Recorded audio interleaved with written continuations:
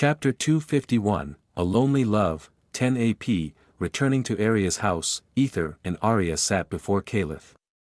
The room was filled with unspoken tension, Calipha's gaze deeply assessing Aether before turning to his daughter. I know I have no right to say this, but you have found a wonderful partner, my daughter, Caliph said, his voice tinged with a mix of pride and resignation. Arya simply smiled and nodded, her eyes shining with both happiness and relief. Calipha's smile was gentle yet laced with sadness. Please take care of my daughter, and may you have a wonderful life together, he said with a heavy heart, knowing this moment marked a significant change. With that, he turned and left the room. That's right, he left. Aether watched him leave, his frown deepening. Just like that, he thought, puzzled. He looked at Arya, who was beaming with joy. With that, no one is going to come between us, she declared, hugging him tightly. Despite her happiness, there was a lingering irritation in her eyes, a reminder that another woman had dared to touch him. Aether gently stroked her back, trying to soothe her. It seems your father is kind of good, he remarked, hoping to ease her lingering annoyance. Arya sighed, her expression softening but her eyes still reflecting a hint of turmoil. Yes, as a father, he is good, she agreed. Just then, Melona entered the hall. Don't be fooled by him. Aether, Melona said, her tone serious and carrying a weight of authority. Huh? Aether looked at her, puzzled and curious. Melona stepped closer, her eyes locking onto Aether's with a stern, unwavering gaze. Yes, he is indeed a good father to Arya, but I'm pretty sure he felt relieved knowing that from now on, he has no responsibilities left, she explained, her voice steady but laced with a subtle edge of bitterness. Aether frowned. What do you mean? Melona smirked, a dry chuckle escaping her lips. After winning against the Dark Fang tribe, you are now eligible to become an elder of our tribe. All that's left is the official marriage between you two. Arya's cheeks flushed a deep crimson at the mention of marriage. Her mind racing with a mix of excitement and anxiety. Aether, on the other hand, stayed silent, noticing this. Are you not? Melona began to question, but Aether interrupted her with a tone that carried both fear and frustration. Then I will deal with this pain-in-the-ass tribe. Ouch! Arya pinched him sharply. It's not a pain. Humph, she huffed, crossing her arms in a display of fake anger. Aether pulled her closer, planting a series of soft, lingering kisses on her lips. Each kiss seemed to dissolve her resistance, and she melted into his embrace. Melona sighed in relief, then cleared her throat to regain their attention. Do you want to know about Caliph and me? She asked. Her tone more somber and reflective. Aether looked at her, pondering for a moment. As long as you want to share, he replied, glancing at Arya, who had settled comfortably on his lap, her head resting against his chest, listening intently. Melona nodded, a distant look in her eyes as she began to recount her story. Well, I am from the Moon Elf tribe, as you can see, she said, pointing to her dark blue skin. Moon Elf tribe? I read they went extinct, Aether remarked, recalling the history he had studied yesterday. Melona sighed deeply, her shoulders slumping slightly. The last woman of that tribe, due to certain biological problems, our bloodline could not be passed down to future generations. She explained, pointing to Arya, who only inherited the high elf bloodline from her father, not even a hybrid mix. Anyhow, as you can see, I became a political tool and married into the high elf tribe. However, Caliph was already in love with someone else, she continued, her voice tinged with bitterness and sorrow that seemed to have aged her spirit. Aether could sense where this story was headed. Recognizing the parallels between Arya and her mother's situations, he could have married her as a second, right? He asked. Melona shook her head. It's not that simple. The person he loves is a man. Aether opened his mouth to respond but found himself speechless. Melona chuckled wryly, the sound tinged with sadness and a touch of irony. Due to tradition, he couldn't be with him. I hope this answers your questions, she said, her eyes reflecting years of unspoken pain and sacrifice, the burdens of duty. Aether stared deeply into Melona's eyes, which held an awkward expression but Aether could see. You loved him, didn't you? Aether asked softly. Arya clenched her fists. Aether. She thought inwardly, it was astonishing how he always managed to find a way into another person's heart, unveiling their deepest emotions and touching their most hidden wounds. her father's love for another man had been a secret burden, but the real heartbreak was her mother's unrequited love. Melona had poured her heart into her marriage, trying her best to win her husband's affection, yet her father never reciprocated those feelings, not even after Arya was born. He was a good father, caring for Arya, training her, and teaching her many things, but he failed as a husband. He never showed any genuine emotion towards Melona. Melona's smile grew even more wry, never responded. Aether nodded in understanding, gently moving Arya aside before standing up and walking over to Melona. He looked into her eyes, seeing the pain and resilience. I don't have the words to fully express this, he began softly. You knew your love was never going to bloom, and yet you loved him for over 1,000 years. That's true love, he said, and gently hugged her. Melona's eyes widened in shock. She hadn't expected such words, let alone a hug, from Aether. It was as if he could see straight into her soul, understanding the depths of her unrequited love, true love. Ah, she thought, reflecting on her feelings. Indeed, she had loved her husband after their marriage, even though she knew he loved another man. Her love had never reached his heart, leaving her with the lonely feeling that only one-sided lovers know too well. Aether quietly whispered, a lonely love. And patted her back gently. 200 AP, those words hit Melona's heart, and tears welled up in her eyes. Her hands trembled as she subconsciously embraced Aether in return. Why yeah, a lonely love. She mumbled back, her voice tinged with a sorrowful smile, a single tear slipping down her cheek. Aether smiled gently, continuing to pat her back. To be honest, he wasn't trying to win her over or anything, he just wanted to acknowledge her love, a lonely love that deserved recognition, nothing more, nothing less. He glanced at Arya, who was blankly staring at her mother. He smiled and beckoned her over. Arya snapped out of her daze and slowly, gently joined the hug. My mom is strong. Arya whispered softly, her voice filled with admiration and love. Ha ha ha. Melona chuckled awkwardly, her tears flowing more freely now. Why is everyone getting so dramatic? She joked lightly. Trying to ease the heavy emotions in the room, just like my Arya, Aether whispered, holding them both tightly. Both women had suffered in different ways but had never given up. He now understood where Arya had inherited her strong patience and resilience. 300 AP, the trio embraced, the atmosphere around them becoming calm and tender, filled with unspoken words and shared understanding. However, the serene moment was abruptly shattered. My husband, I brought you a gift. Leora's voice rang out from outside. Arya's lips twitched, her eyes darkening with unknown emotions. Aether felt a bead of sweat form on his forehead. Does she have a death wish? He wondered. He braced himself for the inevitable clash. Knowing that Leora's interruption would not be taken lightly by Arya, to be honest, he even wondered why his log selected her as he felt she was, way too easy. Chapter 252, Leora's relentless pursuit, drip, drip. An awkward silence lingered in the hall as Aether, Arya, and Melona stared at the blood-dripping flesh before them. Their gazes turned to Leora, who had brought the gruesome offering. She sat before them, haughty and proud, her posture exuding a confidence that suggested she expected Aether to appreciate her gift. Is this a gift? Aether asked, his voice tinged with disbelief, unable to tear his eyes away from the still-twitching flesh. His mind raced, trying to comprehend the meaning behind such a macabre present.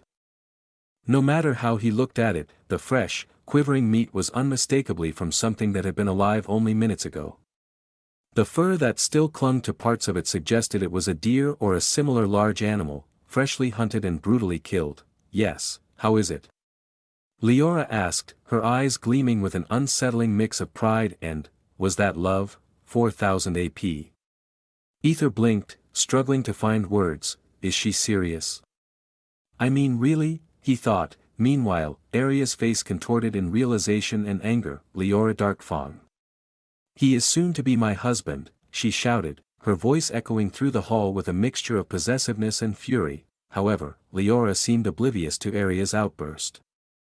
Her sharp eyes remained fixed solely on Aether, unwavering and intense. Melona frowned, the gesture's meaning dawning on her. She turned to Aether and explained, when a male wolf finds a mate, they court with food. Darkfang follows this tradition. Her voice was calm. Aether nodded in understanding, mentally adjusting the female part. Damn this woman, she really wants me, he thought inwardly, the weight of the situation sinking in. How should he respond to such a bold and primal gesture? Definitely not, let's fuck, before Arya. I am not, sir. Before Aether could finish, Leora stood abruptly and declared, I will come with another gift then, her voice firm, before striding out of the hall. Everyone blinked, a collective thought crossing their minds, what a strange woman, damn that woman, ruining our house. Arya fumed, glaring at the flesh. She was about to throw it away when Aether intervened. There is no point in wasting something quite good, don't you think? He asked, unconsciously licking his lips. Arya and Melona shook their heads. Eating it would mean Aether was indirectly accepting Leora's proposal. But it would be a waste to throw it away, Aether protested. If you want, we will get a new one. Arya insisted, her pride evident as she pulled Aether away from the meat. She feared he might succumb to the temptation, and the thought of Leora winning him over was unbearable. After their steamy lovemaking session, Arya lay atop Aether, their bodies entwined, both naked and glistening with sweat.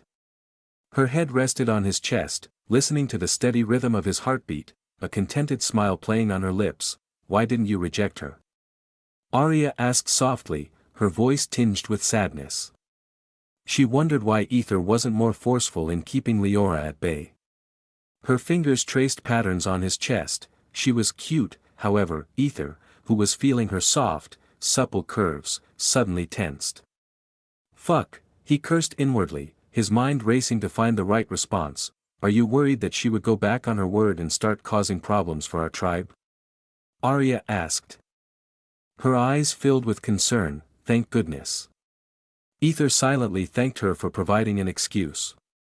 His face turned resolute, yet sad. He hesitated before nodding, a gesture that was enough for her to understand. Her eyes welled up with tears. I love you, she whispered, her voice trembling with emotion. Aether's eyes softened. I love you too, he replied, inwardly adding, I hope I have a place in hell. But then he felt her grinding her hips against his, waking his member, and, since Aether hadn't finished the book he was engrossed in, he felt a reluctance to leave the archive. He spent most of his time there, absorbed in the texts, losing track of time as he delved deeper into the mysteries contained within. When he wasn't in the archive, he was learning the local language from Arya, who was an enthusiastic and patient teacher. In addition to his linguistic pursuits, Aether had developed a newfound interest in archery. He had been captivated by the sight of Arya fiercely wielding a bow during that day. She was way cool. He wanted to participate in this skill, just for the sake of showing cool. Yeah, he wanted to be cool. If in case another target needs that. He already preparing everything for his unknown future. Melona watched them closely, her sharp eyes missing nothing. She was surprised to see her daughter displaying a range of emotions she hadn't seen before, especially those dark and dangerous ones. What happened to her? Melona wondered, and most of all, I brought you a gift. Leora announced as she was dragging a massive bear behind her. Leora continued her relentless mating selection process. Before Aether could say a word, I am not, sir, she cut him off and left, her footsteps echoing in the silence she left behind. But it wasn't long before she returned. I brought you a gift. Leora shouted, her voice ringing through the hall. This time, she presented a massive lizard, its scales glinting in the light. It was even bigger than her previous offering. And just like before, she left without waiting for a response. Again, she brought a horse. Then a wyvern, and an anaconda. Everyone was stunned by her resilience and determination. For Aether, it was baffling. Each time he tried to speak, she left before he could say anything, leaving him with a growing sense of confusion and frustration. Era, did I forget to tell you? Foo, it's because you need to answer either yes or no. Anything else means you're not satisfied with her gift, Melona said with a small, knowing smile. You could have told me earlier, mother-in-law, Aether mumbled in disbelief. Melona slightly grinned. Foo, look at her working hard to impress my son-in-law. She noticed Leora's tired expression. It's kind of amusing. Don't you think? Aether blinked, realizing that this woman was quite cunning. He couldn't help but comment, "It's amusing that my mother-in-law is quite a cunning one." 500 AP, Melona's cheeks burned red. I am not that bad." Yeah, Aether replied with a teasing expression, causing her cheeks to redden further. Anyhow, Aether caught Leora's hand before she could leave. "Do you want to mate with me?" he asked boldly. Hearing that brazen question, Melona's cheeks turned crimson while Aria's eyes flashed with fury, staring at the hand that held Leora's. Leora tucked her hair behind her ear. "Yes," she said straightforwardly. Aether nodded. "Why me?" "I mean, it's not like I am a strong one or anything."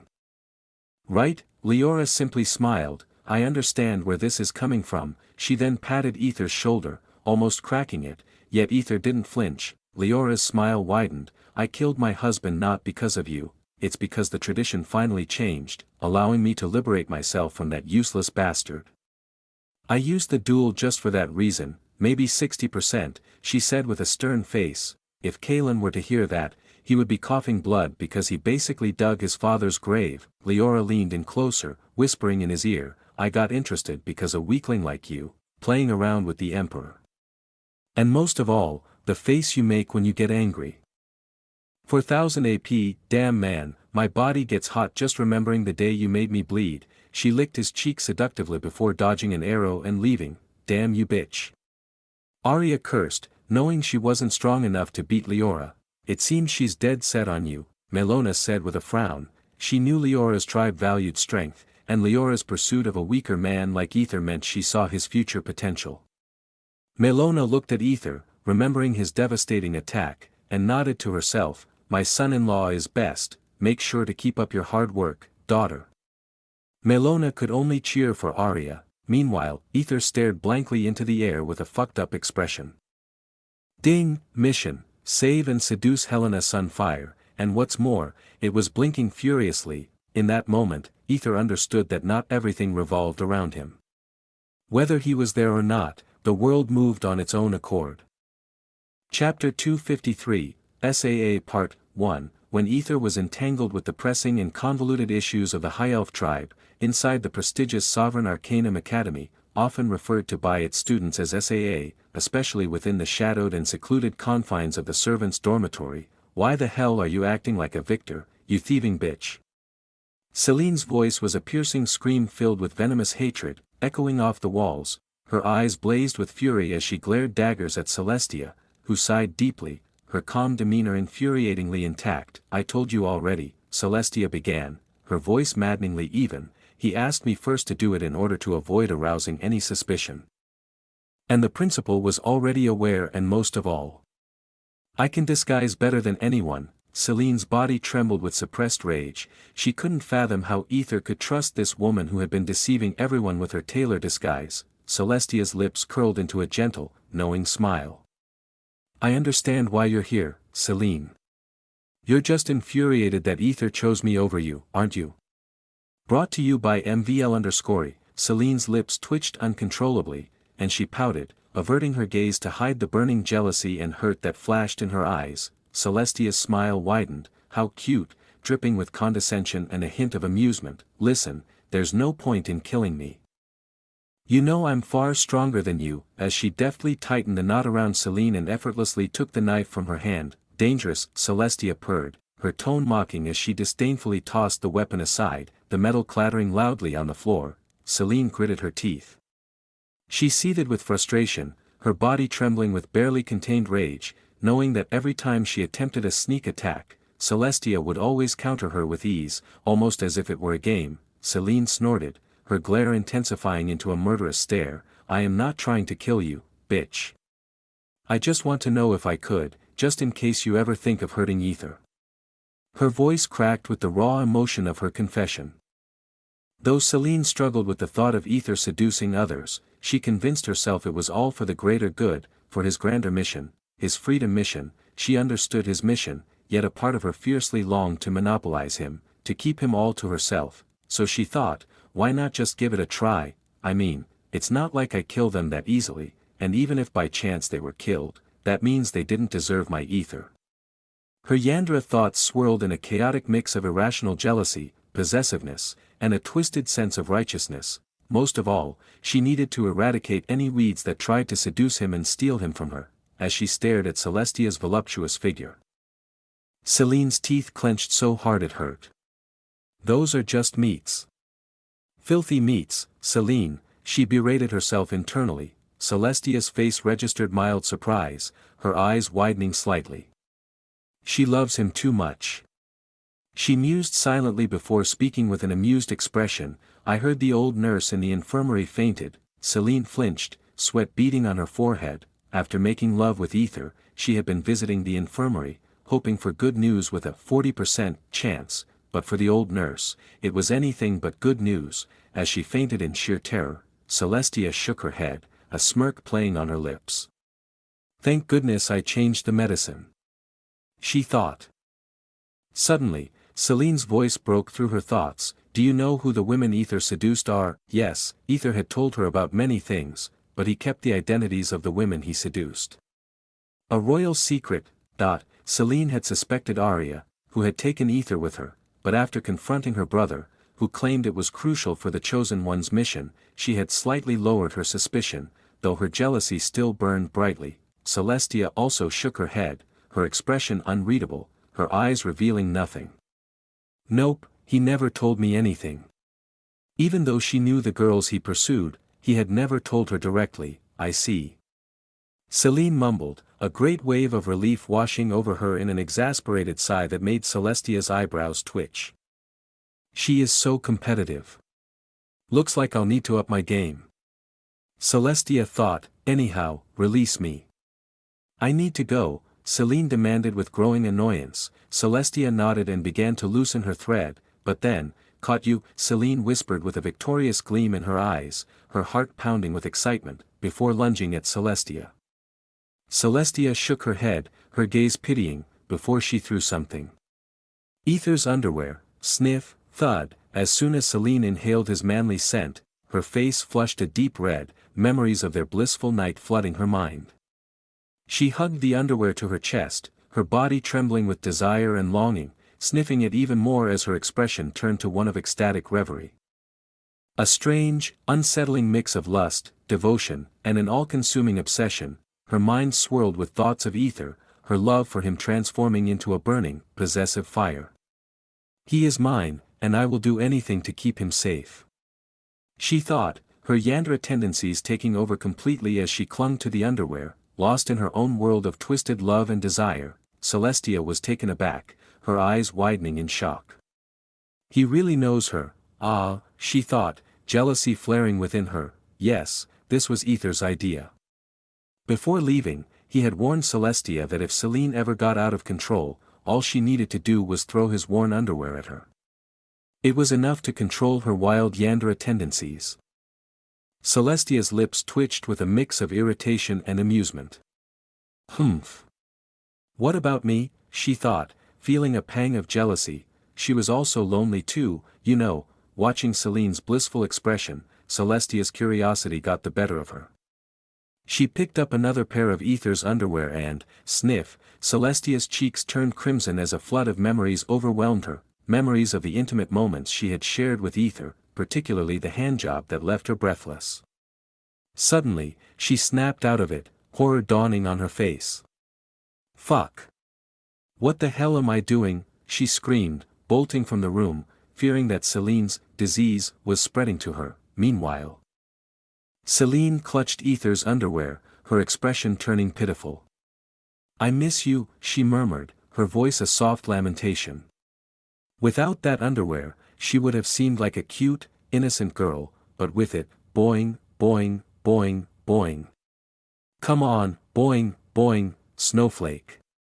Delphine shouted, her voice tinged with exasperation as she watched Snowflake, a tiny snake, jumping on her busty boobs as if it were a trampoline. Snowflake, wearing an annoyed expression, stopped bouncing on Delphine's left boob, which rippled like a trampoline. What? Delphine asked annoyance, her shoulders starting to feel the pain. Master. Come. Snowflake demanded with her tiny mouth. Her voice urgent and insistent, as if the world depended on it. Sigh, you just have to wait for the time being. Delphine replied, though she had been repeating those words over and over. she wasn't sure why Aether had gone with Arya with Kai's permission, and she truly wondered what was going on. Her heart ached with the uncertainty and the fear of what might be happening between them. She remembered something. I hope nothing is happening between them, she thought with a frown. She had seen Aether and Arya together a few times, sitting on a lonely bench, speaking in hushed tones and laughing together. Each time, a sharp pang of jealousy stabbed through her heart, making her feel even more distant from Aether. Delphine's face turned gloomy. It had been a long time since Aether had teased her, and she felt the growing distance keenly. You feel so distant, she mumbled, but then shook her head with resolve. I cannot let that happen. By any means, I need to avoid him for the better future, just like before, she mumbled with a resolute face, determination hardening her features. Snowflake gently licked Delphine's cheeks as if trying to reassure her. Ha! Look at you, comforting me, Delphine said, a soft smile touching her lips despite her inner turmoil. Snowflake nodded with a mischievous hissing sound before, boing, boing, boing. Boing, boing, boing. Snowflake wanted her master most, so she would do anything to annoy everyone around her, so that her master would never leave her with others. You little. Delphine's voice echoed around her room, frustration and amusement warring in her tone. Meanwhile, Kai stared at the letter he received from his father, his eyes wide with disbelief. Father, he whispered, his voice trembling with a mix of shock and confusion, as he read the content of the letter. You will get the item. I will do anything in my power to ensure you get it back. But never, ever trade Aether to anyone. Don't forget, my son. He is the real arcane king, still a valuable item that needs to forge your future. Though Kai felt a pang of guilt, he believed in his father's wisdom above all else. His father had always acted with the family's greatness in mind, just like his grandfather before him. There was no need to question his father's decisions. After all, Aether had been a slave long before becoming an eternal slave. In Kai's mind, it seemed natural that Aether didn't need to wield such immense power. Yet, the flicker of guilt lingered, gnawing at him, but reading the letter again, he resolved himself. Knock, knock. The sound startled Kai, and his cheeks flushed a deep red. Chapter 254, SAA Part 2. That bastard left me without even saying a word. Leah shouted, her face twisted with annoyance as she sipped her favorite juice. A vibrant red-crimson color just like her eyes. Sitting on her bed, still fuming, she replayed the events in her mind, struggling to grasp that Aether had abandoned her without so much as a goodbye. I thought we were friends, she muttered through gritted teeth, feeling a mix of betrayal and fury churning within her. How could he do this to her, after everything they had been through together? He told Celine but not me, she shouted again, her voice echoing in the room as she flung herself back onto the bed, her emotions boiling over. When Celine had casually informed her of Aether's departure, it had been like a punch to the gut, leaving her stunned and hurt. Bastard! She hissed, taking another long sip of her juice, the crimson liquid a stark contrast to her pale, trembling fingers. Her crimson eyes flickered with a dangerous light as she resolved to teach that bastard a lesson for leaving without a word. She huffed, a sly smile creeping onto her face as she mumbled to herself, I will make you pay for this, Aether. You won't know what hit you. Meanwhile, on the upper floor of the dorm, Aquilina lay on her bed, her body drenched in sweat as it trembled with each passing moment. In her restless sleep, she mumbled incoherently, her face contorted in pain and fear. Suddenly, no, she screamed, jolting awake with a start. Her face was a mask of terror, her eyes wide and unfocused. She rubbed the bridge of her nose, trying to calm herself. I've been having so many nightmares lately, she mumbled, her voice tinged with exhaustion and dread. Ever since her weapon had recognized her, the nightmares had become more frequent and increasingly disturbing, each one more vivid and horrifying than the last. It was as if she had killed her own mother, her face twisted with fear at the thought. She gulped down a glass of water, her hands shaking, before looking into the mirror and whispering, Aether. Her heart ached with longing and fear. She wished, more than anything, that Aether was here to comfort her, to chase away the nightmares. thinking about Aether and the elven bitch he was with made her heart twist painfully. I hope Aether listens to my orders. She murmured, worried that he might lose his innocence in her absence. She loved his innocent and childish face and couldn't bear the thought of other women corrupting him, my lovely Aether. She smiled softly, her expression tender as she lay back down.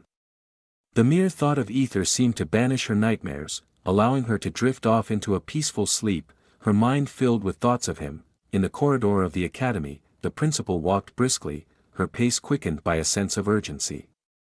She was on her way to an important meeting and had no time to waste. Alaric, she muttered in surprise as she spotted Alaric walking towards her. That was quick. Did you already handle your divorce problem? She asked, her tone neutral but curious. Alaric, however, said nothing, his silence heavy and unsettling. It looks like it didn't go well, the principal thought, observing his lifeless eyes and downtrodden demeanor. Anyhow, since you're here, come with me, she said, but Alaric walked past her without a word, not even acknowledging her presence. The principal sighed, understanding his need for space. I suppose I need to give him some time, she mused, quickening her pace towards her destination, when she finally arrived at the guest room. The principal smiled warmly and nodded in greeting. Welcome, Archpriestess. A gray-haired woman stood there, her presence commanding yet gentle. She nodded back with a gentle, lovely smile, her eyes filled with a wisdom that spoke of many years. While hiding some madness, Helena, did you really say the Archpriestess came here? Finian asked, his face a mixture of surprise and disbelief as he walked alongside Helena. Helena nodded enthusiastically, her broad smile lighting up her face. Yes, she confirmed, her excitement almost tangible. She could hardly contain herself, thrilled at the prospect of seeing her beloved Archpriestess after such a long time. The anticipation bubbled within her, making her feel like a fervent fangirl about to meet her idol for the first time. A blush spread across Finian's cheeks before he shook off his thoughts. He sternly warned Helena, never tell her what happened during the game, okay? The last thing he wanted was for the Archpriestess to learn about his humiliating defeat. The thought of her knowing made his stomach churn with anxiety. Helena's expression turned serious as she replied, it's she who gave us this life, I would rather not lie to her. Her voice was firm, her devotion evident. Finian gritted his teeth in frustration. When it came to the Archpriestess, Helena was unwavering, almost fanatically devoted. She valued the Archpriestess's words above all others. And he understood her devotion, as he felt similarly. However, this was different. Biting his lip, he conceded, fine. But only tell her if she asks, okay? He hoped this compromise would be enough to keep his secret safe. Helena tilted her head cutely, her expression softening, before nodding, okay. Finian sighed, relief washing over him. Helena frowned slightly and asked, why are you so determined to hide your failures? She had always been curious. Ever since they were children, Finian had gone to great lengths to conceal his shortcomings. She wondered what made him so hesitant, especially when it came to the Archpriestess. It's our Archpriestess, why bother hiding anything? She won't hurt you or anything, she mused inwardly. Puzzled by his behavior, Finian shook his head, saying, you will never understand. Nothing. In the Fairy Arbor City, where is he? Leora demanded, her voice tinged with impatience as her eyes roamed around the house. Her frustration was evident in the way she tapped her foot and glanced around, searching for any sign of him. He already left for the academy, Melona replied, her expression weary. Her daughter and future son-in-law had left hurriedly, much to her disappointment. Though she had hoped they would spend more time with her, she knew Arya needed to keep up with her studies. Left? Leora's face twisted with anger, her eyes narrowing. She gritted her teeth, furious that her prey had slipped away. Clicking her tongue in frustration, she muttered, Tisk, I should have forced him instead of relying on this nonsense. Her voice dripped with anger. Melona was taken aback by Leora's words, but she understood the nature of Leora's tribe. It wasn't shocking, rather, it was mildly amusing. Era, what will you do if he hates you for doing that? She asked, her tone laced with a mix of curiosity and amusement. Leora gritted her teeth even harder, her jaw clenched. Humph, I will get him one day, she declared with determination. The desire to use force was strong, but she knew it was wrong. She understood that Aether was human, with emotions unlike her tribe, who welcomed such actions. That was why she was doing it with patience and care. If it was any other wolfman, she would have used the force. Melona sighed deeply. As much as she wanted to punch this woman, Arya was not officially married to Aether, so Aether was still fair game. Moreover, the Darkfang tribe didn't care if the other party was married or not. Their customs were barbaric and primitive, driven by primal instincts and desires. Even worse, some of them even practiced incest. Truly filthy animals. Anyhow, what have you brought now? Melona asked, her curiosity piqued as she noticed Leora had no gifts with her. She wondered what this visit was really about. Leora suddenly coughed and said, I will be leaving then. She hurriedly left, her movements frantic and unsteady. Melona frowned, wondering why she was running away so suddenly. The answer soon became clear, Your Grace. A soldier came rushing in, his face pale with fear. Melona's face turned ashen. She had developed PTSD from previous incidents, and every time a soldier shouted, she felt her life draining faster than ever. The memories of past horrors resurfaced, making her heart race with dread. Sighing deeply, she looked outside without even asking what was wrong, and, what the actual hell is this? Leora! She shouted in anger when she saw a humongous dragon lying outside. Blood pooling around its massive form, the entire street was blocked with traffic, blood, and cries of distress. The scene was chaotic and nightmarish. She felt her mind teetering on the brink of madness. Chapter 255, Steal It, Tuck, Tuck. The rhythmic sound of the horse's hooves clattered against the cobblestone path, echoing through the quiet, lonely road as it pulled the carriage forward. Inside the carriage, Arya sat comfortably on Aether's lap, her slender fingers tracing words as she was teaching him a new language, though, it means light with the letter Iowa, Arya moaned softly, her face flushing with a deep crimson. She glared at Aether with a mixture of frustration and longing. You keep teasing, she pouted, her cheeks burning red with a combination of embarrassment and arousal. Aether's smile widened mischievously. He couldn't resist pinching her protruding nipple under her bra, drawing another gasp from her lips. He kissed her cheek tenderly. I rather want to hear you moan, he whispered. Arya's face turned an even deeper shade of red. But this is a carriage, and the coachman might hear, she protested, her voice tinged with embarrassment and concern. The thought of another man hearing her intimate sounds was both disturbing and repulsive to her. Aether nodded in understanding. He felt the same way. He had no interest in letting another man hear the sweet sounds that belonged only to him. Her sounds only belonged to him. Then let's just hug until we reach our destination, Aether suggested, his arms wrapped possessively around her slender frame. Arya smiled, understanding that their time together in the academy would be limited, and they needed to cherish these moments now. She nodded and moved to place the book back in her bag, but then, thud, the carriage suddenly shook violently, causing Arya to lose her balance.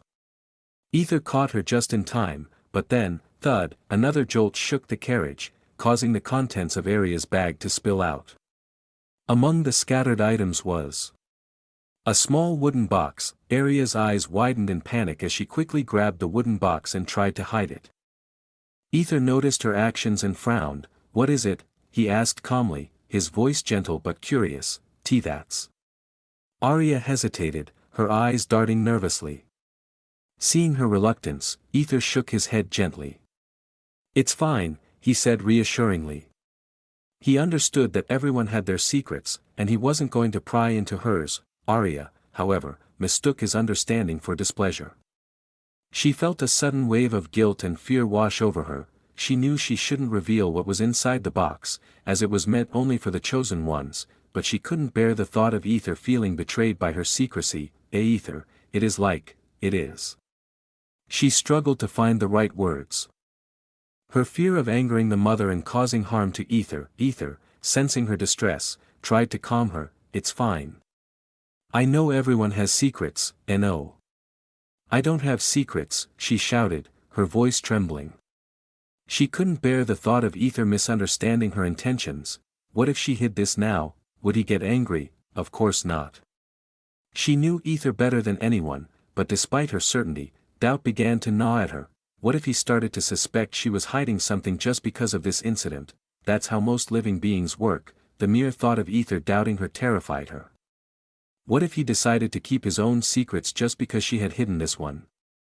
What if he never shared his secrets with her again because of this? So many what-ifs. This incident might cause a ripple effect in their future.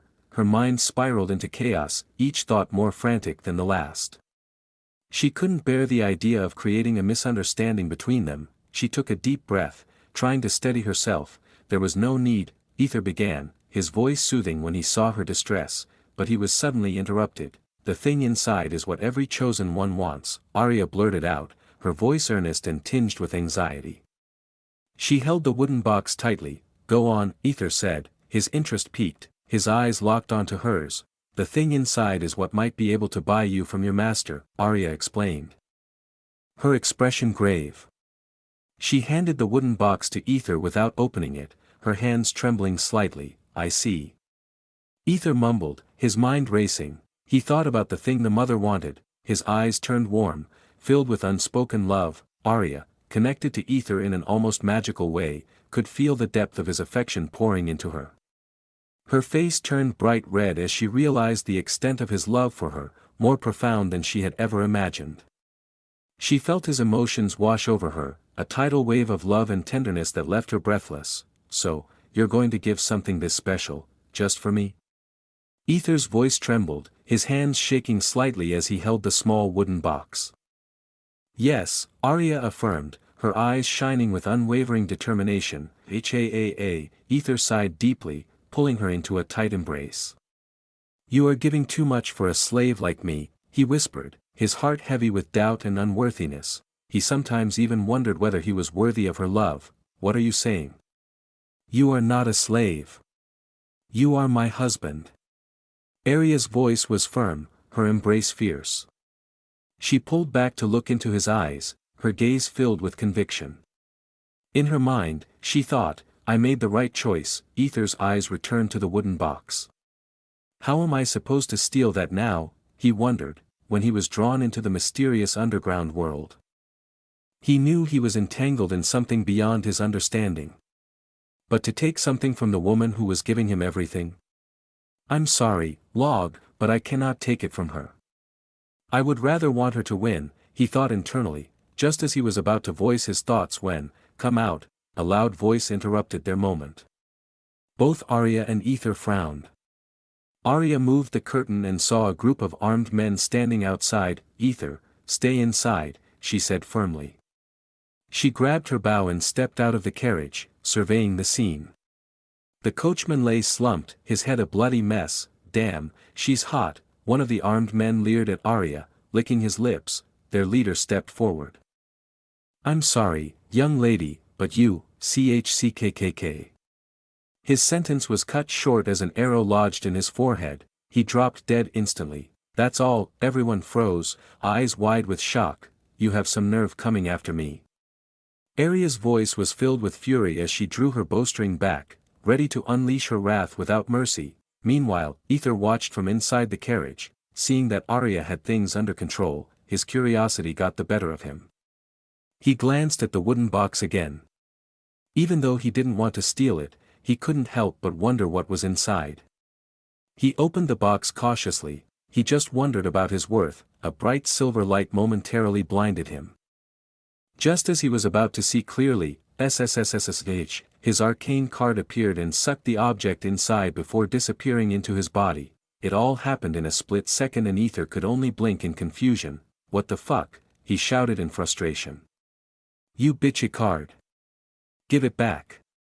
He summoned his arcane card, but it was empty, only a blank card. Where is it? He yelled at the card, but it remained unresponsive. Fuck, fuck, fuck, fuck. He rambled, his mind racing. How am I supposed to explain this to her now? He gritted his teeth in frustration. I didn't even see what was inside. His anger was palpable. After a few more seconds of frantic thought, he decided. I didn't see anything, aha, with a fake smile plastered on his face. He closed the wooden box and placed it back in the bag. He hadn't seen anything, he hadn't touched anything, nothing. He decided to play dumb. Even though it made him feel stupid, he had no other idea, nothing. Sigh, he sighed again, looking outside to see Arya already finishing off the last of their attackers. A light bulb appeared, no, not literally. With a sly smile, he scattered the contents of her bag, making it look like someone had rummaged through it. Of course, it had to be the people from the group, right? He then exited the carriage. As he stepped down and looked around, he was surprised to see they were in a desolate area. As if the coachman had brought them here intentionally, Arya, who was walking toward him, suddenly, "Aether, move away." Arya shouted urgently, leaping towards him, Aether frowned, confused, and then, Chapter 256. Who is he? Are you alright, Aether? Arya asked, her voice trembling with concern. She glanced at Aether, who seemed mildly disoriented before he shook his head and frowned. What happened? He muttered. The last thing he remembered was his vision suddenly blinding and then feeling dizzy, similar to when he used the teleported? Aether asked, doubt creeping into his voice. Arya sighed in relief and nodded. She was immensely grateful she had leapt towards him with all her might when she noticed the teleportation circle forming around the carriage. Aether took a deep breath and patted Arya reassuringly before getting up. He looked around, taking in the surreal landscape that surrounded them. It was a vast, empty plain, and end of the world. Arya mumbled, her eyes widening as she saw the edge. A thin line marked the boundary where the ground ceased to exist, giving way to a dizzying void that seemed to swallow all light and sound. It wasn't a cliff or a drop-off but a seamless transition into the void. The void looked like a deep black canvas showing the outside endless universe, shimmering with stars. As they looked up, the universe slowly dispersed like a gradient, revealing a normal blue sky from that point. The transition happened above the ground, where the vast blackness of space blended smoothly into the familiar blue sky, creating a stunning and surreal horizon, covering the world in a familiar hue. Author's note: I apologize if my explanation is unclear.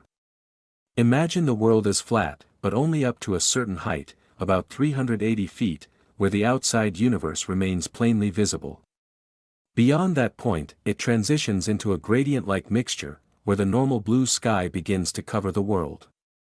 I hope this clarifies it. Crack. Suddenly, both Arya and Aether flinched, snapping out of their mesmerized state.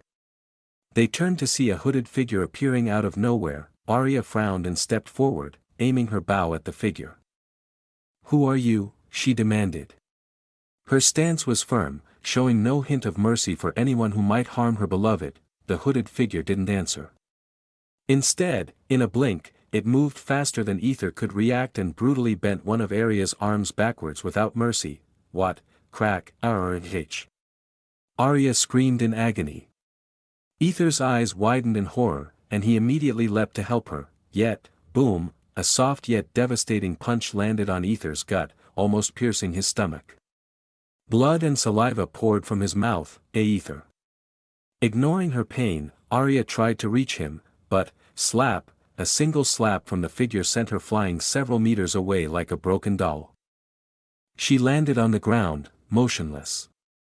The figure then turned its attention back to Aether, whose eyes were now red with pain and fury. Fucker. Aether cursed, blasting flames at the figure's face. Bang, the figure effortlessly waved his hand, dissipating the flames.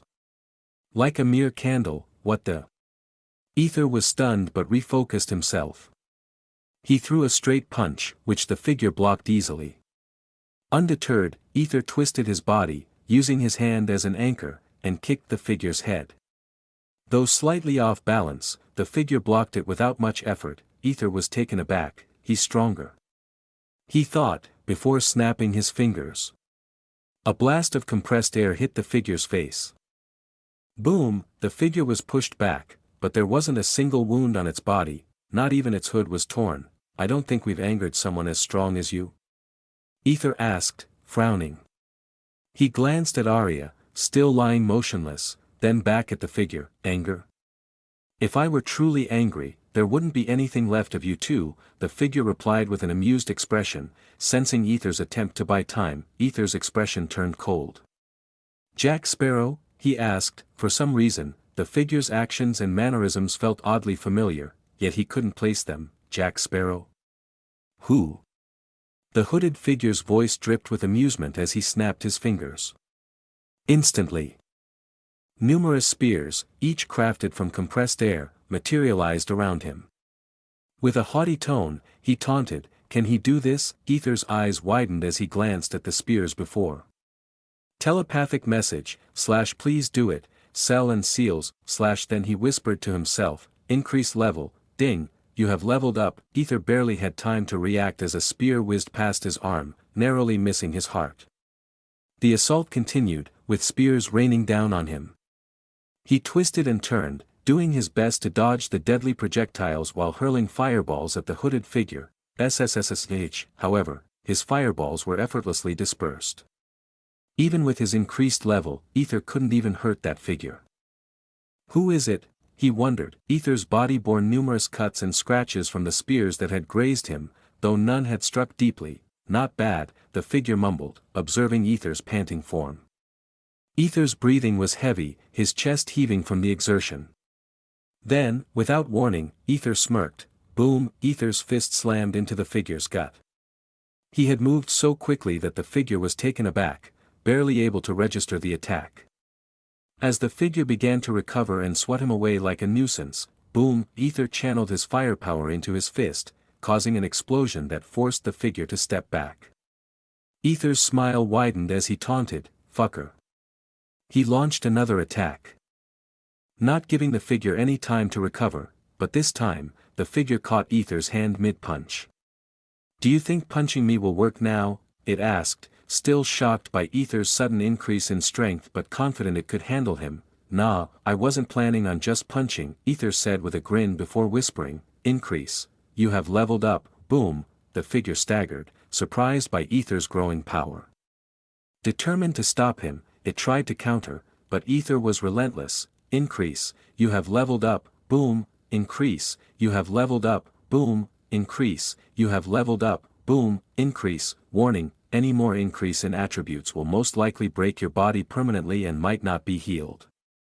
Do you wish to continue? Suddenly, the figure caught Aether's hand and delivered a brutal punch to his face, causing blood to spew from his mouth and nose. Despite the pain, Aether's face twisted into a defiant smile. "Increase, you have leveled up." Boom! Crack! Aether's body trembled as he felt something crack inside him. The searing pain coursed through his veins, but he didn't care. This man was determined to end them, and with Arya lying motionless, Aether knew he couldn't afford to hesitate. "And not bad," the figure said, finally managing to hold Aether, who seemed more exhausted than before, teetering on the edge of unconsciousness. With an amused expression, it continued. "Look at you, trying so hard, a pitiful being." Aether simply grinned, blood staining his teeth. "Fucker," he spat, his words dripping with defiance. The figure's face, hidden inside the hood, twitched with irritation. It was just about to break Aether's limbs when a black arrow pierced the figure's shoulder. It screamed in pain. "Who SSSTT? How is it?" Arya's voice was strained but resolute. She held her bow with one hand while pulling the string with her mouth, releasing another ominous black arrow aimed at the figure's hands. Before the arrow could hit, the figure threw Aether aside and narrowly escaped the arrow's path, landing a few meters away, clutching its shoulder where the arrow had struck. It glared at Arya with a mix of pain and rage. "What the hell is this?" the figure shouted, a look of shock and horror crossing its face as it felt something foreign entering its body, the flesh on its shoulder suddenly decaying. Arya, with a haughty smile, pulled her bowstring with her mouth and loosed another black arrow towards the figure. The figure barely managed to dodge the arrow when Aether appeared before it, his eyes blazing with determination. He delivered a powerful kick to the figure's chest, channeling his arcane energy to his feet and, boom. Chapter 257, end of the world, boom, thud, boom, thud, boom, thud. Arya and Aether's synchronized attack was relentless. Arya's arrows flew with deadly precision, slicing through the air with a sharp hiss. Each arrow was imbued with a strange, pulsating black energy that made them glow eerily. Aether, on the other hand, closed in on the hooded figure with fierce determination, his fists and blast striking with the force of a hurricane. The hooded figure staggered back, its cloak billowing as it struggled to maintain its balance. Arya and Aether exchanged a quick, hopeful glance. Their telepathic link made coordination seamless. Aether's thoughts echoed in Arya's mind. Slash now, aim for its legs, forward slash. Arya nodded slightly, her fingers tightening around her bowstring. She aimed lower and released another arrow. What the hell is wrong with these arrows? The hooded figure thought, its mind racing. Arya's arrows, infused with a strange energy, pierced its body, which was supposed to be invulnerable. Every hit sent a shockwave of pain through it, and even more, this guy. The figure's eyes narrowed as it looked at Aether, whose power surged with unnatural intensity, causing the figure to frown deeply. Suddenly, Arya pointed towards the sky, her bowstring taut. Blood dripped from her lips, staining her sliver thread, and also staining her pale skin and the front of her dress. The figure's frown deepened. Aether quickly stepped back, raising his hand as blue scorching flames burst forth, hurtling towards the figure. The flames roared like a wild beast, consuming everything in their path. SSSH, SSSH, SSSH. Arya's single arrow multiplied into dozens, all aimed at the hooded figure. At the same time, Aether's fireball blazed towards it with frightening speed. Arya, let's run, Aether shouted, his voice filled with urgency and a hint of worry. He knew the figure was too powerful for them, and their attack was only a diversion. Arya nodded, and they sprinted away. Aether bit his lip, feeling a pang of guilt and frustration. Running felt cowardly. But he knew their survival mattered more. They couldn't match the figure's strength head-on, and even more, Arya was currently wounded a lot, so, no, BBBO. A massive shockwave erupted, shaking the ground violently. Rocks were sent flying. But Arya and Aether didn't look back, they were focused solely on escaping. Yet, looks like you had your fun, the hooded figure's voice echoed, chilling them to the bone. It appeared before them, unscathed and unruffled. With a snap of its fingers, Aether was flung backwards, crashing into the ground with a sickening thud. The hooded figure turned to Arya, a cruel smile playing on its lips. You can't escape, it sneered. Throwing a punch at her mouth, buff, Arya's mouth, already wounded, bled profusely. She staggered, pain searing through her body like molten lava. Her vision blurred, but she refused to fall. Hee. Look at you, the once queen now reduced to a mere plaything, the figure mocked, venom dripping from its words.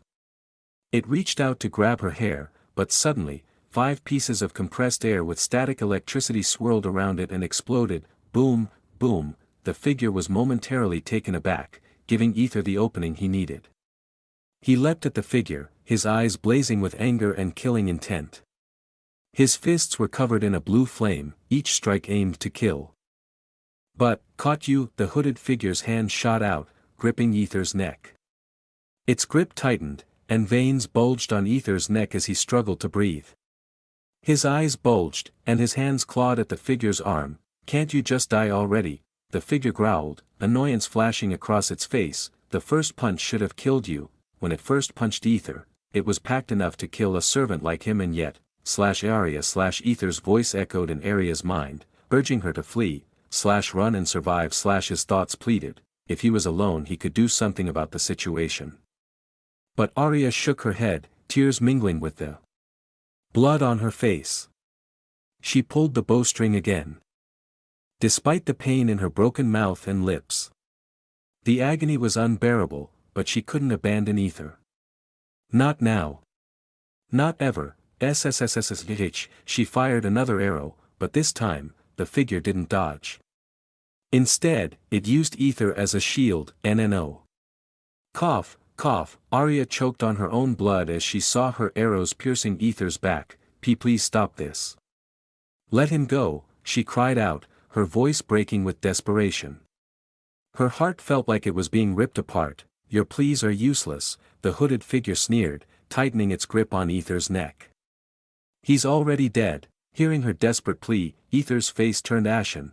The disbelief washed over him as he saw his beloved Arya. Her words broken and bloodied, begging for his life. Her mouth, twisted in pain and desperation, could barely form the words. Gritting his teeth, Aether summoned every ounce of his strength, pushing his power to new. "You have leveled up." However, it still wasn't enough. Seeing Aether and Arya fighting for each other, the shadowy figure's fury boiled over. His grip tightened around Aether's neck, threatening to snap it like a twig. His voice, a low growl, dripped with venom and malice. "You have some nerve to seduce my wife, don't you?" Aether's eyes widened in realization. "Alaric," he thought. "This fucker. He's a fucking arcane king." He screamed inwardly, the memories of his master's warnings flashing before his eyes. She had told him about the previously chosen ones, how they were far stronger than they appeared. She had specifically warned him about Alaric since Aether always pissed him off, but he had always dismissed the danger. "Increase," he commanded himself, his anger fueling his determination. He didn't care whatever happened to his body. He clearly knew this bastard was after Arya, so there was no way he would allow this. However, ding! Arcane refused the log to increase the Aether's level. "You bitch!" Aether raged silently, furious at the interference. "This is not the time to play around. Give it to me," he shouted in desperation, even though he knew his body was already broken, but knowing Alaric he wouldn't care about the consequences. Yet there was no response. "Fuck," he screamed, with a sudden burst of energy. "Will," he caught Alaric's hand, gripping it tightly. The sheer force of his will kept him conscious, kept him fighting. "Oh. Got angry? But what else can you do now?" Alaric taunted, his voice dripping with sarcasm and annoyance. He leaned closer, his eyes glinting with sadistic pleasure. "You have been giving me quite a lot of trouble." "I never in my life." Before he could finish, Aether interrupted with a chilling laugh that echoed through the battlefield. "Heh, huh, hee hee, have you gone mad, hee hee hee hee hee." Aether, with his remaining strength, his consciousness fading, and his lungs burning for air, laughed maniacally. His blue eyes shimmered with an icy determination. There was no fear in his expression, only amusement and defiance. To think, cough, a cuckold emperor scared of a servant. "Ha ha. Ha ha. What an amusing cuckold emperor you are." Boom, the ground around Alaric shattered, cracks spidering outwards from his feet. Though Aether couldn't see his face, he knew Alaric was furious. His rage might cost Aether his life, and yet, cuckold emperor, bastard. Alaric roared and snapped his neck. More like attempting to snap Aether's neck. But before he could, Arya's arrow struck his wrist, forcing him to loosen his grip. Alaric glared at Arya, his eyes burning with rage. "You want to save him, right?" he sneered. "Go and save him." With a powerful throw, he hurled Aether off the edge of the world. Aether! Arya screamed, her voice filled with agony, as she ran towards the cliff. "Hee hee hee." Even in his last moments, Aether's gaze remained fixed on Alaric, his face twisted in a haughty smile that sent shivers down Alaric's spine. Alaric shook off his thoughts and prepared to deal with Arya. But before he could, she jumped off the cliff after Aether. Alaric blinked in disbelief. Did she really? He was stunned. Was she really willing to give her life for a useless, worthless servant? His rage intensified, becoming a tempest that roared in his chest. "You bitch! Die with that bastard!" he shouted, his voice echoing like a thunderclap. Stomping the ground in anger, he tried to cool his head. "Well, whatever. Since she's gone, I will pursue my dream," he thought, remembering his ultimate goal. But another annoying white-haired character came to mind, distracting him from his victory. "I will soon deal with him," he mumbled, noticing the dead coachman by the carriage. According to his plan, the coachman was supposed to bring them to the teleportation site where he had placed a spell scroll. After teleporting them there, he intended to finish off the filthy servant, take the woman as his slave. And of course, Finally kill the coachman.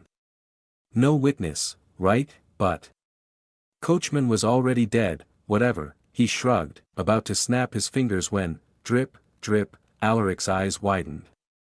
His forearm was missing, when he frowned in shock. Even now, he couldn't feel the pain. He tried to recall when it happened, but he knew he had used that hand to throw Aether. There was nothing Aether had done to him, or was there? Gritting his teeth in regret, Alaric realized he had underestimated that filthy servant again. Tsk, it must be a fluke, he thought as he believed it was because he was careless about nothing. Then setting fire to the carriage, he disappeared. But not before looking at the edge one last time. He felt a twinge of loss that his plaything had chosen a servant over an emperor. Truly pitiful. He glanced at his missing forearm. I should have killed that bastard. With deep regret, he vanished. The flames burned in the lonely plain. There was nothing but the beautiful sky and scorching fire. But then, a large figure, faster than the eye could see, leapt over the edge of the world. Chapter 258. He doesn't have much time. Arioni's Zephyr was a vast, flat land hovering in the endless void of the universe, held aloft by the enigmatic mother root. The mother root, a colossal entity with root-like tendrils, supported Arioni's Zephyr from below. These roots, resembling massive, ancient tree limbs, cradled the world in a gentle yet unyielding grip, with some even penetrating its core, reaching deep into the heart of the land and merging with its essence. These roots not only anchored the land but also infused it with the arcane power that kept it afloat in the void. The sight of these immense, glowing roots, intertwined and reaching upwards, was both awe-inspiring and humbling. Author's note: imagine holding a large piece of rock, empire/world, in your hand, mother root, on a particular cliffside. The silence of the void was shattered by a sound that was both ferocious and primal. Jarrrrrrrrr. A menacing growl echoed through the emptiness.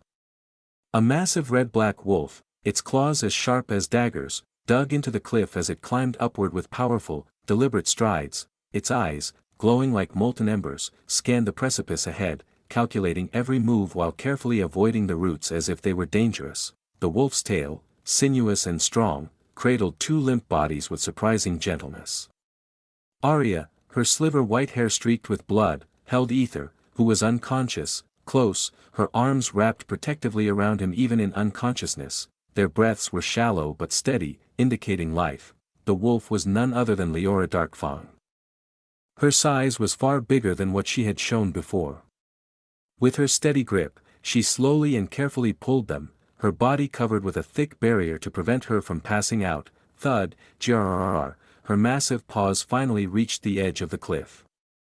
With a final exertion, she hauled herself and her precious cargo up to the flat ground above. Her eyes roamed around the surroundings, taking in the craters and blast marks that indicated a fierce battle, as well as the burned carriage. She sighed a deep, weary sound that spoke of exhaustion and relief, before slowly reducing her size to normal. Holding Aether and Arya in her tail, she began to run faster towards Fairy Arbor City. Her heart was pounding wildly, not because she was running fast, but because Aether's body was starting to crack as if he was on the verge of breaking. Each crack spread like a web of fractures, threatening to shatter him completely. Just hold on, she mumbled, her voice strained and desperate.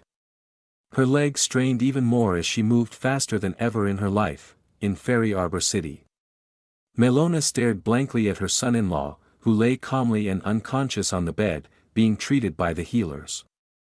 The room was filled with the scent of herbs and the soft glow of healing magic, a stark contrast to the turmoil outside. Who? Melona asked only one question. Leora, who was beside her, could only shake her head and say, I don't know. By the time I reached them, he or she had already left, even with your keen sense of smell. Melona asked in an emotionless voice, her gaze focused on Aether as he was being treated. Yes, it seems the other party removed their scent, Leora answered, also staring at Aether. Her voice was tinged with frustration and helplessness. Mom. Arya, who had been partially healed, hurriedly walked towards them with a pained expression. The healers tried to stop her, as she was not fully healed, but Arya didn't listen. Her steps were unsteady, yet she wanted to meet her beloved. Melona's face softened as she hugged her daughter, saying, "It's fine, my dear. Everything will be fine." Aria's eyes turned teary. No, she was on the verge of crying, but she didn't because she wanted to see her beloved smiling when he opened his eyes, not crying. She bit her lip, holding back the sobs that threatened to escape. "You should rest," Leora said with a flat expression. Arya shook her head, saying, "No, not now," and looked at Aether, whose body kept cracking like broken glass. What is happening?" she asked in a pained voice, barely avoiding crying. Her voice was a whisper, filled with fear and uncertainty. "We don't know." Melona and Leora answered simultaneously, their faces grim. The healers had been doing their best to heal Aether, but he kept breaking like fragile glass. Each attempt seemed futile, the magic barely holding him together. Their faces were etched with concentration and worry, their hands moving in intricate patterns as they chanted incantations. Aether. Arya mumbled, tears pouring from her eyes like a relentless stream. Her heart felt as if it were shattering with every crack that appeared on Aether's body. Each break seemed to mirror the breaking of her own soul, the pain almost too much to bear. What should we do, mother?" Arya asked, her voice trembling with desperation. Her eyes darted around the room, searching frantically for something, anything, that could save her beloved Aether. Melona had no words for her daughter.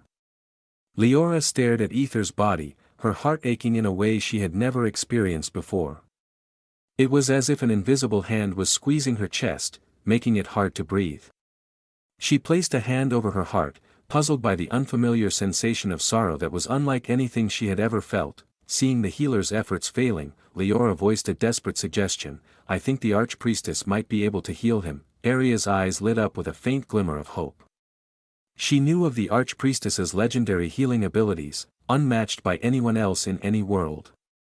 She was ready to beg the archpriestess for her beloved's life. "But then, before she can come, Aether will already be gone," Melona said with a serious face, clenching her fists so tightly that her knuckles turned white. She hated the harshness of her own words, but they were the grim reality she couldn't escape. Mom. What do you mean? There's no way, right? He won't leave me, right? Right? Arya shouted, her voice rising in pitch as panic set in. Her mind was a chaotic mess of fear and confusion, unable to process the possibility of losing Aether. Despite being the chosen one, older and supposedly wiser, she felt utterly helpless. Why is this happening to me? He is the only one who loved someone worthless like me, and yet. Arcane, she screamed, her tears flowing like a broken dam, her voice echoing with raw anguish. Melona bit her lips, drawing blood, as she hugged her daughter tightly. Arya's body shook with sobs, her grief overwhelming her. "It's all because of that bitch. And my life, my future is lying in ruins again because of that bitch." Arya shouted in desperation, sob. "If I knew this, I would have." Sob, "I would have given that shit to someone else," Arya mumbled, her eyes lifeless and vacant, as if all hope had been drained from her. What do you mean?" Melona asked with a frown, confusion and concern etched deeply on her face. What was her daughter talking about? Arya, with vacant eyes, stammered, "They came for me, for the thing required to clear the trial. When she had killed the leader of the group they first encountered, he had clearly indicated they were after a specific wooden box. I should have given it to them." Arya mumbled with deep regret, her voice barely more than a whisper. "Dear, I don't understand." Melona said, her voice gentle but puzzled. If it was something precious, why did others know about it, and why hadn't Arya cleared the trial by herself? Arya's eyes showed only emptiness, as if she had reverted to her former, broken self, which pained Melona even more. "Aether is a slave. An eternal slave," Arya said with a blank expression. There was no point in hiding it anymore. Her beloved was lying there, teetering on the brink of death. She couldn't care less about what others would think of him now. The truth was all that mattered. Both Melona and Leora's eyes widened in shock and surprise, leaving them momentarily speechless. But before they could react, suddenly, the healers who were working on Aether approached them. Their bodies were drenched in sweat, exhaustion evident in their every step, with some on the verge of fainting. One of them, with a grim face, spoke, "We don't know what's happening to him. We healed his wounds, and yet his body keeps breaking apart as if it can't contain something." He looked at Arya. Then lowered his head and said, "He doesn't have much time." NNOO, Chapter 259, "I love you, dear." Crack, crack, crack, crack. Arya blankly stared at Aether's face, which was cracking like broken glass. There was no smiling face, no gentle eyes that always looked at her with love, just a face on the verge of shattering at any moment. Tears rolled down her cheeks, her mind already on the brink of breaking. The only thing keeping her sane was the faint rise and fall of Aether's chest, his slow, labored breath. Each exhale was a reminder that he was still clinging to life, but for how much longer? Melona hugged her daughter, her lips trembling as she tried to offer comfort. Her arms encircled Arya protectively, though she felt utterly helpless in the face of her child's anguish. Meanwhile, Leora blinked, feeling a strange heaviness in her heart. She didn't understand love, never had. Her intentions toward Aether had been purely physical, she had only wanted to mate with him. And yet, for some inexplicable reason, her heart felt weak and heavy. It was an unfamiliar sensation, one that hadn't appeared even when she had killed her ex-husband. Did she want Aether to live? Of course, she wanted him to live. She wanted him alive, wanted to mate with him. But a small part of her, buried deep within, wanted something more, something she couldn't quite name. This was a foreign feeling, unsettling and confusing. 4000 AP, Mom.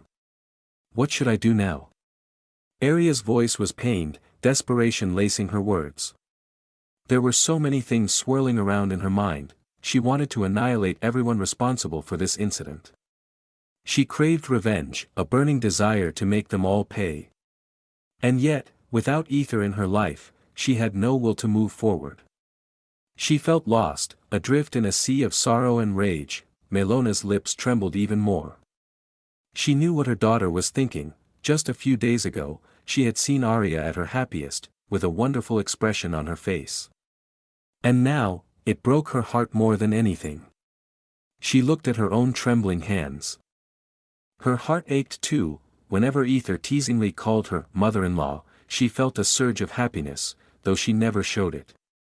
She secretly enjoyed his attention and loved the way he teased her. It was a small, cherished joy in her life. Crack, crack, oh-woo-woo. Arya let out a pained, shocking cry when she saw a huge crack appear on Aether's face. Ba-dump. Melona's heart skipped a beat. She was taken aback. Without waiting anymore. There is one way to heal him, she finally said, her voice trembling with the weight of her revelation. Huh? Mom. What do you mean? Is there a way? Arya asked, her face a mix of hope and desperation, rubbing tears from her eyes. Meanwhile, Leora sighed and thought. Finally, as she seemed to know something that the others did not, Melona wore an awkward expression. But I am not sure, Mom, please. Anything. Arya pleaded. I want my smiling Aether. Please, Mom. I beg you, please give it a try, please. She almost kneeled before her mother, but Melona caught her daughter and sighed. Her gaze turned stern. Fine. She then waved her hand, and Aether slowly and gently floated into the air. Crack, crack. Mom, careful. Arya shouted in pain, watching every movement with bated breath, terrified that any sudden motion might cause Aether's body to break apart completely. Now, remove everything from his body. Melona said with a serious face. Arya blinked in confusion. Arya? Melona prompted again. Oh, okay, Mom. Arya said before slowly and gently removing Aether's clothing. She had to be extremely careful, as even the smallest movement might cause his body to break further. Her hands trembled, her heart pounding in her chest. Underwear too, Melona added, her tone leaving no room for hesitation. Arya? Why yes, Mother, Arya mumbled before removing his underwear. Then Melona let Aether down on the bed. Arya gritted her teeth, feeling a mix of anger and protectiveness when she saw her beloved naked to everyone, especially noticing Leora's reaction. He can satisfy me. Leora's voice trailed off into a quiet murmur, her gaze fixed on Aether's crotch. Veins bulged on Aria's forehead, but she kept quiet. She didn't want to harm their savior, especially Leora, who had saved her beloved. She had to keep quiet, she would be fine. Melona stared at Aether's body, his body has cracked so much. Her eyes then fell on 2 rings on his neck and another on his finger. She moved to remove it, she took the chain ring but just as she was about to remove the ring on his finger, Aether's finger suddenly closed around it. Crack, crack, Melona frowned, asking her daughter if it was important, but Aria shook her head, unsure herself. Anyhow, I need to treat him. So. Melona forced herself to pull the ring off. Crack, crack, Mom, fine, fine, Melona clicked her tongue in mild irritation. Her daughter was worrying too much. She slowly and carefully pulled the ring out. Everyone's eyes widened in astonishment as they witnessed Aether's black hair transforming into pure white, each strand shimmering with an ethereal glow. Victor. Aria's face reflected pure shock, her eyes wide and disbelieving. She looked as if she had just seen a ghost. Has he been in disguise all this time? Melona asked, her frown deepening as she tried to make sense of the situation. Aria took a moment to snap back to reality.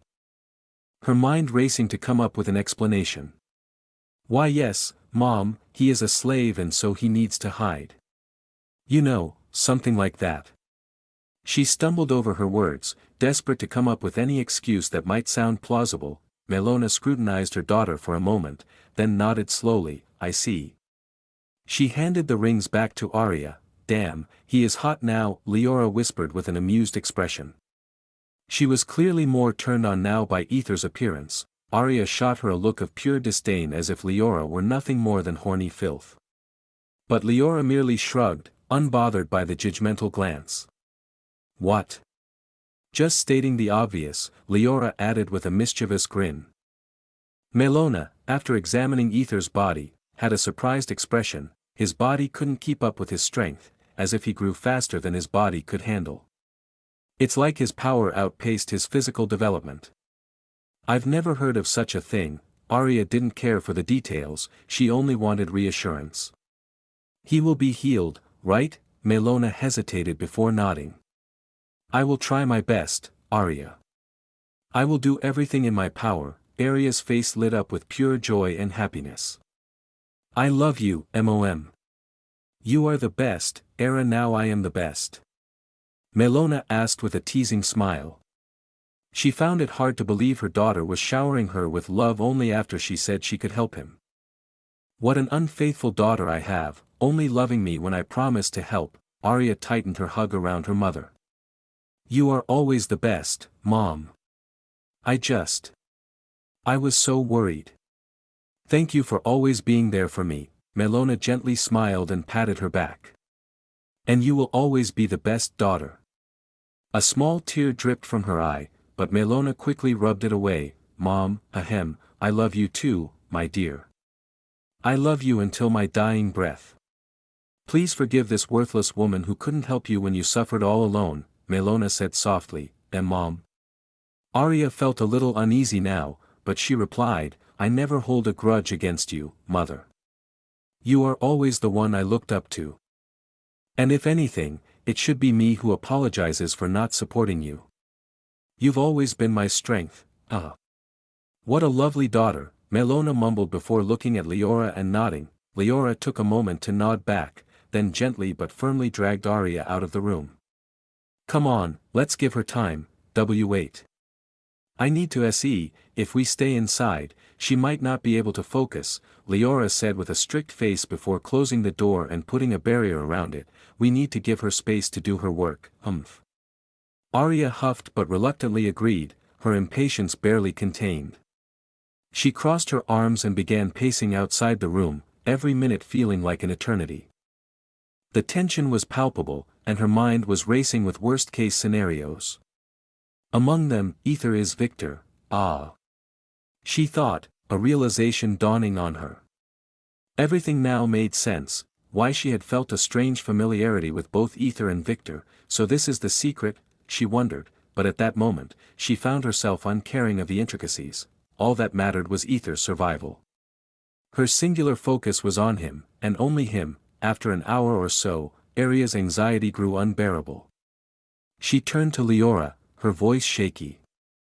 It's really taking a long time, isn't it? What if something went wrong? What if she can't save him? Leora glanced at Aria, sensing her growing panic. You know, have you ever wondered why your father was forced to marry a moon elf tribe woman instead of someone from their own tribe, huh? Where is this coming from? Aria asked, her thoughts still focused on the room and her mother's efforts. This isn't the time for history lessons, Leora. I need to know what's happening in there, just answer me, Leora insisted, her tone more serious than before. It's important, Sai, it's because the moon elf tribe was extinct, right? Aria answered, just because of that? What about other races that went extinct? Well. Aria sighed and asked with an annoyed face, what does that have to do with anything right now? It's because moon elves were actually the first creation of this world, the closest to the mother root. Leora's face turned solemn. Aria frowned. Mother root? Does she know the gods? She wondered as if Leora knew what she thinking. Leora said, of course, most rulers know there are two gods, so there's no need to be shocked, Leora said with a smirk before continuing, moon elves were one of the direct creations of the mother root. Due to that, they were unable to mix with other bloodlines created by the arcane or even produce offspring. Their purity was both their strength and their downfall. Aria blinked. How did I not know? I mean, there was nothing in the Elanthariel's archive about this. She just read along with Aether just a few days ago. Haha. Who knows? Maybe your mother didn't want you to learn about that, Leora said with a small smile and looked up at the blue sky, her expression distant. However, that's not the only reason they went extinct. Since they were elves, they lived extraordinarily long lives. Then what? Aria asked, her frustration mounting. It's because of their power, a power that everyone wanted but no one had. Equivalent exchange. Leora's voice was almost a whisper. Aria's face turned to dread, her heart sinking. And no, you can't mean, yes, from the very beginning, Melona was just a sacrificer for the Caliph, or more like high elf tribe. That's what this marriage to being with. Aria's mind suddenly went blank, and now, thud, a life for a life. Leora finished her words. She wasn't particularly sad about this as she only wanted Aether, nothing more. No. Aria shouted, slamming the door open with a force that echoed through the halls. Her heart pounded in her chest as fear and desperation overtook her. Thud, opening the door, Aria saw her mother looking pale and transparent, barely a shadow of her former self. He is fine, dear, Melona mumbled weakly as she gazed at Aether, who was peacefully sleeping without any cracks or wounds. Her voice was faint, almost ethereal. Mom, please. Aria's voice broke as she reached out, her hands trembling. I love you, dear. Melona's figure began to dissipate into particles of light, each one shimmering softly before fading away, leaving nothing behind. Aria collapsed to her knees, with lifeless eyes, tears streaming down her face. And no, Mom, no. This can't be happening. Chapter 260, Yo. Motherfucker. An hour earlier, inside the room, Melona blankly stared at Aether's naked cracking body. Equivalent exchange. It was a bloodline ability that moon elves had, which granted them the ability to exchange anything at a certain cost. From the arcane. Not from Mother Root, even though she was the one who created them. Anyhow, due to this ability, others started seeking after the moon elves, imprisoning them and forcing them to use their ability, and thus their number started to reduce at an exponential rate. In order to protect themselves, they entered a pact with high elves, who was a major force. The pact was simple. All they needed to do was marry their descendants, and if anything happened to the high elf spouses, then moon elf spouses needed to use their ability. Yeah, their situation had not changed much, just not forced, that's all. Everyone, in a way selfish. Melona, who was the last of her tribe, more like the last of Mother Root's creation. Rustle, Melona gently removed her garments, revealing her pure dark blue skin. her body was a vision of ethereal beauty, slender yet curvaceous, with soft, inviting curves that accentuated her femininity. Her breasts were full and round, with dark blue, sensitive nipples that stood out against her smooth skin. Melona's waist tapered into a supple, round busty ass that spoke of both grace and sensuality. Her tight flower, adorned with small white leaves, was in plain view. Melona stood before Aether, closing her eyes and mumbling softly, Zivara. After a minute, her body suddenly, crack, her body began to crack, every inch of it splintering like delicate shards of broken glass. Her skin, once smooth and flawless, now seemed fragile and fragmented, each crack glowing with an otherworldly light. She looked far worse than Aether. Suddenly, those cracks started to tremble before SSSSSH. The cracks transformed into a swarm of blue butterflies, their wings shimmering like freshly polished gemstones. These butterflies, both mesmerizing and ethereal, seemed to hold a magical energy beyond comprehension. They swirled around Melona in a dazzling, spiraling dance, creating a spectacle of breathtaking beauty.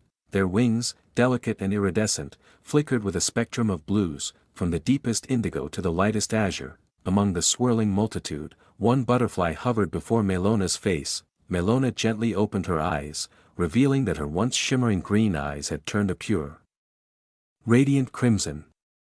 Her gaze, intense and filled with determination, met the butterflies.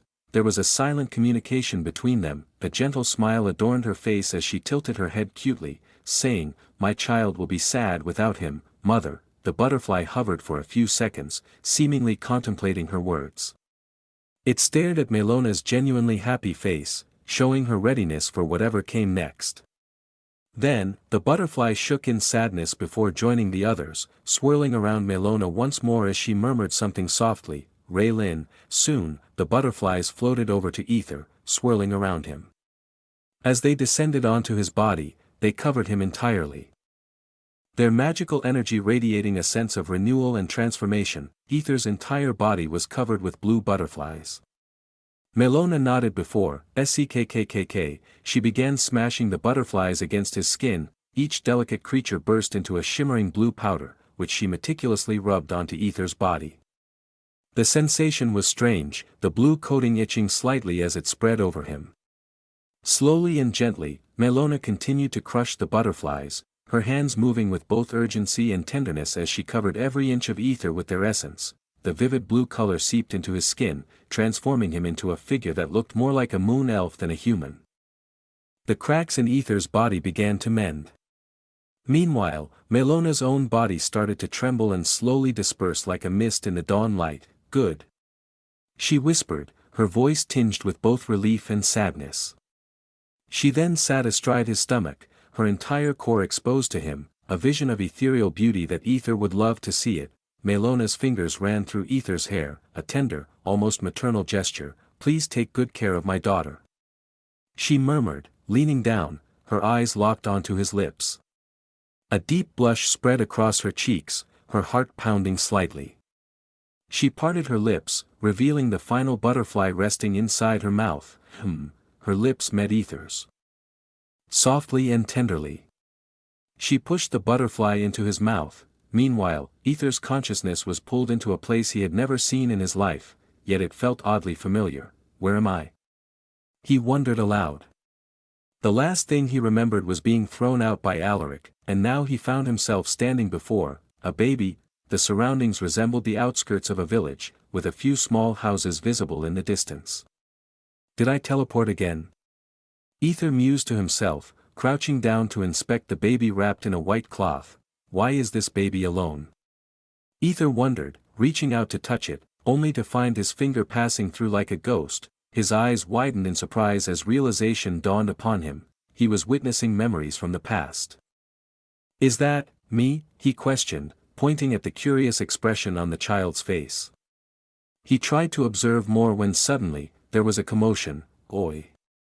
There's another child here." Aether turned to see villagers hurrying towards them. "Another abandoned one." Sigh, "What a pity, just what's wrong with these people?" "Yeah, this is the 30th child this month." "Everyone move away, the elder is here." At the elderly woman's arrival, everyone fell silent and bowed their heads. the elderly woman gazed at the baby with a wrinkled face, sighing softly, "What a cute child. How could anyone have the heart to leave this dear," she mumbled, bending down carefully to cradle the child in her arms. After checking the child's body, the elderly noticed there was a ring on his neck. She sighed before, "From now on, his name is Aether," the woman declared suddenly, her expression turning warm and motherly. "Let's take him in, shall we?" The others nodded in agreement without objection, and then everyone looked at the child with curious expression. Aether, still standing there, was amazed to witness how readily they accepted and embraced the child. "So it really is me," he thought, looking at the infant's face. After staring for a while, Aether couldn't help but smirk. "Damn, I was really cute," he muttered, feeling a touch of narcissism creeping in. He reached out again to touch the baby when suddenly the baby's blue eyes snapped open, and it smirked mischievously. "That's not something that a child should have." A chill ran down Aether's spine. "Yo. Motherfucker," thud. Aether was taken aback and fell onto his butt. "Fucking shock, what in the fuck?" He managed to stammer out, but before he could say more, a gigantic blue butterfly burst forth from the baby's face. It unfolded its iridescent wings with a shimmering sound, filling the air with a surreal glow. It flew over Aether in an instant, and everything around him changed in a flash. A familiar place he knew very well, white-black domain, or rather, ethereal umbra domain. Chapter 261, Background characters must die for the character growth. Ethereal umbra domain. Aether stood between the two vast and mysterious domains, his eyes fixed on a colossal blue butterfly that fluttered around him with almost ethereal grace. The creature's vibrant wings shimmered with otherworldly colors, casting an iridescent glow. Aether's mind raced with questions, wondering what in the actual hell was transpiring before him now. "What are you?" Aether demanded. However, it did not respond. Instead, it swirled gracefully a few times, its wings creating mesmerizing patterns in the air, before it moved away and began circling his transparent arcane card, which hovered in the middle of the domain junction. Aether felt an unsettling sensation creeping over him, something inherently wrong with this butterfly, suddenly, interesting. A soft, feminine voice erupted from the butterfly's mouth, startling him. Its eyes, multifaceted and glistening like 1,000 tiny sapphires, turned toward Aether. An imbalance trying to balance. "It's Amuse, get out, boom!" In an instant, the butterfly was blasted into 1,000 pieces, its delicate flesh splattering in all directions before being instantly absorbed into the domains, leaving no trace of its existence. Aether's face contorted with bewilderment and frustration. "What the fuck is going on?" he muttered under his breath. Then exhaled deeply before carefully asking, "Is anybody here?" He asked because he had heard those damned voices again, the ones that haunted his first step, yet, there was no response, just an oppressive silence. Veins bulged on his forehead as his patience wore thin. "Enough with these hide-and-seek games. I'm really tired of your fucking games." Yet, there was still nothing but silence. Aether's lips trembled, his anger threatening to boil over. But he shook his head, mastering his emotions as he always did. Read the latest tale on MVLMP, year, TSK, what Eve, survive until the beginning, survive until the beginning. The voices echoed in his ears once more, their tone both a stern and a command. Before he suddenly disappeared from the domain, leaving an eerie stillness in his wake. "However, Arcane, should you interfere once more, the contract will meet its end. Arcane, should you interfere once more, the contract will meet its end." A chilling warning reverberated around the domain, causing the very space to tremble as if it were on the brink of shattering. From the shadows, a blurry figure materialized out of nowhere, its form shrouded in mystery, neither male nor female, but an enigmatic blend of both. In its hand, it held a white flower, which stood out in stark contrast, its image crystal clear and strikingly beautiful. The figure walked along the domain junction line with an almost playful gait, a giggle escaping its lips. He. Before it gently placed the flower in the arcane card. "Now she knows what's happening. I'm certain she will begin her game, very soon." "Error," Aether groaned, his voice raspy and filled with pain as his eyes fluttered open slowly, adjusting to the dim, unfamiliar surroundings. "Where am I now?" he muttered, his mind struggling to piece together the fragments of his memory. As he attempted to move, a sharp pain shot through his body, causing him to wince. Damn, he cursed, frowning deeply. He felt a strange, unfamiliar weight pressing down on his torso. Looking down, his eyes widened in shock at the sight of a platinum-haired, dark blue-skinned elf lying atop him, naked, however. What in the? Aether's voice was filled with confusion and alarm as he took in the sight before him. The elf, Melona, who had always been a vision of beauty and strength, now appeared emaciated and frail, her once voluptuous form reduced to a sickly, thin shell. Her body seemed almost transparent, as if something were consuming her from the inside out. Mother-in-law, he called out, his voice tinged with dread. There was no response. Fear gripped him as he gently shook her shoulder, hoping to rouse her from her unnatural slumber. Melona groaned weakly before her eyes slowly opened. She looked up at Aether with a small, gentle smile. "Why, you're awake," she managed to say, her lips dry and cracked. Aether's heart shattered at the sight. He had never seen her in such a state, so fragile and vulnerable. What happened? Melona's smile remained, though it was faint. "There is nothing for you to worry about," she said softly, her eyelids growing heavy. Please take care of my W8. Aether shouted, gripping her shoulder tightly, trying to keep her from slipping away. "Just what happened? Please tell me." His heart ached, seeing her like that. Melona's faint smile persisted. "It's Finn, Melona." Aether cried out, his voice filled with urgency and fear. Melona flinched at the sound of her name. She looked at Aether's face, seeing the depth of his concern. With a weak shake of her head, she began to explain the details of what had transpired, her voice barely above a whisper. 500 AP, as Aether listened, his shock and disbelief grew with each word. He stared at Melona, the woman who had exchanged her life for his own. What shocked him even more was, Melona chuckled wryly, her laughter filled with a bittersweet resignation. "I never thought my life would not be enough to save yours." What do you mean? Aether's eyes trembled with fear and confusion. Equivalent exchange. That was her power. To heal Aether, she had to give something of equal value. And Aether, being an irregular, required a steep price, everything. Melona mumbled softly, her voice tinged with sad yet happiness. "My life, my power, my levels, my arcane weapon, my bloodline, my body. Finally, my soul." Aether's face twisted in horror as he struggled to process the enormity of her sacrifice. Melona continued to smile weakly. "It's fine, fine. Aether, as long as you are alive. Arya will be happy, she loves you so much, you know." Aether swallowed hard, his throat dry, unable to comprehend the extent of Melona's sacrifice for her daughter.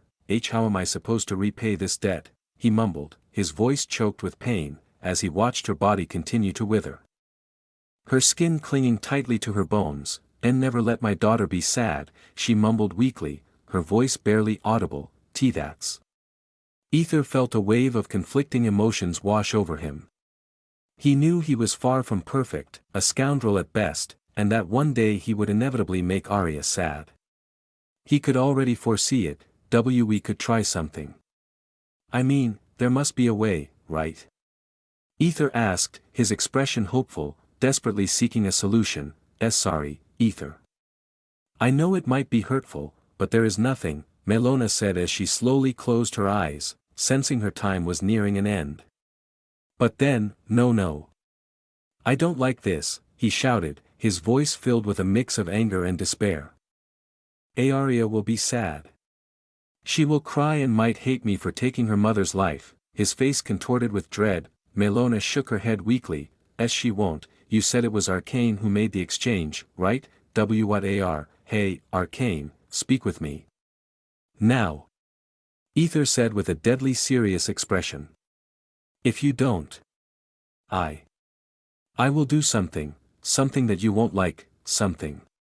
He threatened as he slowly pierced his chest with his fingers. Melona's eyes widened in horror. What are you doing? She tried to move her weakened body. Aether knew he was important to Arcane and that was why he was miraculously alive.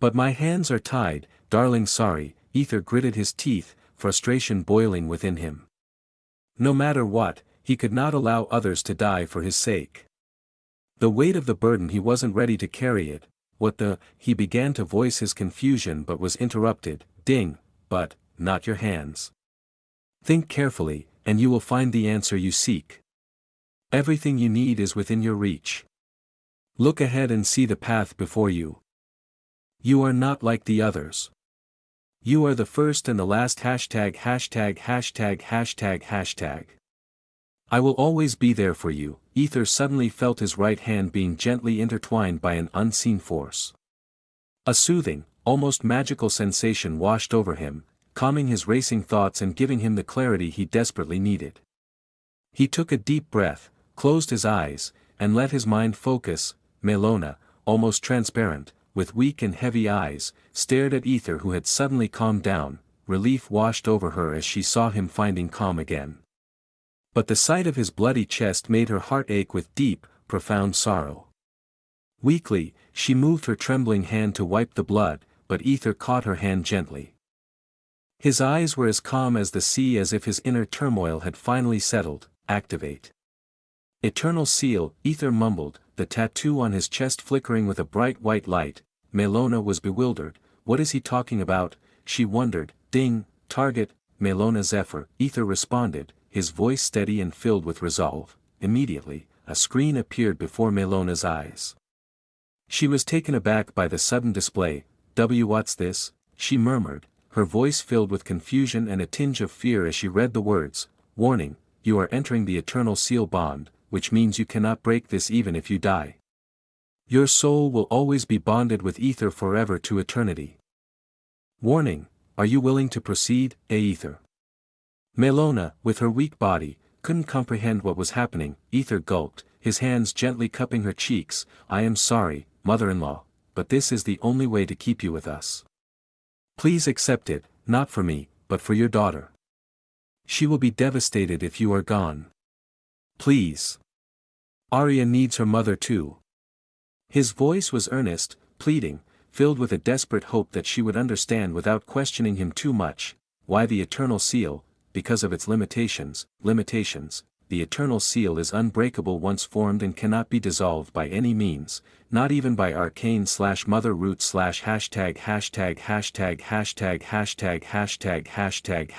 themselves. Those words clearly indicated that not even those entities could intervene. Initially, he hadn't thought much of it, but now he understood the gravity of the situation. His log above the laws. Now, once she accepted it, her soul would be eternally tied to his, breaking the very law of nature. Melona's eyes turned teary. She knew her daughter would be heartbroken. She once again looked at the words, remembering Arya saying, he is different, mother. He will make the impossible possible. Just like him. The memory gave her strength and a glimmer of hope. Melona sighed, feeling a mix of doubt and hope. She looked into Aether's resolute eyes and nodded. Why yes, her voice raspy and weak. Where do you want the Eternal Seal? Well. Left palm, she said, her expression puzzled. She wasn't sure what to expect but trusted Aether completely. Initiating Eternal Seal. Error. initiating eternal seal, error, initiating eternal seal, error. Aether's face turned to dread. Is this wrong? He wondered, feeling a sense of panic rise within him as nothing seemed to happen. Melona, trying to muster the strength to reassure him and offer some comfort, was about to speak when suddenly, HMFFF, Aether sealed her lips with his own. Melona's eyes widened in shock and surprise. Her body tensed as she instinctively tried to push him away with her feeble, trembling arms. But then, she felt something ethereal and strange entering her mouth, an almost otherworldly substance that slowly traveled down her throat and into her insides.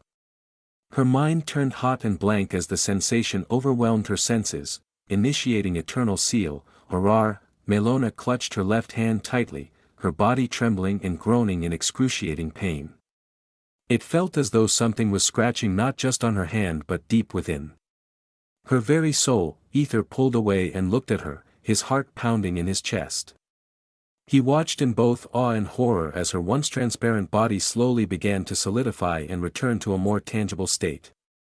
"Urha!" she screamed in agony, unable to endure the searing, soul-wrenching pain of her essence being forcibly pieced together again. The sheer intensity of it was unlike anything she had ever experienced. Seeing her fragile body writhing in such torment, Aether's eyes filled with a deep sense of guilt and sorrow. He gently hugged her. Arrrrrrr. Melona clung to Aether, her fingers digging into his back as she trembled with pain. Never in her life had she felt such intense agony. After what felt like an eternity of crying out, her body began to stabilize, though it remained as thin and gaunt as a mummy. She was no longer transparent. Her form was now fully visible, her body bore the marks of invisible chains, faint but visible to Aether as they slowly faded away. Melona felt a flood of unexplainable emotions surging into her, a confusing mix of fear, relief, and a strange new energy she couldn't comprehend. Ding, survival rate, 32%. Aether's survival rate had dropped by 5%, but he didn't care.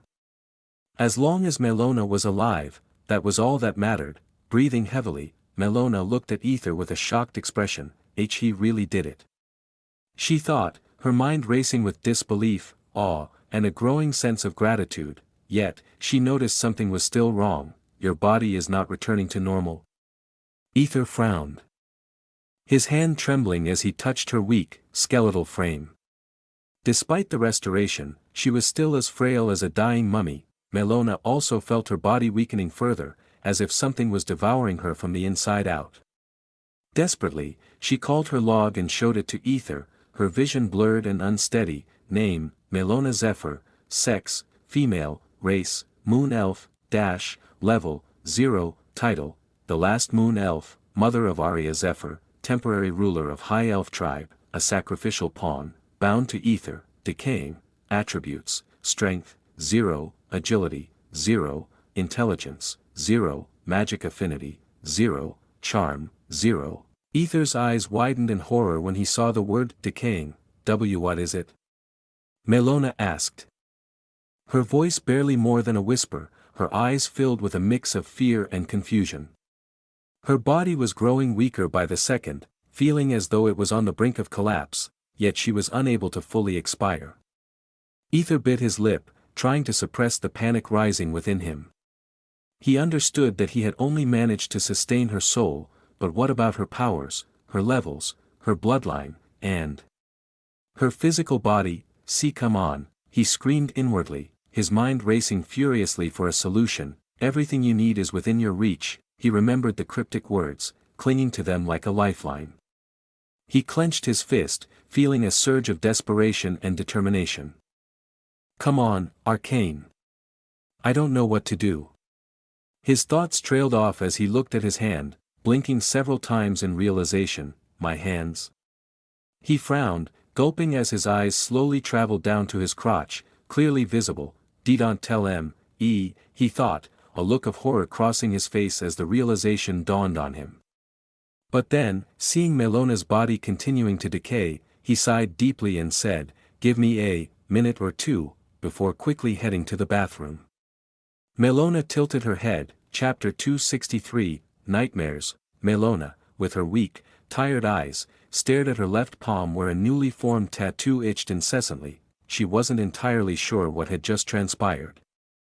But seeing Aether wield such extraordinary powers, powers that could hold her very soul back from the brink of oblivion, she understood just how unique and special her daughter's chosen partner was. Witnessing Aether's unwavering concern and dedication to her well-being filled her heart with an inexplicable sense of happiness and gratitude. 500 AP, her gaze drifted downward to her frail, skeletal frame. Her body resembling that of a mummy, she was completely naked. No mother-in-law wanted to show their body to their son-in-law. She wanted to cover herself, but even the thought of moving her hand was exhausting and filled her with a sense of helplessness. I suppose it's something inevitable then, she mused, resigning herself to her current state. Despite her physical frailty, she felt a warm swell of emotion as she considered Aether's relentless efforts to save her. It was enough to understand the depth of his love for Arya. This realization made her both incredibly happy and profoundly sad. She had never experienced this kind of love from her own husband. In truth, she wouldn't have minded if her husband had had an affair, but as a woman, she too had yearned for a small measure of love that she never received. Unlike her daughter had been fortunate to receive love from both her parents and was now experiencing the deep, genuine love of her future husband. Melona felt a deep sense of happiness for her daughter. She had once worried that Arya might end up like her, but her daughter had found her happiness. Thousands of years spent in solitude and one-sided love had left Melona feeling pitiable. Lonely love. She murmured in her raspy voice, the words carrying the weight of her long, sorrowful existence. The way Aether had looked at her at that time was not with pity, but with a deep understanding and empathy that almost brought her to tears.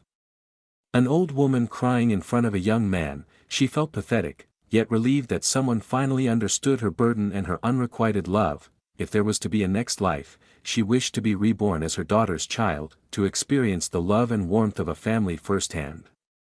What am I even thinking? She thought, an awkward smile forming on her lips. Just then, Aether arrived with a hurried expression, holding a small bottle in his hand. Time is running out. Aether thought frantically as he saw her body on the verge of collapse. Open your mouth, Aether instructed gently, lifting her head and placing it carefully on his lap.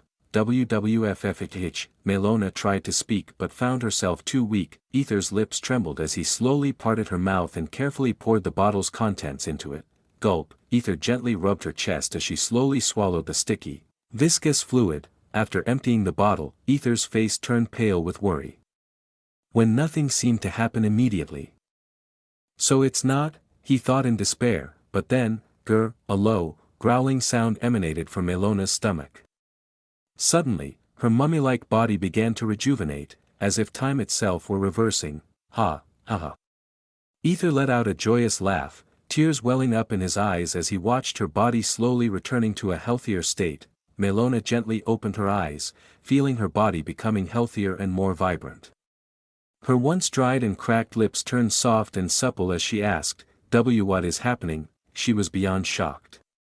She knew she had given up everything, and yet, before she could finish her sentence, Aether placed his finger on her lips and said, "Thank you for giving everything for me." 600 AP. Melona blinked for a moment, then smiled and nodded her head in understanding. She should accept this genuine emotions. Then they looked at her log. Name, Melona Zephyr. Sex, female. Race, Moon Elf.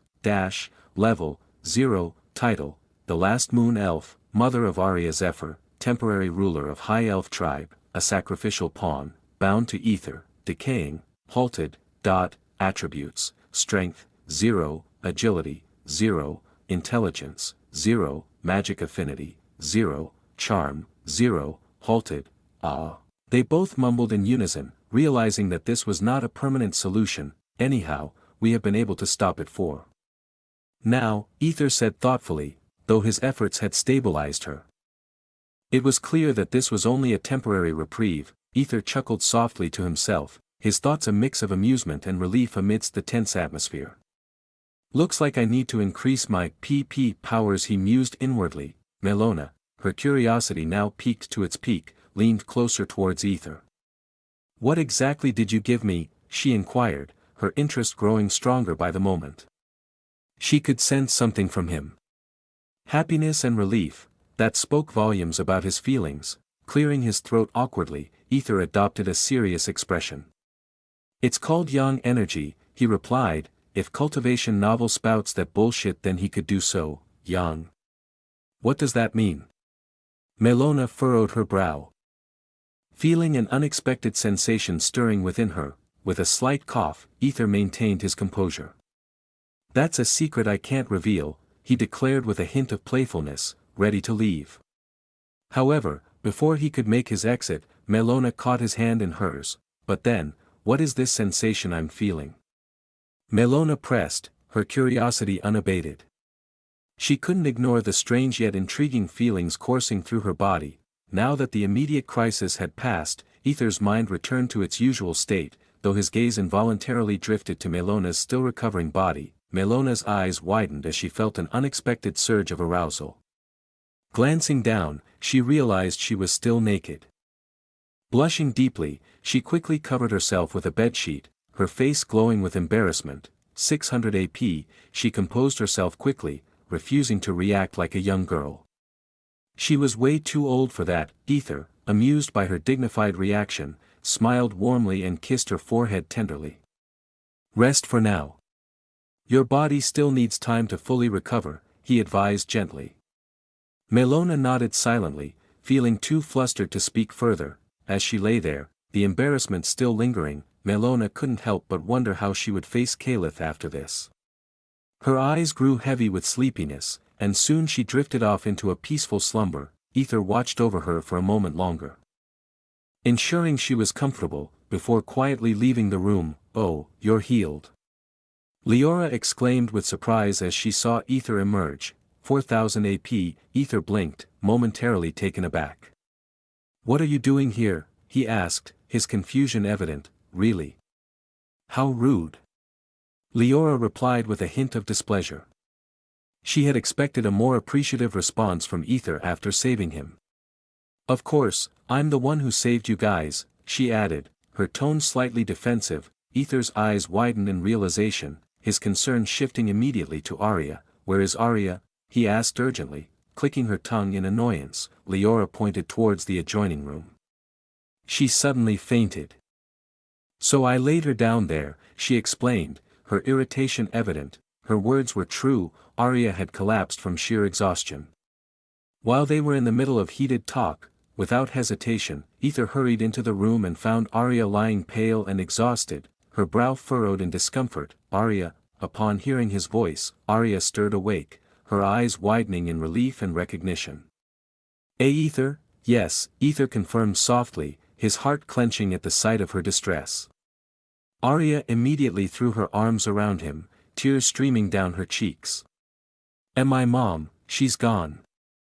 She's left us, Aether, she sobbed uncontrollably. Aether blinked in confusion then, his voice gentle yet firm. Your mother is safe, Arya. Arya stooped crying and blinked in confusion. Aether smiled reassuringly, brushing a tear from her cheek. It was just a bad dream. Your mother is fine, she's resting peacefully, waiting for her daughter, he assured her. Chapter 264, Make Me Fall for You, Mom. Arya mumbled softly as she clung to her mother, seeking the comfort and warmth of her embrace. The nightmare almost made her lose her mind, so Arya needed the solace of her mother's presence. She decided to sleep beside her mother, who was also resting. Aether and Leora watched the mother and daughter duo with fond smiles before quietly exiting the room, leaving them to their well-deserved rest. What did she exchange? Leora asked, her curiosity piqued. She wondered what sacrifice Melona had made to save Aether. Everything. Aether replied softly, his voice filled with admiration and respect. The depth of a mother's love, willing to sacrifice everything for her daughter's happiness, was a sentiment that deeply resonated with him. He felt a profound respect for Melona's selflessness. Everything.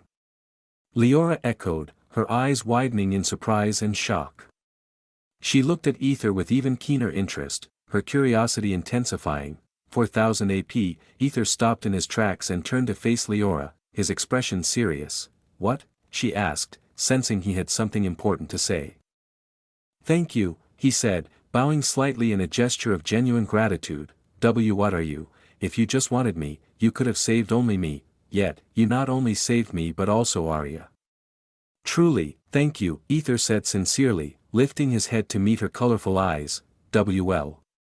Leora shrugged awkwardly, not used to such heartfelt expressions of gratitude. Aether smiled but then frowned, a question forming in his mind. How did you find me? Leora's eyes sparkled as she explained. Since you left without saying anything, I decided to track you down and, well, kidnap you if necessary. Aether blinked, taken aback by her straightforwardness. He gulped, looking at her with a mixture of amusement and disbelief. She is way too straightforward. He thought, seeing that he wasn't angry. Leora continued, I marked you with my scent. I used my sense of smell to follow you, marked. Aether frowned. She pointed to his lips, recalling the kiss they had shared. I see. He nodded in understanding. Then, looking directly into her eyes, he asked, how do I repay this debt? Leora smiled, appreciating his directness. Her tribe valued straightforwardness and honesty.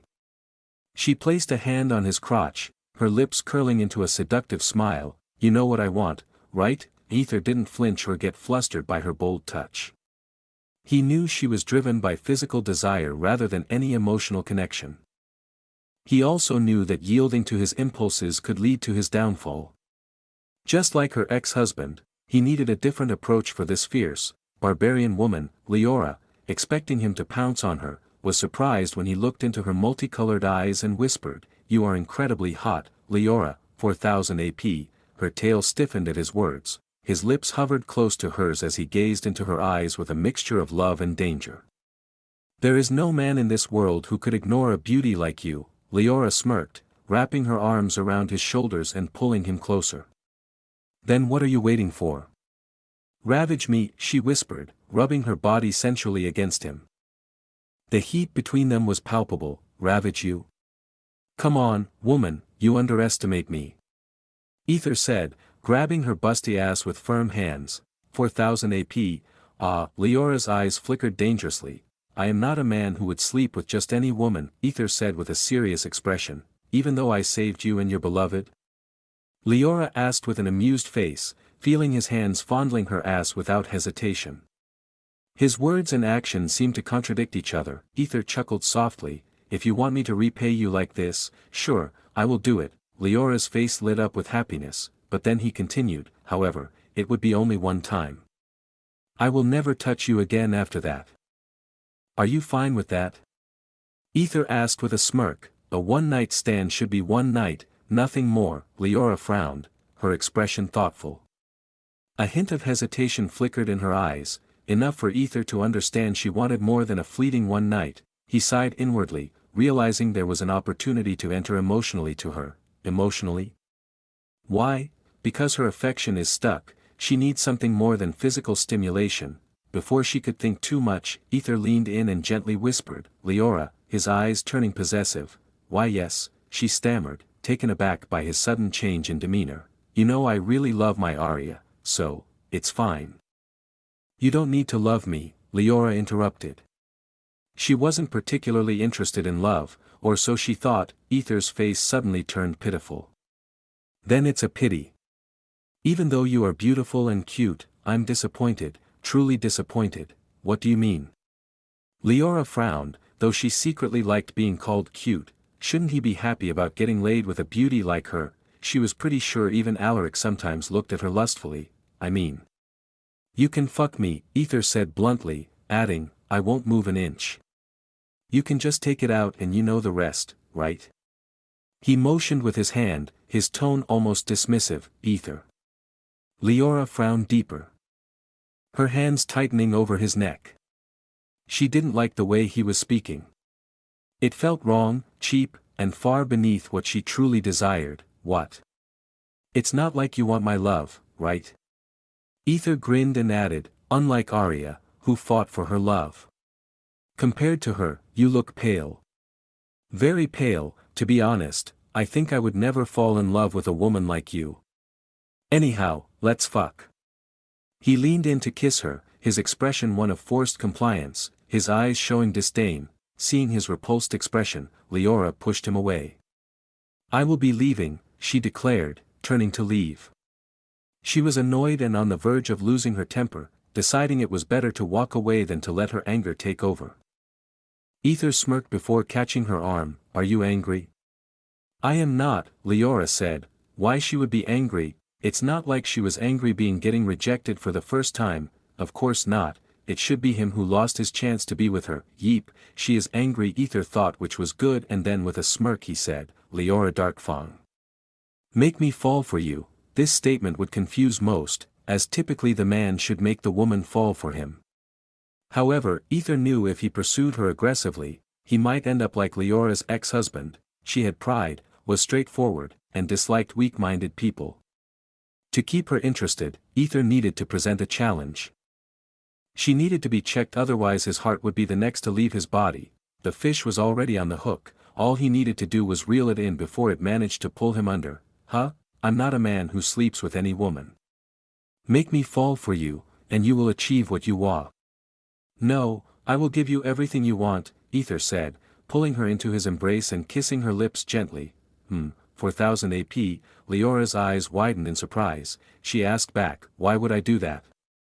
Most importantly, I thought you were disappointed, Aether smirked, rubbing his nose against hers. Yes, I am disappointed that a fierce and competitive woman didn't dare to fight for what she wanted. He gently rubbed her lips. Leora, you are a woman who loves to fight. Shouldn't you fight for love and affection? Where is that fierce woman I saw that day?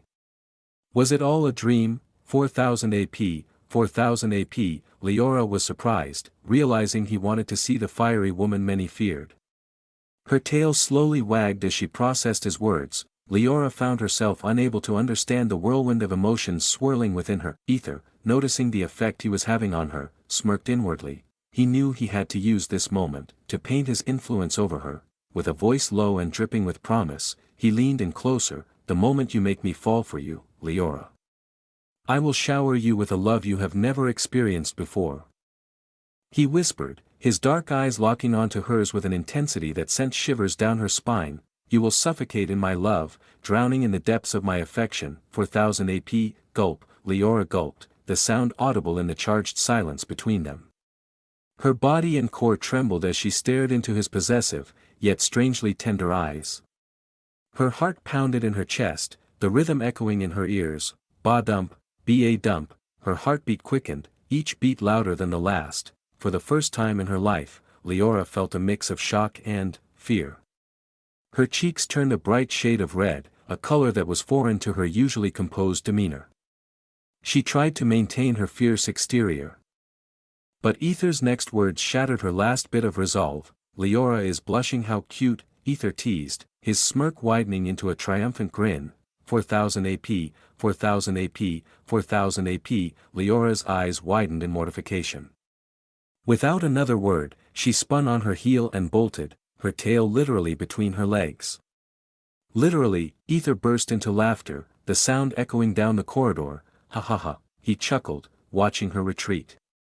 He smirked, looks like she's not that hard to crack after all, he thought to himself. But then, his expression grew serious as he remembered something crucial. Oh, wait. I need to ask you something important, he called out, his tone urgent. Chapter 265, Death is Still Scary, Where Have You Been? Melona asked, her voice carrying a mix of curiosity and mild annoyance as she saw Aether entering the dining hall after being absent for most of the day.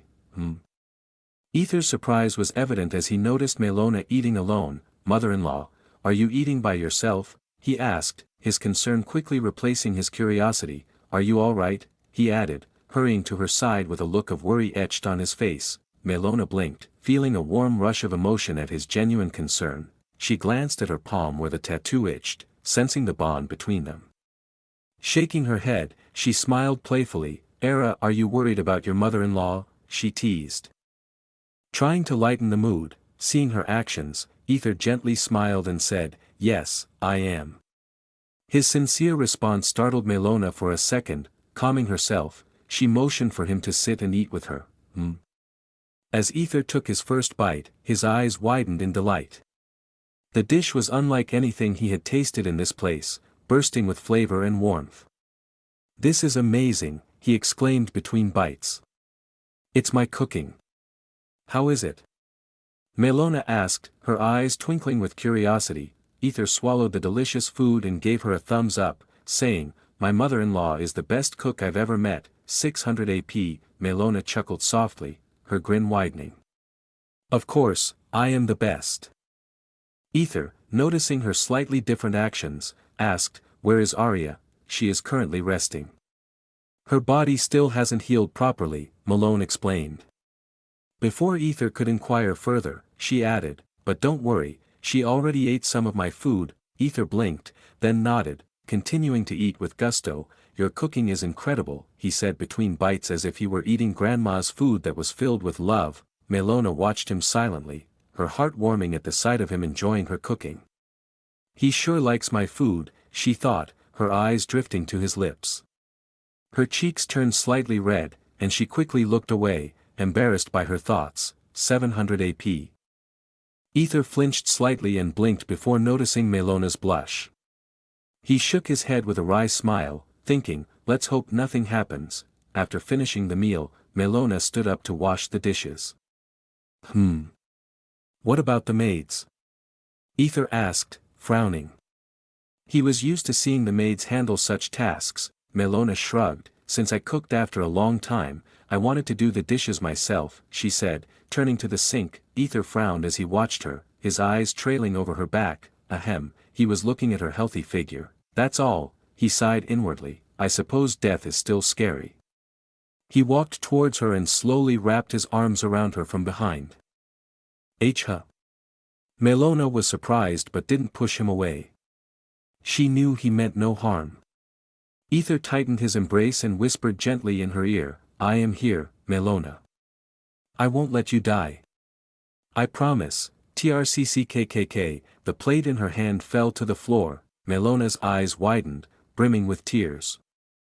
Of course, any sane person would act differently after seeing their own death, especially when it seemed inevitable. She was still hanging on the edge of life and death, her emotions in turmoil, so, of course, she acted differently, and Aether understood. He had been in that situation himself. I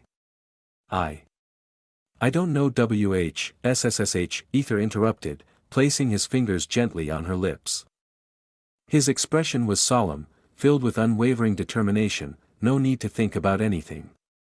I will take care of everything. Believe me." Melona's heart calmed a bit, even though she was still in turmoil. His resolute expression was enough to offer her a fragile sense of security. She gently wrapped her hands around him and mumbled, "I'll let stay like this, just for a while longer." "Ah. Of course, anything for my beloved mother-in-law." Aether laughed softly, hugging her tightly and drawing comfort from the embrace. 700 AP, after a minute or so, Melona looked up at his handsome face, her thoughts drifting. A thought crossed her mind, one that she couldn't keep to herself. "My daughter found a wonderful man." The telepathic message echoed in Aether's mind, causing his eyes to widen in surprise. She was using telepathy, which means, his face turned awkward as he realized this was inevitable. He responded telepathically, "Arya told you everything? Yes. Melona replied, confirming she had a small talk with her daughter after she woke up. "Everything? Yes. Aether's expression turned amused before he asked, "Then, are you fine with a slave like me?" Melona didn't answer immediately, just stared at him, her eyes searching his. Aether tilted his head in confusion. Melona slowly parted her lips and said gently, "My son-in-law." Not a slave. Those words were enough for Aether to understand. He shook his head, recalling the similar response he got from Leora, though Leora had put it more bluntly, saying, "My future husband, not a slave." Aether was initially surprised by their acceptance. He never expected both Leora and Melona to accept him, especially considering Melona, who was prim and proper and followed the rules strictly. Aether tightly hugged her and whispered, "Thank you. It means more than you know." Melona nodded, her eyes softening. She was about to joke about incidents she heard from her daughter, how he tried to help Arya during their encounter but almost hurt her. But then, Melona groaned in pain as her eyes turned blood red, and her face slowly started to decay. Looks like the effect is wearing off, Aether mumbled, checking her face with a concerned expression. So the small bottle lasts for 12 to 14 hours, he thought before taking out another bottle, slightly bigger than before. This this young energy is double the amount, so let's see how much longer it will work, Aether said as he gently cupped her cheeks and carefully poured the liquid into her mouth, rubbing her chest to help her swallow. 700 AP, Melona blushed, feeling like he was treating her like a child. After drinking the liquid, she licked her lips. It tastes surprisingly sweet for medicine, she mumbled thoughtfully. Her red eyes gradually returned to their natural green, and her body once again regained its healthy appearance. Aether awkwardly smiled at her words. As much as Melona wanted to live, she was also a traditional woman who respected her rules and the bond with her husband. She would never allow such things to happen easily, so, Aether needed to lie. If you don't mind, could you tell me what this medicine is? Melona asked curiously. She wanted to know, and if the recipe were easy, she wouldn't need to burden Aether. Aether's face turned awkward. It's fine if you don't want to, Aether interrupted. It's something that only I can make, with my own hands, he explained, showing her his hands. Melona nodded, understanding that Aether was different, just like her daughter had told her. She had witnessed it herself. Hell, she was the living witness to his actions. Melona gently caught his hands and slowly massaged them tenderly. Thank you for your hard work, Aether. I can't express how grateful I am. Aether had an unexplainable expression. He felt both sad and guilty. TSK, what's the point of feeling guilty every time? He cursed himself before grabbing Melona's hand and saying seriously, we need to talk. There are some things you need to know, though Melona was taken aback. She nodded, seeing his serious face. All right, Aether. I'm listening. I want you to. Chapter 266, Alaric fucked up, okay. I understand. I will talk to him, Melona said with a frown, her face reflecting a mix of concern and comprehension after hearing what Aether had asked of her. Good, Aether responded, nodding with a reassuring smile. Still holding on to Aether, Melona felt a strange sensation wash over her as she saw his smile. It made her uneasy, causing her to flinch suddenly. She hurriedly stepped back from him, clearing her throat to regain her composure. I will be leaving then. Just as she was about to turn and leave, Aether's voice took on a stern tone. Make sure to contact me as soon as you feel weak or tired. 700 AP, Melona blinked in surprise, feeling a wave of emotion she hadn't expected. No, it wasn't just a surprise. Rather, she felt cared for in a way that was unfamiliar. It was like the way parents warn their children to be cautious and take care of themselves. That was the kind of emotion she received from Aether. Her lips twitched into a slight smile. Era, are you my mother? She asked, her voice tinged with both annoyance and amusement, trying to mask the deeper feelings that were stirred within her. Well, I don't mind, but I prefer Daddy, though, he said with a playful grin, his voice carrying an edge of amusement. His thoughts drifted into uncharted territory. At that moment, a new desire took shape in his mind. He wanted Celine to call him Daddy. He pictured her, eyes glistening with unshed tears, her voice soft and trembling as she asked, Am I being such a good girl for you, Daddy? The vision was intoxicating. She was positioned just as he desired, her butt reddened from his firm, assertive hand. The scene stirred something deep within him, his member twitched and hardened. Arya, he mused over the idea but quickly dismissed it. Arya had always come across as the nurturing, maternal type, and he couldn't quite see her fitting into that particular fantasy. Celine, on the other hand, was a perfect match for the scenario, and most of all she was a younger one. Hee. Aether chuckled inwardly, a dangerous smile curling at the corners of his lips. But then he facepalmed himself. What the hell is wrong with me? He mentally screamed, feeling a wave of embarrassment. Meanwhile, at the academy, Celine flinched as she scanned her surroundings, a mixture of fear and excitement coursing through her. Her heart raced as she struggled to understand the unfamiliar feeling surging within her.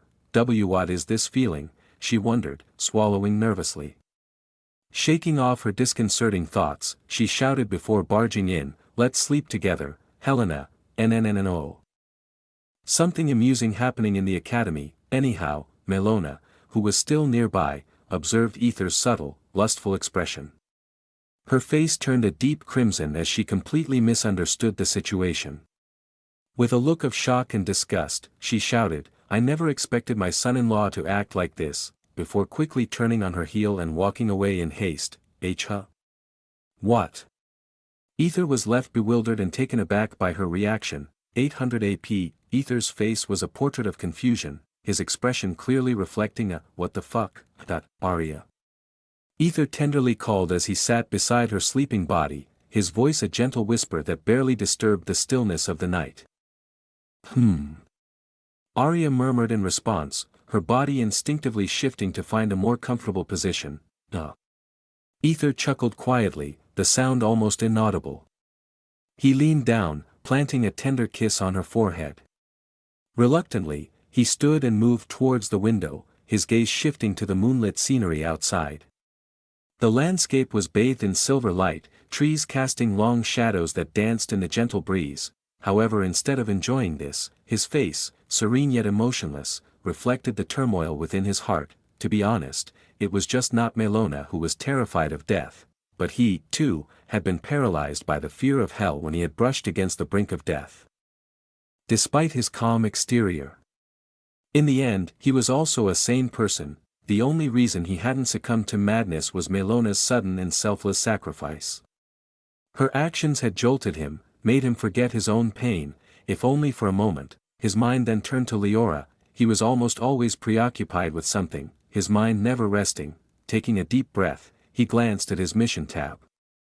The fact that it wasn't blinking provided some solace. It meant Helena was safe, for now. Thank goodness he had contacted Celine and Celestia to keep an eye on Helena. This realization made him ponder, so, I'm not really necessary to save the targets, he thought. But he quickly shook off the thought. The word "save" was still visible, indicating that Helena was currently in danger, though not deadly. His eyes then slowly fell on the survival rate. He still couldn't get what it truly fucking meant. At times, it seemed to reflect his own life. But more often than not, it felt like a random number fucking generator. Even when he had faced death, his survival rate hadn't decreased, yet, when he saved Melona, his survival rate plummeted drastically. For what? Was Melona going to kill him? Hell no. There was no way she would do anything after sacrificing everything for him. Then what the fuck if I know? He mumbled, his face contorted in annoyance. The unpredictability of it all gnawed at him. A constant irritant that he couldn't shake off. It wasn't just about his survival rate, his affection points were also a source of growing confusion, a tangled web of emotions that made no sense. Let's not get into that shit, it's even weirder, he thought, recalling Celestia's situation and Blake's second wife or whoever she was. Anyhow, Aether shook his head, trying to clear his mind. Thinking about everything almost drove him insane. His eyes suddenly turned cold as ice. Alaric. He mumbled, the name leaving a bitter taste in his mouth. To think Alaric would come after him personally. No, he had kind of expected that. But he hadn't anticipated Alaric coming after him directly. Unlike traditional villains who sent their minions to do their dirty work, what was more disturbing was that Alaric had targeted Arya. His eyes darkened as he remembered how Arya had begged for his life, a memory that haunted him. No man would want to see their beloved beg. Aether looked at his palm, where a small, very minute 1 mm dark black sphere appeared. This was the technique he had read about in an ancient book. The one that had caused Alaric's forehand to vanish, Voidus Atrium, that's what it was called in the old book. However, in Aether's terms, it was just an extremely high gravitational pull or, more simply, a black hole. What Aether did was use arcane energy as a catalyst to pull elements at a hyper rate. A very hyper rate, to the point where everything around them started to collapse, much like matter, causing a bend in time and space. The sheer power of it was both exhilarating and terrifying. To be honest, Aether wasn't very proficient with it. He had managed to use it because of his high level of arcane energy control. Otherwise, no one at his level would have been able to pull off such a stunt. The effort required was immense control and arcane energy. He had only used it at that moment because he knew he was no match for Alaric. Alaric, with his 1,000 years of experience and power, was far beyond Aether's reach. This disparity was both frustrating and exciting. Hee. Aether let out an uncanny smile as he shot the black sphere into the sky, causing the once clear night to turn cloudy. You shouldn't have done that, Alaric. TSK, what a pity, ha. I'm really pissed off now. Hee. Let's hope you won't regret this. His eyes were completely shrouded in darkness. Alaric had everything: power, life, money, an empire. But what would happen if he lost everything? Would he feel despair? Alaric had lost his wife, so of course, he had felt despair. No, more like he lost his toy, so Alaric was yet to feel despair. The image of Arya begging and in despair twisted Aether's mind further. Hee. Aether's smile grew wider. More sinister. Just then, Arya groaned as her eyelids fluttered open. She heard a small, uncanny laugh and turned her eyes groggily to the side, seeing two blurry figures. Aether. Arya frowned, rubbing her eyes to clear her vision. Now she clearly and only saw Aether's back as he slowly turned around. Arya smiled warmly, relief washing over her. But just then, thunder, a lightning bolt struck, illuminating the room in a blinding flash. At that moment, Arya saw a black feminine figure hovering beside Aether. Its hands were wrapped around Aether's neck, and even more terrifying, there was a huge white grin on its black face, a grotesque mockery of a smile. KKKYYYYYYYAAA, Chapter 267, We Will Take Care of Everything. The next morning, in a dimly lit, secluded chamber, Caliph sat at the large oak table, his fingers tapping rhythmically on its worn surface. His eyes, sharp and probing, were fixed on Aether, who sat calmly across from him. Don't you think it's quite greedy of you? Caliph finally asked, his eyes narrowed as he scrutinized Aether, seeking any sign of hesitation. Greedy? Arya responded before Aether could speak, her voice steady yet defiant. It's not like no one has tried this before, father. She sat beside Aether, her posture straight and unyielding. Caliph sighed deeply, the weight of their words pressing down on him. He turned his weary gaze to Melona, who sat on Aether's other side. Her presence was a calming contrast to the tension in the room. Do you really believe he can overthrow the Emperor? He asked. Melona smiled gently. No, he can't do it alone. That's why he's seeking your help, she replied softly. Caliph rubbed his temples, feeling a headache forming. The fact that even Melona was supporting Aether added a layer of seriousness to the situation he had not anticipated. Sigh. It's not just about me, Melona. Do you realize that if word gets out about what we're planning, our tribe will face dire consequences? Hell, we could all be hanged for treason. Caliph's voice quivered with the fear of potential disaster. The boy he had once trusted was now pushing them all toward a perilous path. It's fine, Mr. Caliph. Aether leaned forward, his eyes blazing with a strange intensity that sent a chill down Caliph's spine. Why do you think Alaric is still the emperor? Caliph frowned, puzzled by the question. Because of his wisdom and knowledge in script, because he's the arcane king, Aether interrupted, or at least, he was. Caliph blinked. Yes, initially it was because of the arcane king title, but he later earned many accolades on his own, so. Aether shrugged dismissively. What if Alaric has wisdom and knowledge? Anyone can acquire those with time and effort. Caliph's frown deepened as he turned to Melona. Seeking clarity, has he manipulated you too? Melona shook her head, her expression resolute. Manipulated? No. He's opened my eyes. Opened your eyes? Caliph echoed, bewildered. To what? Yes, Melona's voice grew firmer. Our tribe once ruled this entire empire until Alaric became the arcane king. It's time we reclaim what we lost, just like how the Wood Elf tribe used Alaric to elevate themselves. Caliph finally grasped what Melona was implying, but a sense of reluctance still gnawed at him. He was tired of conflicts and desired a peaceful life with his beloved. That's why, even though Leora offered him the chance to be with his beloved in their territory without hiding their relationship, as her tribe accepted anything. Only if he stayed away during the duel, he rejected the offer and chose to appear.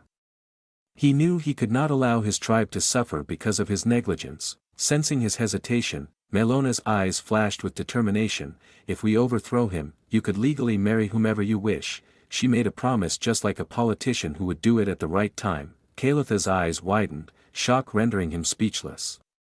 He never imagined she would bring up such a deeply personal matter. I see, not bad.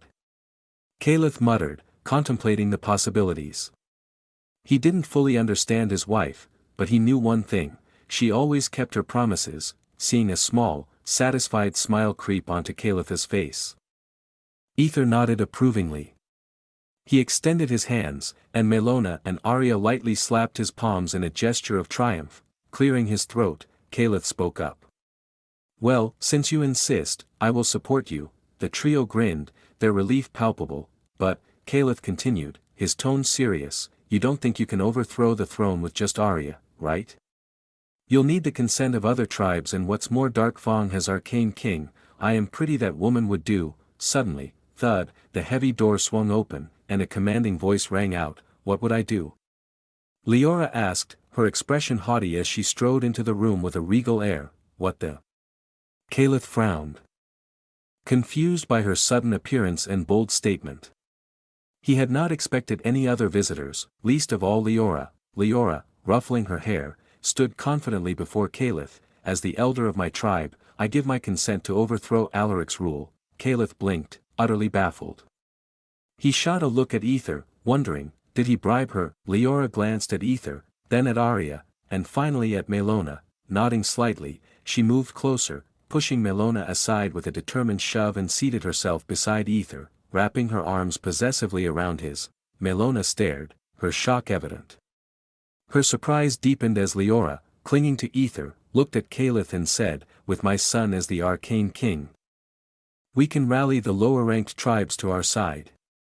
She began detailing the number of tribes under her influence and how their elders could be bribed or coerced into submission.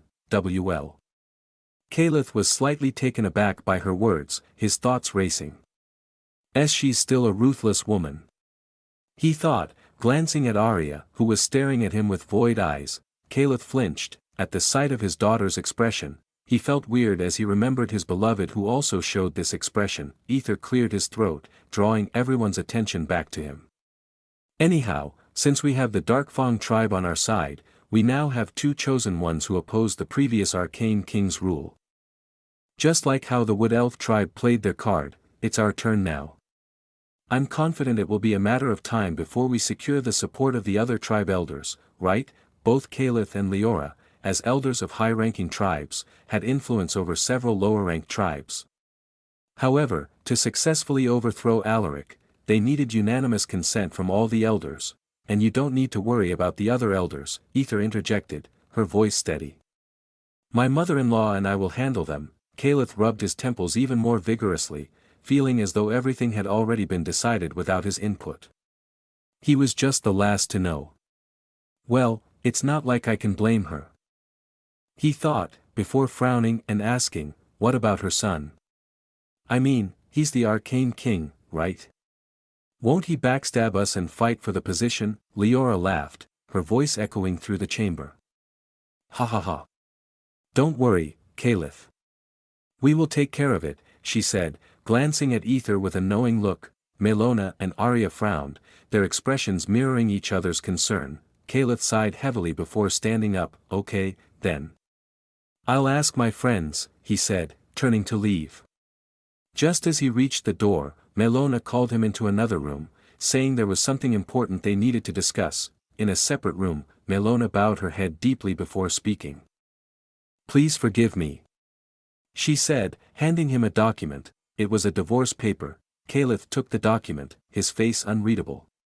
So, it's come to this, he mumbled. Melona bit her lip, just about to explain when, finally, Caeleth shouted, his voice filled with unexpected relief. He reached into his pouch and pulled out an old, weathered document, handing it to Melona. Melona took the old paper, her eyes widening as she realized it was another divorce paper. Dated 1,000 years ago, her face twisted in disgust. and before she could say anything, the moment Arya was born, I decided to leave you, Caliph said, his expression serious. But I couldn't because I loved my daughter. I didn't want her to be sad, so I held on to this. Melona blinked a few times, the veins on her forehead bulging with anger. So there was no hope for me from the very beginning? Yet I kept thinking this fool would love me one day. Her anger was palpable and understandable, seeing the pure, happy smile on Caliph's face, as if he had been liberated from a long-held burden. She couldn't help but snap back, yeah, I also found a wonderful man who loves me, enjoys my cooking, and even whispers sweetly to me like I've never been held before. He even went to hell to get me back. Caliph was surprised but then smiled genuinely. Good for you, then, he said, walking away with a spring in his step. Melona stood there, mouth agape, unable to believe this jerk was so selfish, but then she remembered what she had just said, her cheeks turned red with embarrassment. What the hell, she shouted in shock, 800 AP. Meanwhile, Arya blankly stared at Leora, who was sniffing ether without hesitation. Her mind suddenly flashed back to the events of the previous night, chapter 268, Leora's shyness. Last night, after the fearful scream, Aether tenderly took care of Arya, believing her exhaustion was the primary cause of her distress. They then engaged in a deep conversation about her mother's precarious situation and Leora's equally troubling circumstances. Arya comprehended that what Aether had accomplished was nothing short of miraculous. She was profoundly grateful that her mother was still alive. Despite the fact that her mother's soul was now irrevocably tied to Aether, Arya was immensely thankful. Without his intervention, she would have lost her mother forever, and that thought filled her with a mixture of relief and gratitude. Regarding Leora, Aether had revealed the truth, or at least a partial truth. He recounted how Leora had almost cornered him, attempting to leverage the situation to her advantage and nearly managing to mate with him. However, Aether, ever loyal to Arya, made a specific compromise. He would only be with Leora if she could genuinely make him fall for her. This compromise left Arya feeling both relieved and powerless. She knew from the very beginning that the woman was after Aether, and she was really grateful that due to her keen sense for Aether, she saved them. Still, she felt utterly helpless in this situation. She knew Aether was trying his best to keep Leora on the bay so that their tribe would not cause any problems. Anyhow, Arya glanced at Leora, who was attempting to bite Aether's neck as if trying to mark him. Arya's lips twitched in irritation before she declared, "Let me tell you this, no matter what happens, I will never let you have my husband." Her expression was stern and cold, underscoring the seriousness of her words. Leora simply smiled in response and said, "We will see about that." The veins on Arya's forehead bulged in anger. Sensing the escalating tension, Aether decided to intervene. "So, did you get the coachman's details?" he inquired, referring to the coachman who had driven them previously. "Yes, but it seems he's a local who works for anyone as long as he gets paid." "And the group that attacked you initially appears to be an old mercenary group that works for money. In every empire," Leora explained thoughtfully. Arya snorted, "Well, you are useful to my husband." Before Arya's expression turned serious and cold as she replied, "Only two people knew that I had that particular item. One is Kai Frostblade, and the other is, no, the princess wouldn't do that." Aether interjected, his face grave. This made Arya twitch her lips in frustration as she responded, "Aether, I know she's important to you, but she's just as opportunistic as anyone else." Aether shook his head firmly, "I know the princess better than you do, Arya. Yes, she might be cunning, but she would never harm me in the process and, never go back on her word." Arya clicked her tongue in annoyance. Looks like that villainous bitch brainwashed him perfectly, she thought bitterly. Aether could sense what she was thinking but chose not to address it, wanting her to believe that there was indeed something more between him and Aquilina. "Then it leaves Kai." Leora mumbled under her breath. "No, it's not him either," Aether stated with certainty. Both Leora and Arya frowned, puzzled by Aether's unwavering conviction. Aether chuckled softly before slowly wrapping his arms around their waists, pulling them closer. "Kai has a twisted sense of selfish justice. He wouldn't do something like that, but Arya began, but Aether interrupted, "He doesn't have the brain to make such decisions. It must be either his father or his grandfather." Both Arya and Leora fell silent, processing his words. They might not know much about Kai and his family dynamics, but they understood that Aether was familiar with them, so his insights were likely accurate. Suddenly. Thud, Melona burst into the room, her face etched with annoyance. "What happened, Mom?" Arya asked worriedly. Instead of responding directly, Melona marched over to the trio, staring intensely at Leora before demanding, "Mind telling me why you're fawning over my son-in-law?" Leora, rather than answering the question, retorted, "Did he finally dump you?" Veins popped on Melona's forehead as she gritted her teeth and replied, "He didn't dump me. I dumped him," she declared with a mix of annoyance and satisfaction. Both Arya and Aether were taken aback before they started smiling, understanding that Melona was finally starting to move on from her past. Ahem. Melona cleared her throat awkwardly before continuing.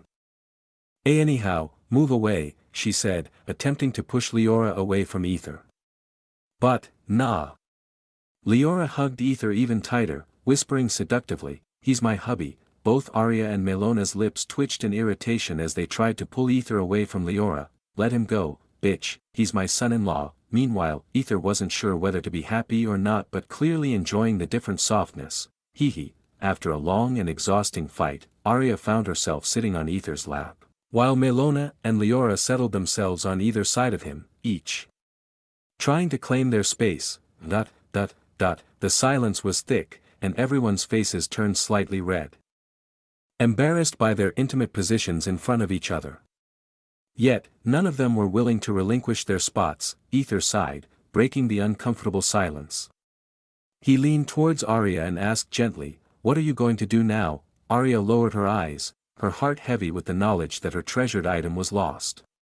She felt a deep sense of loss and frustration. Melona sighed deeply before saying, "If I'm being honest, I don't think they will trade Aether for it.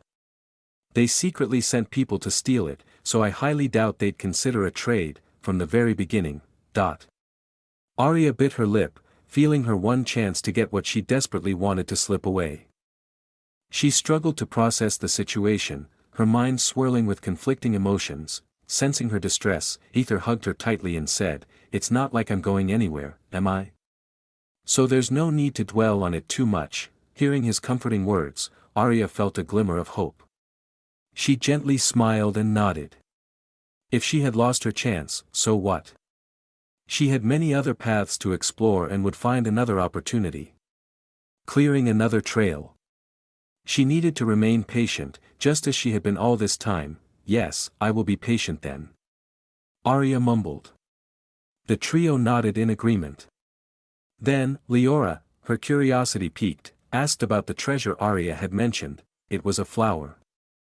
"Flower? Yes, a flower that I planted when I was caged by him. It was my only solace in that haunted place. A white spider lily, a rare species," Arya explained, her eyes distant as she recalled the memory. Aether had a shocked face before remembering he talked with Leah who didn't even know about the lily flower, so he asked, "A white spider lily? I've never heard of it." "Me neither," Leora added, looking puzzled. Arya smiled softly and looked at her mother. "It belongs to mother." Melona nodded, adding, "Yes, it was a seed used in ancient times, passed down through our lineage." "I see."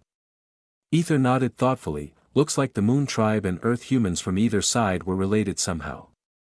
He mused. Arya's expression turned serious. "Anyhow, it was Alaric, right?" she asked with a blank expression, her tone devoid of emotion. Aether didn't answer immediately, but his silence was enough for the trio to understand. Seeing their expressions, Aether asked with an amused expression, "Not going to ask any questions?" "No. I believe in my Aether," Arya declared confidently, her eyes shining with trust. "I believe in my son-in-law," Melona added with a proud smile. Leora remained silent, hugging Aether tightly. Seeing one person staying silent, the trio looked at Leora, who was just hugging Aether. "What?" Leora asked defensively, knowing why they were looking at her. Only silence answered her, their expectant gazes piercing through her. Sigh, "I don't know. It's not that I don't believe, but I don't care whether it's the truth or a lie. It doesn't matter to me." Leora's face turned awkward. "I mean, I don't know how to say it like you guys, but She awkwardly scratched her head, trying to find the right words. It wasn't that she didn't believe Aether, rather, just as she said, she didn't care. It indicated she was ready to stand by him through thick and thin, but she couldn't express it since she wasn't comfortable showing her feelings so openly. If it was mating and fighting she would be the first one, but something like believing and supporting was different to her, Aether understood. Seeing her awkward face, he sensed she might be feeling a little lonely. He subconsciously leaned in, kissed her forehead, and said with a teasing smile, "Aren't you a little shy?" Leora flinched before averting her eyes, her cheeks flushing with color. Leora mumbled, "I'm not shy. Just not good with words." Her tail wagged slightly as she looked at Aether with puppy eyes, silently pleading with him not to tease her too much. Aether chuckled softly, his heart melting at her innocent expression. "Damn, girl. You really are a cute one," he mumbled, unable to hide his amusement. Leora's lips trembled, she knew her acting was working on him. Yet, a mixture of emotions swirling inside her. She felt a strange, unfamiliar sensation clenching her heart. She was supposed to be the one making Aether fall for her, yet here she was feeling something profoundly different. Her heart beat crazy when he called her cute, 4000 AP, and OUCH. Aether was pinched by two sets of fingers, both Arya and Melona glaring at him with death stares. Chapter 269, Bonus Chapter. After Leora left the house, Melona her attention to Aether, her gazes filled with doubt and suspicion. "Are you sure you didn't fall for that bitch?" Melona asked, her face skeptical, eyebrows furrowed in disbelief. Aether sighed, knowing this conversation was inevitable. "I said before, I unconsciously did that," he answered honestly, his voice steady. He believed honesty was the best policy, especially with these two strong-willed women. Yet, Melona's expression didn't change. "Yeah, I don't believe it," she said bluntly, her face remaining stern. Aether felt a twinge of frustration. "Then what should I do?" "Kiss you too?" he asked casually, his tone light-hearted, attempting to diffuse the tension. His words had an immediate effect on Melona.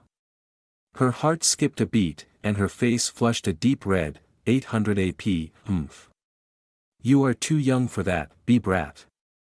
Melona stammered, clearly flustered, before quickly turning on her heel and walking away at a hurried pace, her steps echoing through the room. As soon as she left the room, Aether turned his attention to Arya. She simply smiled at him, a look of unwavering trust in her eyes. "I believe in you," she said warmly. Though her trust stung Aether's heart, he managed a smile. He was just about to respond when Arya's expression darkened. Her eyes filled with a menacing determination as she muttered, Foo, I will kill that bitch later." Aether shut his mouth and shook his head. He knew how to handle her as he picked Arya up and pushed her onto the bed. He hovered over her, his breath hot against her ear as he whispered with possessiveness, "Arya, why yes." Arya's voice trembled, her body responding instantly to the possessive glint in Aether's eyes, and her Yandra tendencies lowered down. Aether's gaze roamed over Arya's body, taking in every curve, every line. With deliberate slowness, he began to peel away her clothes, revealing her soft, inviting skin. He paused to admire her two full, luscious breasts, his mouth watering at the sight. Her pink nipples stood erect, tempting him. "Someone is ready," he whispered, leaning down. He licked one of her hardened nipples, savoring her taste, feeling the pebble-like texture against his tongue. "Ah," Arya moaned, her fingers instinctively threading through his hair, pulling him closer. "Suck me more, ah." Aether grinned, the fire in his eyes growing as he took her nipple into his mouth, biting gently before sucking harder, his tongue swirling around a sensitive peak. His free hand moved to her other breast, pinching and rolling her other nipple between his fingers, making her gasp with pleasure. "Ah yes, ah, suck me." Arya's back arched, her body pressing up against him, her breath coming in ragged gasps.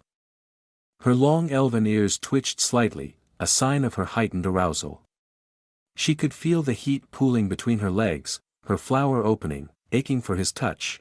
"Ah." Aether's hand trailed down her body, his fingers brushing against her inner thighs, teasing her. He spread her legs, revealing her glistening pussy, the delicate petals already wet with desire. "You're so beautiful," he murmured, his voice thick with lust. Arya's eyes fluttered open, meeting his gaze. "Please, Aether." I need you, she pleaded, her voice a soft whimper. With a deep, hungry groan, Aether lowered his head between her legs, inhaling her intoxicating scent. His tongue flicked out, tasting her nectar.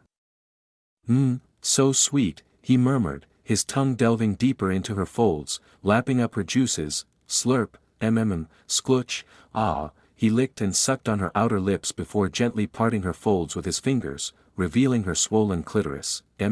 His tongue circled around it, applying just the right amount of pressure. Ah, Aether, ah, Arya cried out, her hips bucking against his mouth. His hands gripped her thighs, holding her steady as he feasted on her, his tongue exploring every inch of her sensitive core. Noah slow, he sucked on her clit, his tongue swirling around the swollen nub, driving her wild with desire. His fingers moved to her entrance, slipping inside her wet warmth, pumping slowly as his mouth worked her clit. I am so close, she gasped, her body trembling. Aether's tongue moved faster, harder, pushing her closer to the edge. With a final, deep lick, Arya shattered, her orgasm washing over her in waves. Aether drank her nectar, savoring every drop as she writhed beneath him. He wasn't finished. With a mischievous glint in his eyes, his finger teased her puckered entrance. Arya gasped, her body tensing with anticipation. Aether, what are you? But before she could finish, his tongue flicked out, circling her clitoris. She moaned, her hips pushing back against him as he licked and teased her sensitive ring. His fingers continued to work her asshole and some even went inside her, circling her asshole walls. Oh God, Aether, Arya was lost in sensation, her body trembling as he licked and sucked on her, driving her wild with pleasure. She could feel another orgasm building, her body teetering on the edge. But Aether stopped. Arya pouted, he climbed back up her body, capturing her lips in a searing kiss. She could taste herself on his tongue. I need you inside me, she whispered against his lips. Aether positioned himself between her legs, his hard vigor shaft pressing against her entrance. Ah, don't tease me, he teased her, rubbing the tip against her slick folds, making her squirm with anticipation.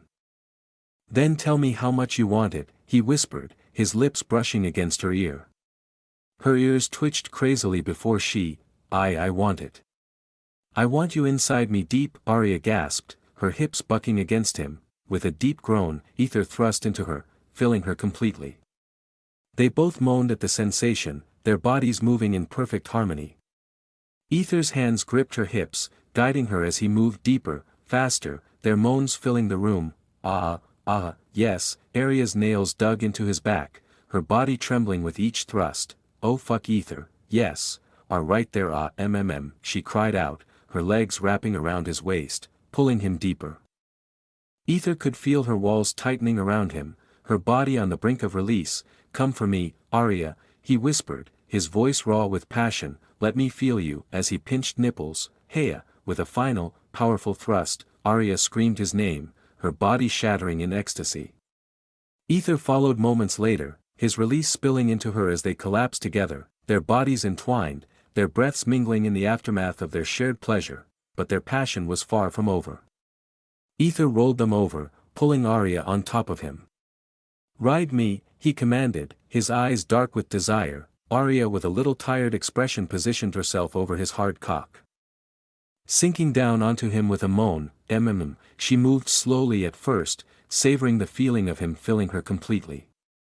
Aether's hands found her breasts, squeezing and teasing her nipples as she rode him. Sklutch, you're so tight, he groaned, his hips thrusting up to meet her movements. Don't move.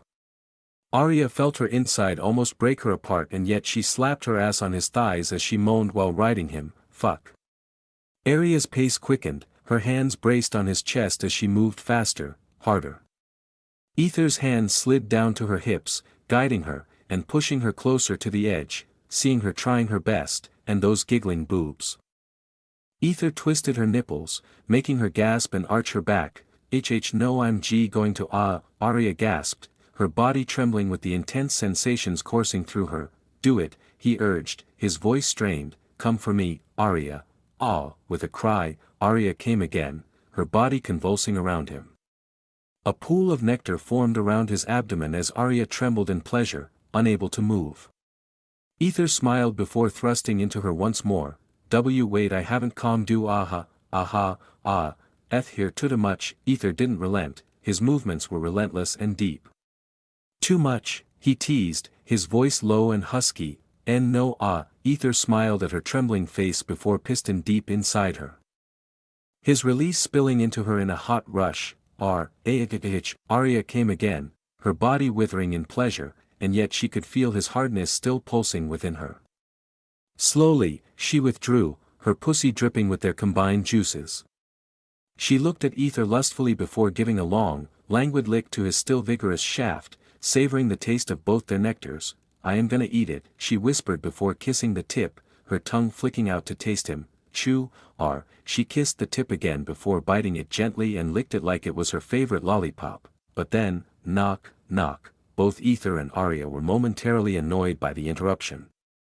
But then a maid's urgent voice came through the door. Young miss, her grace fainted in the corridor. Chapter 270, his thing is, little weird, it hasn't even been 12 hours, and yet her body has already started to decay.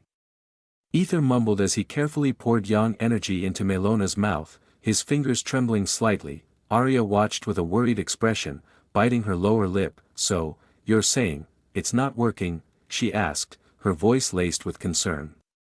She knew exactly what that white liquid was. Aether had explained everything to her about Melona, leaving no detail unspoken. Though Aether was often a scumbag, he didn't want to hurt Arya with his situation involving her mother. He had laid everything bare before her. To his surprise, Arya had nodded with a calm and understanding expression, one he certainly didn't expect. I can't say without testing. Previously, it lasted longer, so I think it might not be related to the quantity. Aether mumbled, recalling how he had given Melona double the usual amount of yang energy this time. Arya's eyes wandered to his crotch, which was still bulging since they had stopped midway. Her eyes flickered with a mix of curiosity and realization before she spoke again. Could it be about the quality then? Whether you're aroused or not? Aether frowned, his mind racing to make sense of her words. I mean, maybe it depends on how aroused you are or something. Arya said, a slight blush coloring her cheeks.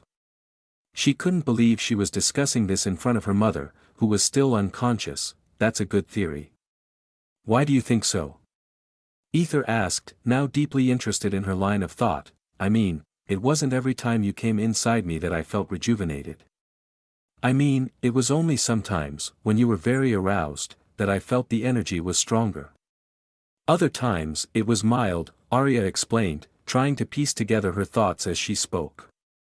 She struggled to find the right words to express what she felt. Interesting. Aether mumbled, I feel like something's wrong with me. Sigh. He nodded thoughtfully and looked at Melona. Looks like she's not waking up. Why don't you help me? He suggested with a smirk, his eyes gleaming with mischief. Arya licked her lips before replying, do you even need to ask? She pulled him towards the bathroom, her grip firm and eager. Meanwhile, what the heck is going on? Melona screamed inwardly while maintaining her unconscious facade. She hadn't actually fainted, she had simply stumbled and fallen when her body got tired and dizzy. She was lying there to avoid Aether's wrath for not contacting him sooner. But who would have thought she'd overhear something so important? What are they talking about?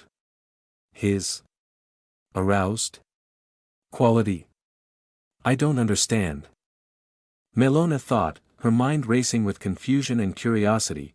After what felt like an eternity, Arya and Aether emerged from the bathroom, their bodies still glistening with sweat. Melona, quietly peeking through her barely opened eyes, noticed their clothes were disheveled, and Arya's mouth was drooling slightly. Gulp, she swallowed hard. Don't tell me. Her mind struggled to process the scene. Meanwhile, Aether examined the 2 bottles filled with yang energy. No matter how closely he looked, he couldn't see any difference without a microscope. I don't see anything different. Aether mumbled, frustration evident in his voice. Arya took the 2 bottles, licking her lips sensuously. I think this one is more potent, she said, holding up one of the bottles. How can you tell? Aether asked, puzzled. He was sure he hadn't seen any difference. Dear, there are things only a woman can understand, she whispered, rubbing his crotch teasingly. She was still hungry, unsatisfied by their brief encounter in the bathroom. Aether shook his head with amusement, but then a thought struck him. What if? He focused on the arcane energy, like how he did to absorb others' arcane energy. His vision shifted to black and white, revealing one of the bottles flickering with a bright white light while the other only slightly flickered. Fuck. Aether mumbled, astonished. The bright white light bottle was from Arya's special service, while the flickering one was from his own hands. Arya, you are fucking awesome, Aether said, amazed at her intuition. Arya was taken aback but then grinned with a happy smile. Aren't I? She said, hugging him tightly and kissing his neck, her desire rekindled. Arya. Your mother, it's fine, she's just sleeping, and it's just a simple kiss, Arya said, before kissing his lips passionately, savoring his taste. Meanwhile, Melona was crying inwardly. She couldn't believe her shy daughter was doing this in front of her.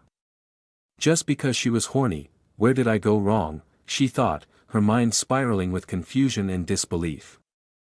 She slightly opened her eyes and peeked, seeing Arya pushing Aether against the wall and kissing him vigorously. Aether's hands roamed over Arya's body, fondling her ass as he slowly slid inside her. Ah! Melona was taken aback, her cheeks turning red before she tightly closed her eyes again, her heart pounding in her chest. 800 AP, Aether immediately stopped and stared at Melona, sensing something was off. Did he find out?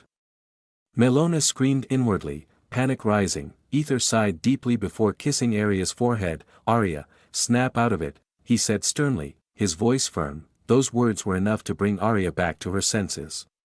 She blushed deeply, lowering her head in shame. She couldn't believe she had lost control in the heat of the moment. Thank goodness Mom is still sleeping, she thought, feeling a mix of relief and embarrassment. Then Aether walked toward Melona and carefully poured the brighter liquid into her mouth. As she drank it, her body instantly rejuvenated, as if it were brimming with newfound energy. Melona, knowing she couldn't hide anymore, slowly fluttered her eyes open, pretending to wake up. Mom. Arya cried out, her voice trembling with a mixture of relief and fear. She immediately hugged her mother tightly, tears streaming down her face. I was so scared, Mom. I thought I was going to lose you. Her grip was almost desperate, as if she feared letting go would mean losing her mother forever.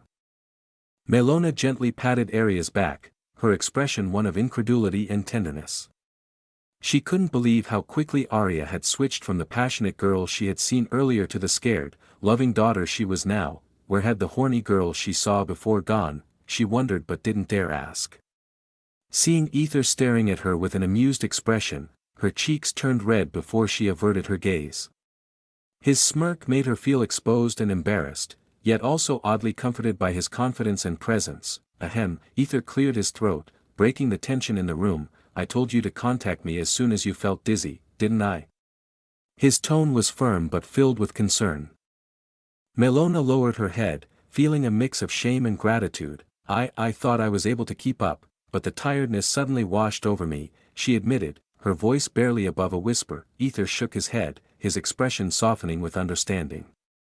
I know, mother-in-law, what you're thinking, he said gently, his eyes meeting hers with a knowing look. You think you're a burden to me, right? Aether's words were direct, piercing through her insecurities and hitting the core of her worries. Hearing that, Melona lowered her head even more. Aether shook his head again, understanding her all too well. Melona, who had lived her life alone and loveless, was easy to read. Mother-in-law, you have lived your life alone, a husband who abandoned you and a daughter who was caged. It's easy to understand why you feel this way, but you're wrong. Aether then hugged both women, pulling them close with a warmth and sincerity that was undeniable. We are family, mother-in-law. If you think you're a burden, then you're not thinking of me as your family. Family means supporting each other, no matter what. Melona blinked, her eyes glistening with unshed tears. I am sorry, she said, her voice breaking. I'll try to think differently. Her heart was a whirlwind of emotions, battling between past fears and new hopes. Arya, still holding her mother tightly, added, it's fine, Mom. You can trust him. You can trust this man. Her voice was filled with conviction and love. She knew her mother still hadn't gotten over the fear of being abandoned by a man, so her hesitation was understandable. He's not like the others, Mom. He's different. He's here for us, always. Arya said with a determined face as she knew Aether would be there for them. Melona's eyes turned even teary before she nodded, her heart swelling with a mixture of relief, hope, and a sense of belonging she hadn't felt in a long time. I am sorry, dear. I will try, she said. Hearing that, Arya smiled brightly. Thank you, Mom. That's all we ask, she said, her voice soft and loving. Aether nodded approvingly before kissing Melona's forehead, then Arya's, and hugged them both tightly. 900 AP, Melona smiled gently, feeling his protective emotions. She felt a warmth spread through her heart, a sense of belonging she hadn't felt in a long time. Chapter 271, Returning to SSA, Arya and Aether stood before the carriage, its polished surface gleaming under the mid-morning sun as they prepared to depart once again. Take care and be sure to eat well, my dear, Melona said, her voice trembling with emotion. She wrapped her arms around Arya, pulling her into a tight hug. Tears shimmered in her eyes, threatening to spill over. Arya returned the embrace, her own eyes misting with unshed tears. Yes, Mom, she mumbled, her voice choked with emotion. She reluctantly pulled away and stepped into the carriage, her movements hesitant. She knew that if she stayed any longer, she might break down, and she couldn't afford to cry in front of her mother. She had to stay strong. With a determined look, Arya vowed silently, I will do everything in my power to bring you back to normal, Mom. I will be leaving then, mother-in-law. Please use the medicine carefully and inform me as soon as you get tired, Aether said, his tone firm but filled with concern. Melona's lips twitched at Aether's worried demeanor. With an amused smile, she teased, Era, are you not going to hug your pitiful mother-in-law? What a bad son-in-law I have. Aether chuckled and shook his head. He stepped forward and hugged Melona, holding her close. As he stared into her eyes, he whispered, Of course, I would love to hug my mother-in-law. Melona grinned, but then she felt Aether tightening his embrace. She couldn't help but tease him further. Foo, aren't you hugging me a little too tightly? Aether smirked. Well, you are asking for it, I am asking. Melona frowned, but her eyes widened as she realized her emotions were being transferred to Aether. Her cheeks flushed a deep red, a warmth spreading across her face. Flustered, she pushed him away gently. Go, 900 AP, Aether chuckled, a deep, resonant sound. And kissed her cheek. He then turned to Leora, who stood nearby, watching silently. I will be leaving. Leora, Aether said, standing before her. His heart worried at the thought of leaving her behind, knowing that her affection had not yet reached its limit, but he couldn't have time. Leora stared at Aether for a few moments before slowly wrapping her arms around him. I am not sure if you were pleased or not, but I gave my best, she whispered, her hand brushed against his crotch, a bold but tender gesture. With a determined look, she added, I will definitely make you fall for me, no matter how long it takes. With a happy and grinning face, Leora pulled him closer. Her lips meeting his in a fierce, passionate kiss. Melona's eyes widened in surprise, but Leora didn't care. Her tongue danced with Aether's in a battle for dominance, their breaths mingling as they slowly parted, breathless and flushed. Ha, soon you will be mine, Leora declared, her voice serious and filled with determination as she licked her lips. I am waiting then, Aether replied with a gentle smile. He kissed her forehead tenderly, he then walked back to the carriage, his steps slow and deliberate. Melona watched the carriage leave, a small smile playing on her lips. As she turned to go, she noticed Leora biting her lip, her expression sad and her tail and ears drooping like an abandoned dog. Why do I feel like my son-in-law is the one who is after her? Melona mused, blinking in surprise. With a sigh, she encouraged quietly, do your best, my daughter. She then addressed Leora, we shall proceed with the plan, Leora. Leora took a moment before nodding, her expression turning fierce. It's time to butcher some bitches, she declared, her voice filled with a fierce determination. Melona's lips twitched in amusement before she chided, mind your words. You barbarian woman, inside the carriage, Arya straddled Aether's lap, her lips locked with his in a deep, passionate kiss. As if she was trying to purify him, after a moment, Arya pulled away, resting her head against his chest. She listened to the steady beat of his heart, finding comfort in its rhythm. "She will be fine for a week, right?" she asked, her voice tinged with worry. "Yes, if the quality doesn't change by our estimation," Aether replied, his tone soothing. He gently stroked her hair, noticing the sadness and fear in her eyes.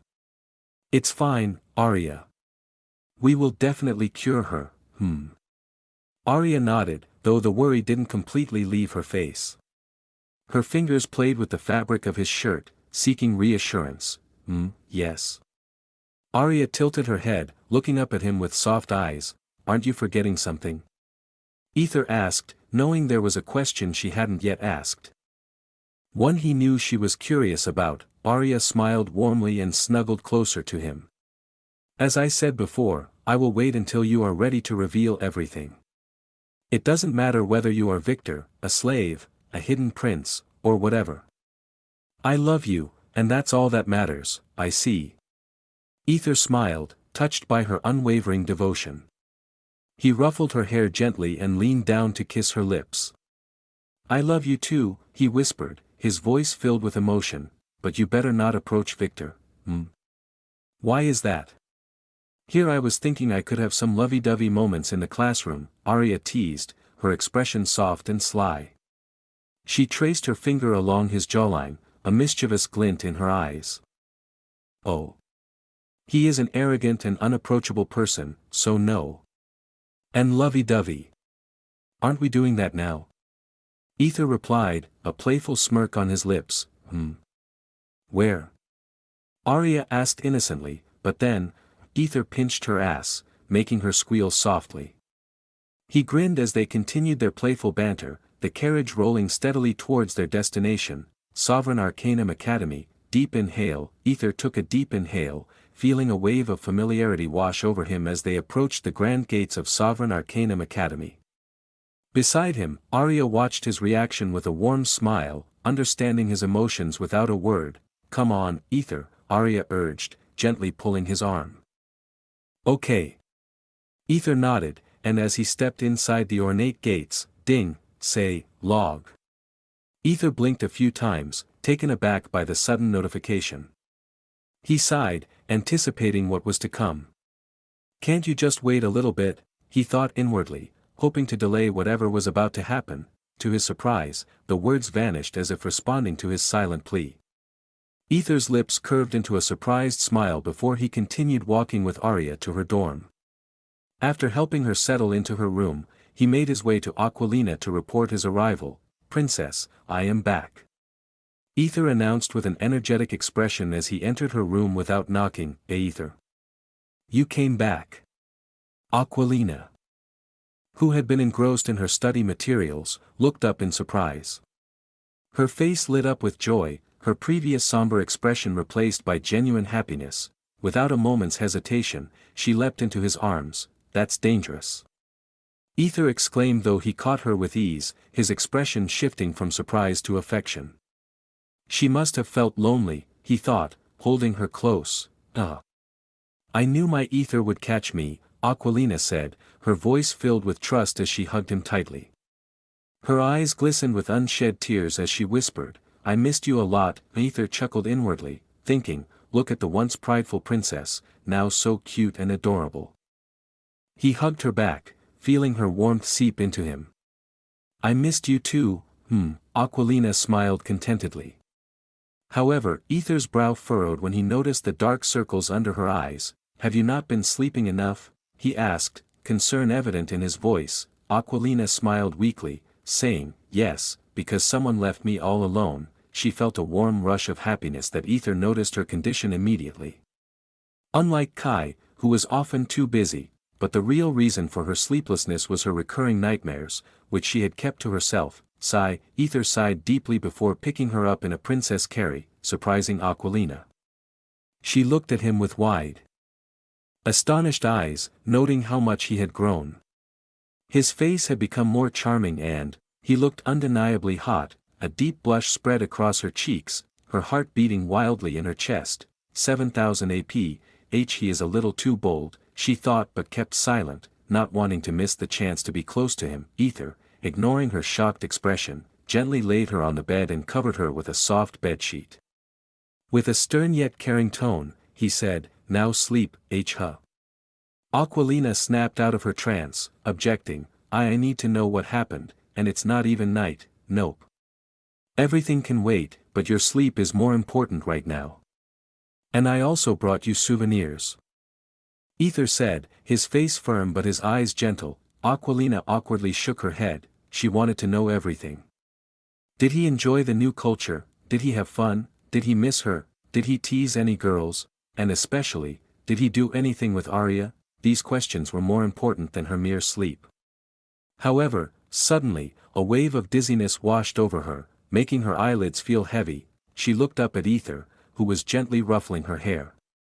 Sleep with me, she murmured, patting the space beside her. Aether was startled but shook his head, replying softly, You know I cannot do that, right? Aquilina bit her lip before sighing, extending her hand towards him. It was a silent plea that Aether understood immediately. He took her hand and squeezed it tightly. Aquilina nodded, her eyes slowly closed, her breathing evening out as she drifted into a peaceful sleep. Chapter 272, Hello, Mother. Thud. Aether quietly closed Aquilina's room door, ensuring it didn't disturb her peaceful slumber. A serene smile lingered on her face, a testament to the beautiful dreams she was undoubtedly having. With a contented sigh, Aether turned away. As he walked, his gaze briefly lingered on Helena's door. He glanced at his mission tab, noting it wasn't blinking. She can wait, he thought, making his way to the lower floor and heading straight for Celine's room. The moment he entered, Aether. Celine's ecstatic scream filled the room. She launched herself at him with such force that Aether staggered, but he quickly caught her and swung her around in a joyous embrace. Ahaha. Celine's giggles were infectious as she clung to him tightly. I missed you so much, she cried, her voice echoing with heartfelt emotion. I missed you too. Aether mumbled, hugging her back. Celine's laughter rang out as she nuzzled closer, her happiness palpable. Hug me tight, she demanded, her voice a mix of urgency and affection. Aether nodded, tightening his embrace, even tighter. Tighter. That's really gonna break you, you know, Aether said, amused by her insistence. Celine giggled even more and whispered provocatively, I don't mind. Aether's lips twitched in a mischievous smile. Seems like someone is being naughty, he teased, his hand slipping down to grab her as firmly. SSS, Celine hissed, a tingling sensation shooting through her. She grinned, licking her lips seductively. You don't like naughty girls? Aether leaned in, capturing her lips in a heated kiss. Celine moaned softly, her body melting into his. Of course, I like naughty girls, Aether whispered against her lips before deepening the kiss. He pushed her onto the bed, their bodies intertwining in a fervent embrace.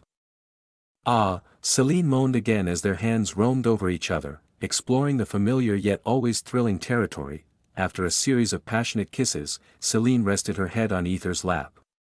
He gently ruffled her hair, a gesture she loved. I'm not sure why you asked me to protect her, but there was no incident around Helena, she said softly, her fingers tracing circles on his thigh. I see. Aether nodded thoughtfully. Did anything happen recently? Any weird incidents? He asked, his mind working through potential threats. I don't think there was anything weird. Wait. I think the Archpriestess visited the academy, Celine recalled, her brow furrowing in thought. Archpriestess, Aether's nodding slowed, and his eyes widened with a flicker of fear. Why you mean that Archpriestess? He asked, trying to keep his voice calm while inwardly screaming with alarm. Yes, the same woman who visited Kai's engagement function. Celine confirmed, gulp, I see. Aether nodded again, more slowly this time. Is she still here? Nah, she already left, I see. Aether mumbled as he tried to piece together the information. Celine noticed his hesitation and frowned. Is Helena related to your mission? she asked, her voice laced with concern. Aether remained silent, his expression unreadable. Celine sighed, sensing his reluctance to share. She snuggled closer, her voice taking on a childlike pleading tone. I want you to spend the night with me. Her expression, however, was anything but innocent. Aether smiled, kissing her forehead tenderly. I need to inform Master Kai and the principal, he said softly. Celine pouted, her lower lip jutting out adorably. Aether couldn't resist pinching her bubbly cheeks, making her giggle like a child. They spent the next few hours talking about everything they had missed during his absence. Aether recounted his adventures, and Celine eagerly listened, her eyes sparkling with curiosity and admiration. So, you're saying that Miss Arya and you were attacked by some people? Which is why you were late? Kai asked, his arms folded tightly across his chest. He was trying to maintain his composure, but the subtle tremor in his hands betrayed his anxiety. Aether nodded, his expression calm and composed. Yes, master. We were ambushed by a group of mercenaries. They were highly skilled, but Ms. Arya managed to fend them off. Kai's eyes narrowed as he processed the information. He hadn't expected Arya to be capable of taking down professional mercenaries, especially those sent by his father. The thought unsettled him deeply. And these mercenaries, they were all killed by Arya? Yes, Aether confirmed. She fought bravely and managed to defeat them all. Kai stared at Aether for a long moment, trying to gauge if there was any deception in his words. Finally, he waved his hand dismissively. You can leave now, understood, Aether replied, turning to leave. But as he reached the door, Kai's voice called out once more. Aether, he said, his tone stern and commanding. You belong to me, don't forget that. Aether paused, a small, defiant smile playing on his lips. Of course. Kai watched Aether's retreating back with a mixture of frustration and fear. He turned his attention back to the letter from his father, which indicated that the mercenaries were not responding. His father had decided to send another batch.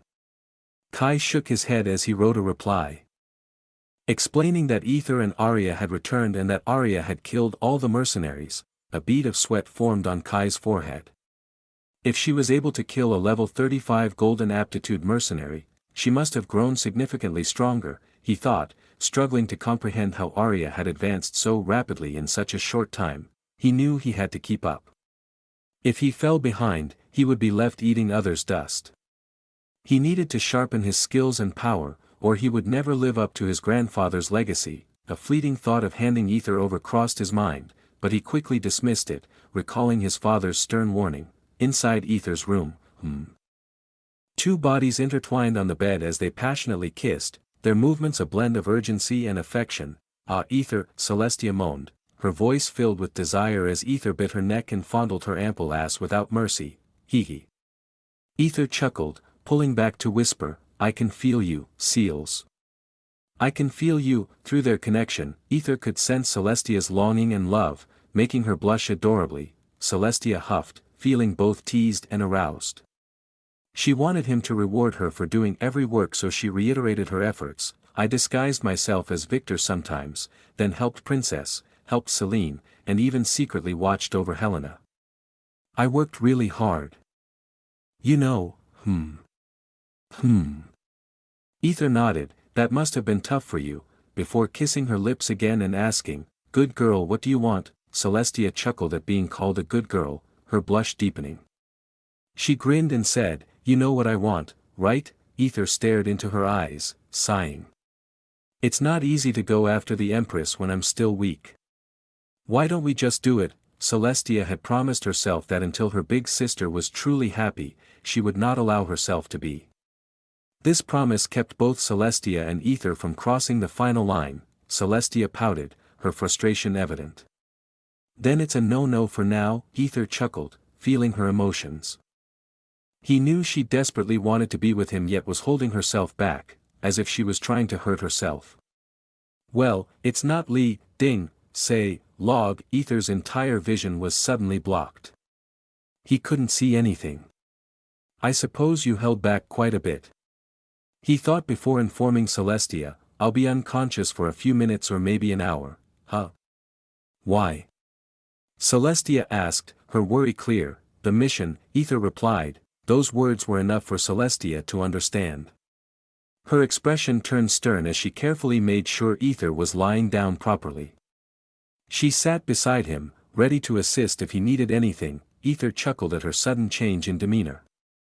Saying, "Log," in the next moment, Aether's consciousness was transported to the origin pillars, surrounded by a beautiful green landscape. "Congratulations, the lost one," a mechanical voice echoed from the center of the circular pillars. Aether stood firmly on the ground, unlike the last time when he walked on the ceiling. With a respectful smile, he bowed slightly. "Hello, Mother, 1 AP, ding, survival rate, 30%. Chapter 273, Mother's Embrace. Aether blinked a few times, not expecting to receive affection from the so-called mother. "There is no need to be surprised, the lost one. I am a little grateful that you saved my child," the mechanical voice echoed, its tone carrying a hint of warmth despite its robotic voice. "Ah. I see. Melona," Aether nodded in understanding. "She was the last of her tribe which was created by Mother. Yes, you saved my child," the mechanical voice continued, then murmured, "even though you are the cause to begin with." Aether's lips twitched. "What do you mean by that?" he asked. "Anyhow, since you won the trial, you can ask me any one question you want," the mechanical voice said. Soon, Aether's sternum shone, and a beautiful, glassy white spider lily appeared, floating before him with an ethereal glow. "Fuck, it's beautiful," Aether thought, staring at the flower, a deep longing stirring within him. He reached out, his fingers brushing against the delicate petals, feeling a connection to its mysterious allure. The flower then gently floated towards the center of the circular pillar where a bright light was emanating, casting intricate shadows on the walls. "What are you going to do with that?" Aether asked with a curious expression. He wondered about the flower's purpose, its significance, for the trial. "Is that your question?" the mechanical voice inquired. "Tisk," Aether clicked his tongue with an annoyed expression. What should I ask, he wondered. He never expected he would win the trial, much less have the opportunity to ask a question of such importance. Aether closed his eyes and pondered. To be honest, he had a lot of questions. He wanted to know who Mother really was, the true identity of Arcane, and the mysteries surrounding his log. Why was he forced to seduce and save others instead of gaining power himself? How would he survive after seducing others? Did he have a place in hell? Did hell even exist in the first place? He had so many questions, each one a tangled thread in the tapestry of his mind, pulling him in different directions. However, there was one basic thing he wanted to know, a very core question he needed to understand. Who am I? Aether asked with a serious face, his voice slightly trembling. That's quite an unexpected question, the mechanical voice responded, a note of surprise evident. Unexpected? Well, I thought you would ask how to save Melona for your beloved's sake or something, the mechanical voice explained. Aether gently smiled, a bittersweet expression crossing his face. Yes, I would love to ask that, but I know you are bound by the law just like Arcane. So there is no point in wasting the question. I will do whatever is necessary to keep Aria's smile and Melona's life. The mechanical voice hummed, contemplating his words. Seeing the prolonged silence, Aether's expression hardened, his mind racing. It seems what I thought might be correct, he pondered, a mix of excitement and apprehension swirling within him. What did he think? Of course, just like anybody who reads novels, Aether thought with a little excitement, or maybe overexcitement, that he was some kind of reincarnator. He imagined a grand past life where he was a powerful entity, one who governed over nature's order. He envisioned power-hungry, Mother and Arcane, who betrayed and killed him, but he, being stronger, used some ancient reincarnation method, vowing to return and reclaim what was his. The log, he believed, was a remnant of his past powers, guiding him back to his true self. Then why is Arcane helping, he wondered. Though there were some plot holes in his theory, he believed the story should be like that, right? However, you have quite an imagination, the mechanical voice said with amusement, breaking his reverie and bringing him back to the present. Is that not it? Wait, how did you know I was thinking? Aether had a shocked expression. The lost one, you are in my sanctuary, the mechanical voice said with pride, cutting him off. Aether understood she was reading his mind. Fuck. I cannot think anymore. He thought, his frustration mounting. Hesitantly, he asked, so, it's not, of course, it's not, the mechanical voice declared. Tisk, Aether clicked his tongue, his disappointment palpable. Then tell me, who am I? Well, then. You are Aether, the one and only Aether. Before or after, simultaneously. I see. Aether smiled quietly, a fleeting warmth filling his heart as he remembered Celine's words. She really told the truth. But then he frowned, puzzled. Simultaneously, he repeated, trying to grasp the full meaning. How is that possible? If I am the Aether here, then why couldn't I? Before Aether could finish, the mechanical voice interrupted him abruptly. Why don't you just die? The mechanical voice said. The words cold and final. Aether stammered, his mind reeling from the sudden and jarring shift in tone. You are destined to die. No, you should already be dead by now. The dead should not walk, and yet. The mechanical voice turned irritated, an edge of anger seeping through. Let me warn you, your fate has already been altered. I have seen your pain, Aether. Believe me, what you have gone through is not over. And what you are about to go through is going to be worse. As a mother, the creator of every child, I want my children to be happy. I will give you eternal sleep. Come to mother's embrace, child. Come, I will embrace you with warmth and gentleness.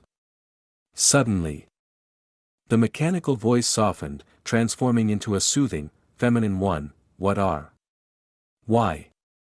Aether's body suddenly went lifeless, moving on its own as he neared the pillars. Yes, come to me, child. You don't need to force yourself to seduce others. You don't need to care for other women. You don't need to worry about their deaths. It's not in your hands. If they die, then it's their problem.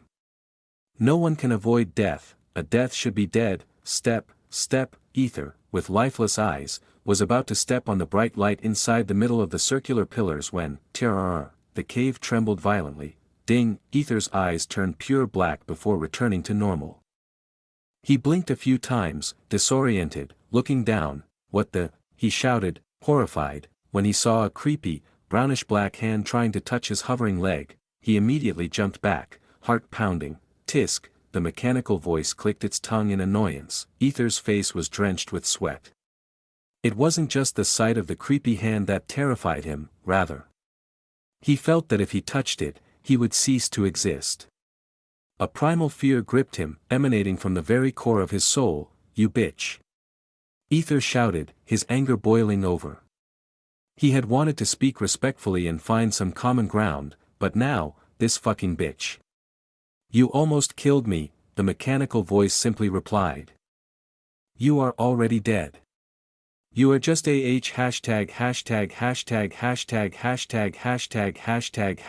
hashtag. Come to me, or you will suffer. Aether gritted his teeth. Suffer? You bitch. You don't know how much I've suffered. His voice echoed throughout the cavern, filled with pain, anger, and defiance. That's why I am telling you to come. Veins bulged on his forehead. To die? Incorrect.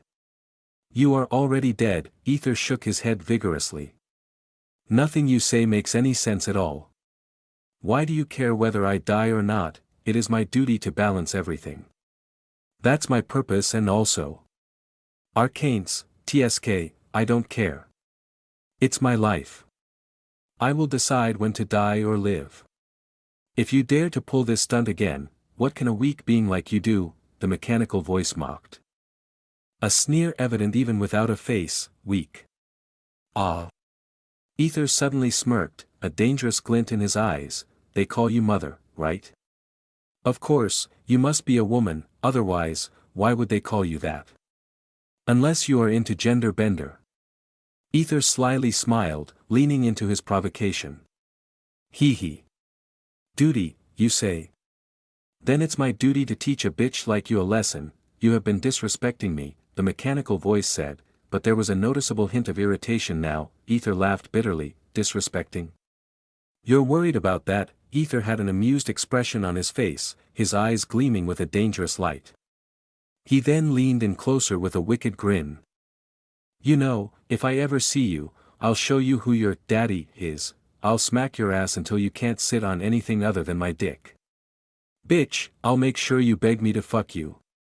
You're going to moan under me, you little bitch. Ding. Chapter 274, Second Trial. Begins. Aether had an amused expression on his face, his eyes gleaming with a dangerous light. He then leaned in closer with a wicked grin. You know, if I ever see you, I'll show you who your daddy is. I'll smack your ass until you can't sit on anything other than my dick. Bitch, I'll make sure you beg me to fuck you. You're going to moan under me, you little bitch. Ding. Survival rate, 35%. Terror. This time, instead of the cave itself, the pillars trembled violently, as if barely containing an immense anger that threatened to explode. Suddenly, a voice boomed, filled with an unmistakable fury. Get out. Aether's smoke-like body disappeared in an instant, dissipating into thin air.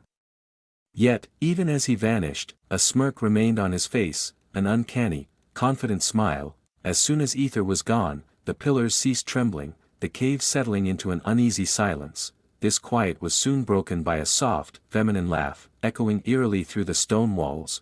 Foo. The laugh was filled with a sinister delight, the sound chilling and mocking. TSK, you can do whatever you want. Arcane. But at the end of the day, when he sees a twisted woman like you, I'm pretty sure he will abandon you just like I did. You need to stop this now and kill Hi. The mechanical voice was cut off abruptly. Hee. By the time he reaches me, he will be ready to accept a twisted woman like me. The feminine voice interrupted, filled with confidence and amusement. It echoed around the cave. The mechanical voice hesitated, a pause filled with contemplation and a hint of frustration. It knew that Aether was changing slowly. His once good and truthful heart was gradually adapting to this new, twisted life filled with lies, deception, and the acceptance of women with strange tendencies. The transformation was evident when he thought wickedly about smacking Mother instead of killing her. Sensing the hesitation, the feminine voice teased. Here I was, waiting for him with my big ass, ready to tease his cute little elephant. TSK. You must be thrilled that he wants to spank your butt instead of killing you. TSK. Now I feel annoyed that he chose you before me. I want him. I wonder how it feels. It must be exciting, right? The words dripped with sarcasm and jealousy, each syllable a taunt designed to provoke, and it worked perfectly. Arcane. The mechanical voice roared, reverberating through the cavern and causing the pillars to tremble once more. I will teach him what his fate means. The time has begun. The voice was filled with determination. As the words echoed, the spider lily flowers suddenly crushed into a fine powder, shimmering like tiny sparkling stars. The powder spread around the pillars, which began to glow with an otherworldly light, as if they were powering up for something monumental. Foo indeed, the time has begun, the feminine voice said with a tone of finality, her words hanging in the air before fading into the darkness. Thud, the cave door suddenly swung open, the sound echoing through the cavern, a mechanical voice, filled with authority and an eerie calmness, reverberated through the air. It's time for the second trial and also, terror. A deep rumble shook the ground, causing dust and small rocks to fall from the ceiling. The tremor was unlike any other. Ding, mission updated. Survive until the beginning time remaining, 300 days 24 hours 60 minutes 60 seconds, in Aquarius Naiadae Empire. Empress Marisandra Naiadia, who had been sitting regally on her throne, felt a subtle tremor beneath her. Her eyes widened, and she frowned as she looked outside her grand palace. Her entire empire, or the entire world, was trembling, as if there was an earthquake. Her face turned stern, then a slow, amused smile spread across her lips. So, it's begun. Finally, she whispered to herself. It wasn't just her empire, other empires felt the same subtle earthquake. Each and every ruler turned their expressions grave. Across the lands, the emperor and empress of each empire and world uttered the same word in unison, the beginning. Meanwhile, the principal walked with determined steps toward the underground, the chosen ones trailing behind her. Looks like someone finished the trial. Who might it be? The principal mused aloud with a smile, though inwardly she was deeply concerned. This is too soon. What happened exactly that it started this early? Students are not read yet. She wondered, her mind racing with possibilities and strategies. Kai glanced at Arya, his expression one of defeat and frustration. So, she just used it without even confirming with me, he thought bitterly, knowing he hadn't yet cancelled his deal with Arya. Arya, on the other hand, stared daggers at him. This bastard, she seethed inwardly. She couldn't believe Kai had stolen her precious treasure and had the nerve to walk so haughtily before her. I am only holding back because of Aether, otherwise. Her thoughts were a whirlwind of anger and resentment. Noticing the silence and the tension, the principal shook her head, trying to alleviate the unease that hung in the air. It's fine. If you don't want to reveal yourself, no one is forcing you. Be secretive. She understood the reluctance. The person who completed the trial didn't want to be targeted by others, and that was completely understandable. Aquilina glanced at Kai, then at Arya, her mind racing with thoughts of strategy. Since Aether was still under Kai's control, she must be the one. Growling, she gritted her teeth, feeling the need to step up her game and prove herself worthy, otherwise she might lose Aether to his elven bitch. They soon reached the door, thud, as it closed behind them. However, this time Aether wasn't there. The mechanical voice echoed once more, filling the chamber with an authoritative presence. Your second trial is, meanwhile, in the Pyra Fulgur Empire. A world that filled with majestic mountains and shadowy, mysterious valleys. Within one such valley, deeper and deeper, as the descent continued, the roots that held the backbone of the empire began to reveal themselves. At first, they appeared as slender, tentative tendrils, but with each further plunge into the depths, they grew more robust and imposing. The roots thickened, intertwining in a complex web. Finally, at the very bottom of the valley, the roots coiled together in a nearly impenetrable mass, obscuring all vision and enveloping the area in an almost tangible darkness. Shoo! A sudden burst of colors pierced the gloom, a dazzling rainbow of colors radiating from a crystal the size of a big palm. This crystal appeared within the tangled roots and emitted a soft yet powerful light, its glow gradually illuminating the oppressive darkness. Crack! A sharp sound echoed through the valley as one of the mighty roots splintered. From within the knotted chaos, something stirred. A low, guttural growl reverberated through the dense air. The growl grew louder, resonating through the roots and the surrounding rock. The light from the crystal flickered. Chapter 275. Yandra's becoming friends. Sigh, what's with that heavy sigh, Victor? Ashera Nightfire tilted her head curiously, her crimson eyes narrowing as she studied him. Victor was beside her, exhaled heavily. Lost in thought, his brows furrowed in contemplation. Yesterday, his plan had gone awry. A total mess. He had intended to establish a friendly relationship with the so-called mother, but everything went haywire, and he fucked up. TSK, it's not my fault to begin with. She's the one who nearly killed me. How was I supposed to react calmly to that? Victor thought with an annoyed expression. He had been trying to create a friendly relationship, thinking it better to have an ally than an enemy, yet he let his emotions get the better of him and fucked up. Sigh, what should I do now? He wondered as he glanced at his mission tab. Survive until the beginning, time remaining, 300 days 6 hours 45 minutes 22 seconds. Something was going to happen within the year, and he didn't know what it was, but he was certain he needed to be ready. Otherwise, he wasn't sure what would happen, but seeing the timer ticking like a bomb, he knew when it exploded, he would either be dead or in a seriously fucked up situation. Before that happens, I need to remove my slave seal and then, SSSH. Victor suddenly hissed, a pained expression flashing across his face as he snapped out of his thoughts. He turned his head to see Ashera pinching his hip, her finger pointing towards the front. Are you not interested in my class, Mr. Victor? The professor's voice rang out, sharp and filled with disapproval. He stood at the front of the laboratory.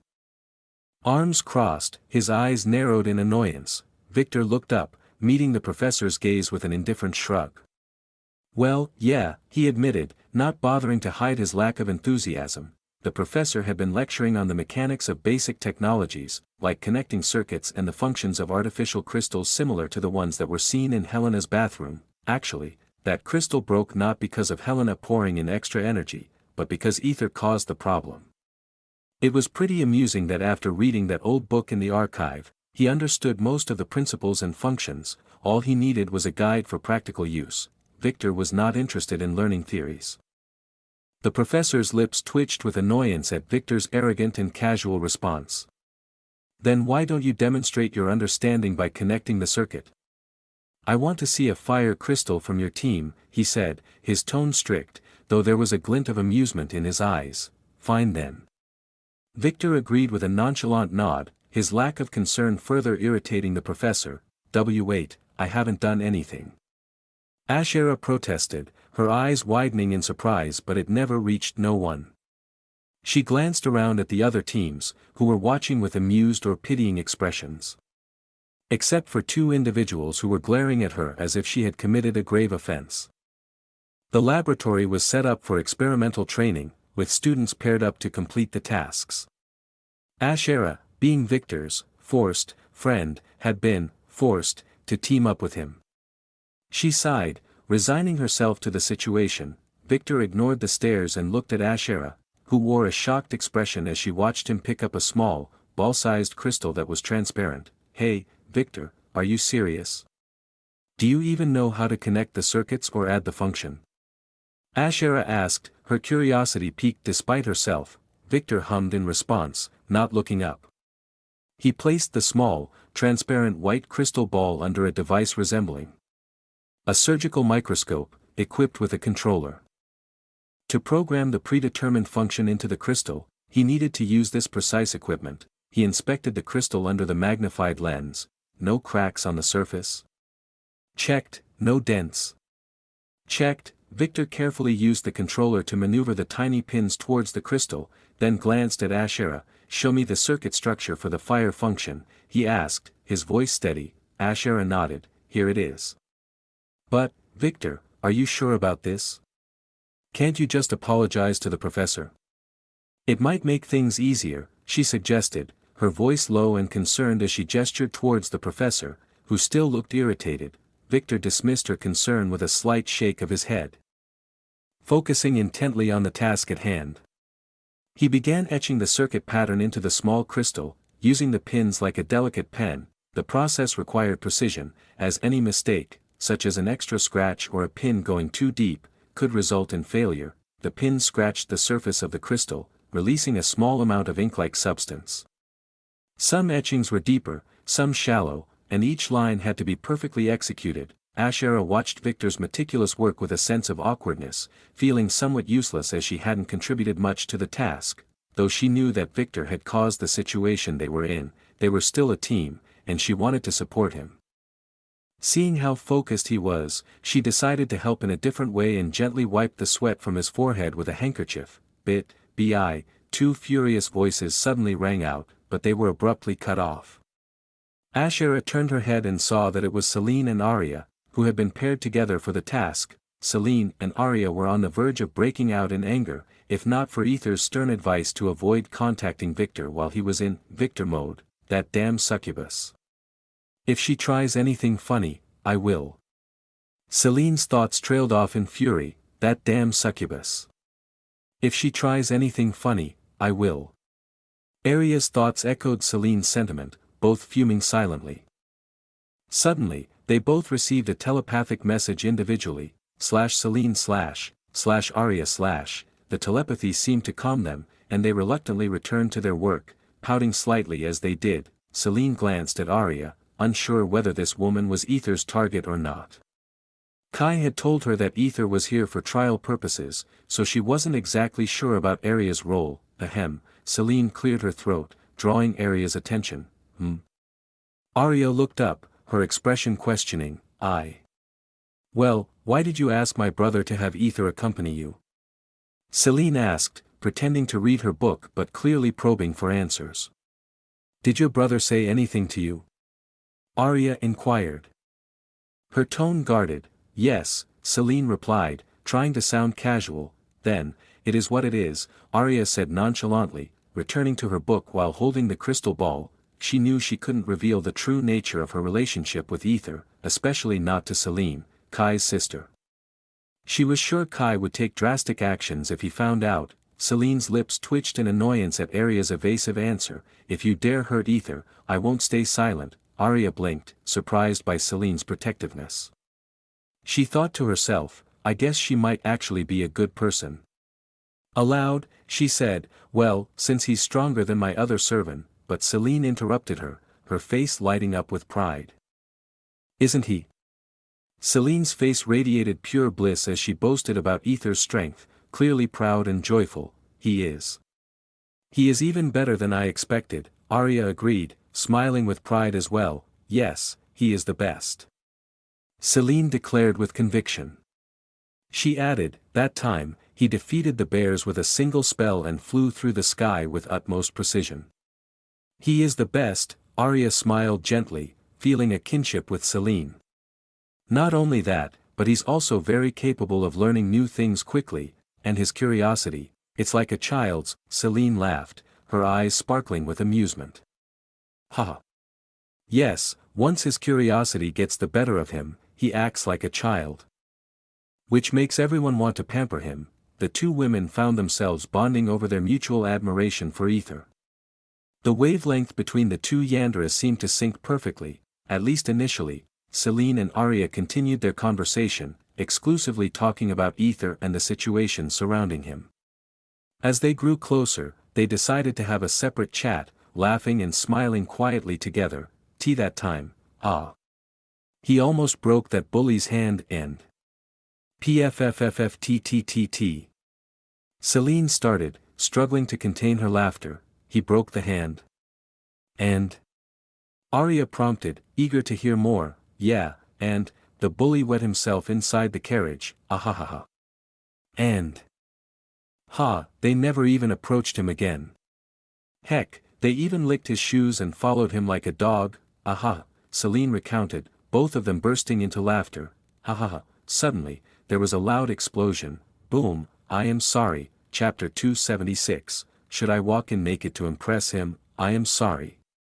Ashera shouted, bowing her head deeply in apology as Victor brushed the dust off his clothes. After the explosion caused by Victor's team, the professor, already annoyed by Victor's antics, promptly threw them out of the laboratory. I really am sorry, Victor.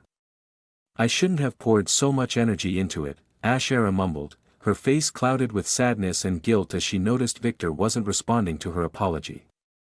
Victor sighed, shaking his head. It's not your fault, he said, trying to reassure her. In truth, it was mostly his fault. When Helena's crystal broke, it was due to the arcane energy within his body. The energy had disrupted the circuit when he handled the crystal, leading to its malfunction when Helena tried to power it. That's what he concluded after reading the details. Similarly, after he finished etching the circuit into the crystal this time, he assumed it would be fine as long as he didn't rub it against his body. However, the moment he touched it, the circuit broke. Ashera, wanting to test it, poured her energy in, causing the crystal to explode. Still, she believed it was her fault. But Victor knew otherwise. I'm really sorry, Ashera repeated, her voice pleading. Victor sighed again and walked away silently, heading toward the restroom to clean the dust from under his mask. Ashera bit her lip, misinterpreting his silence as anger directed at her. She felt a pang of disappointment. To be honest, she had been genuinely happy when Victor insisted on teaming up with her. She wasn't particularly close with the others, and due to her nature, people tended to keep their distance. Though they didn't treat her badly, there was always a barrier. It wasn't entirely their fault, they were wary of her uncontrollable power. Ashera was thrilled when Victor showed her the crystal. But her curiosity had led to this mess. She glanced back into the laboratory, where the others were working, and with a determined expression, she re-entered the class. After cleaning up, Victor headed back to the laboratory, musing to himself, so, I can't even touch those things. How am I supposed to manage my building up energy? He looked at his hands, contemplating the situation. He needed to do something about this, otherwise he might become a balloon-filled arcane energy. As he approached, he noticed Ashera peeking out from the classroom door. Victor, she called out, her eyes bright with excitement. Come inside. I spoke to the professor, and he said he'll allow us back in if we can impress him.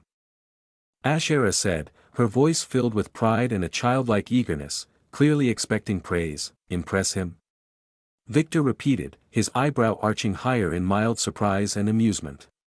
The idea seemed absurd, especially given the professor's obvious dislike for him. Should I walk in naked to impress him? He thought with a wry smile, amused by the thought. As they entered the lab, the professor, catching sight of Victor, wasted no time setting the terms.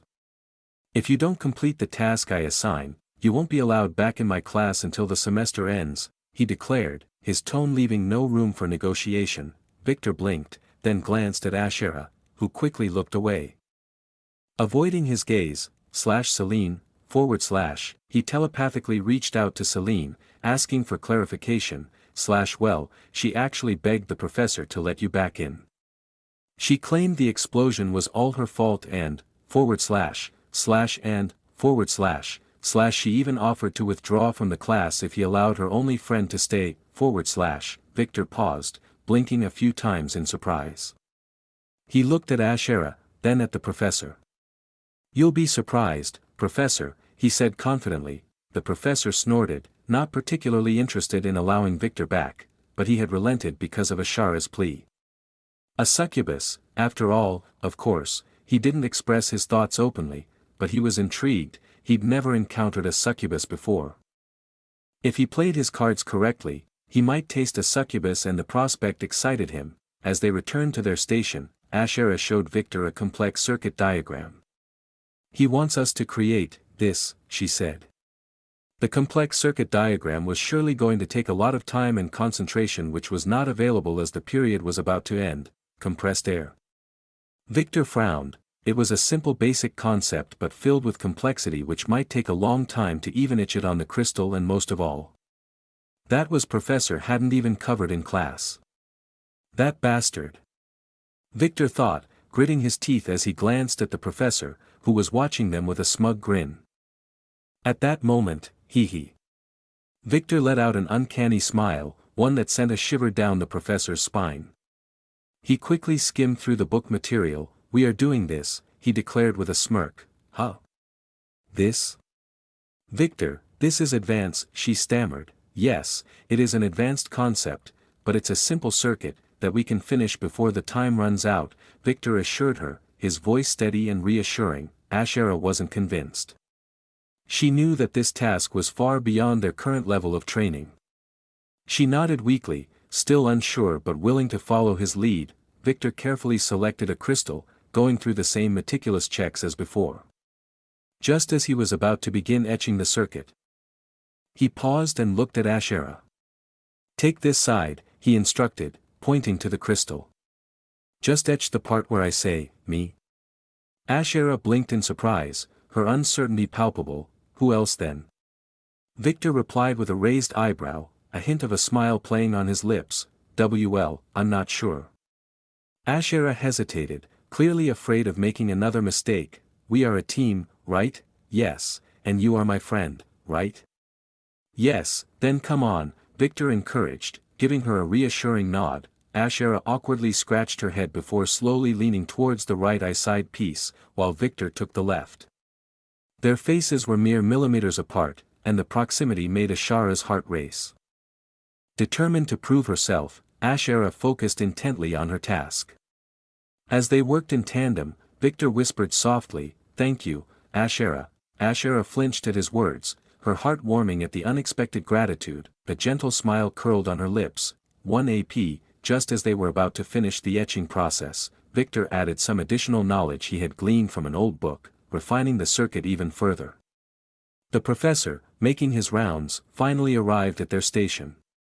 "Time's up, pretty boy," he announced, amusement evident in his voice as he glanced at Victor, expecting failure. Just give us a minute."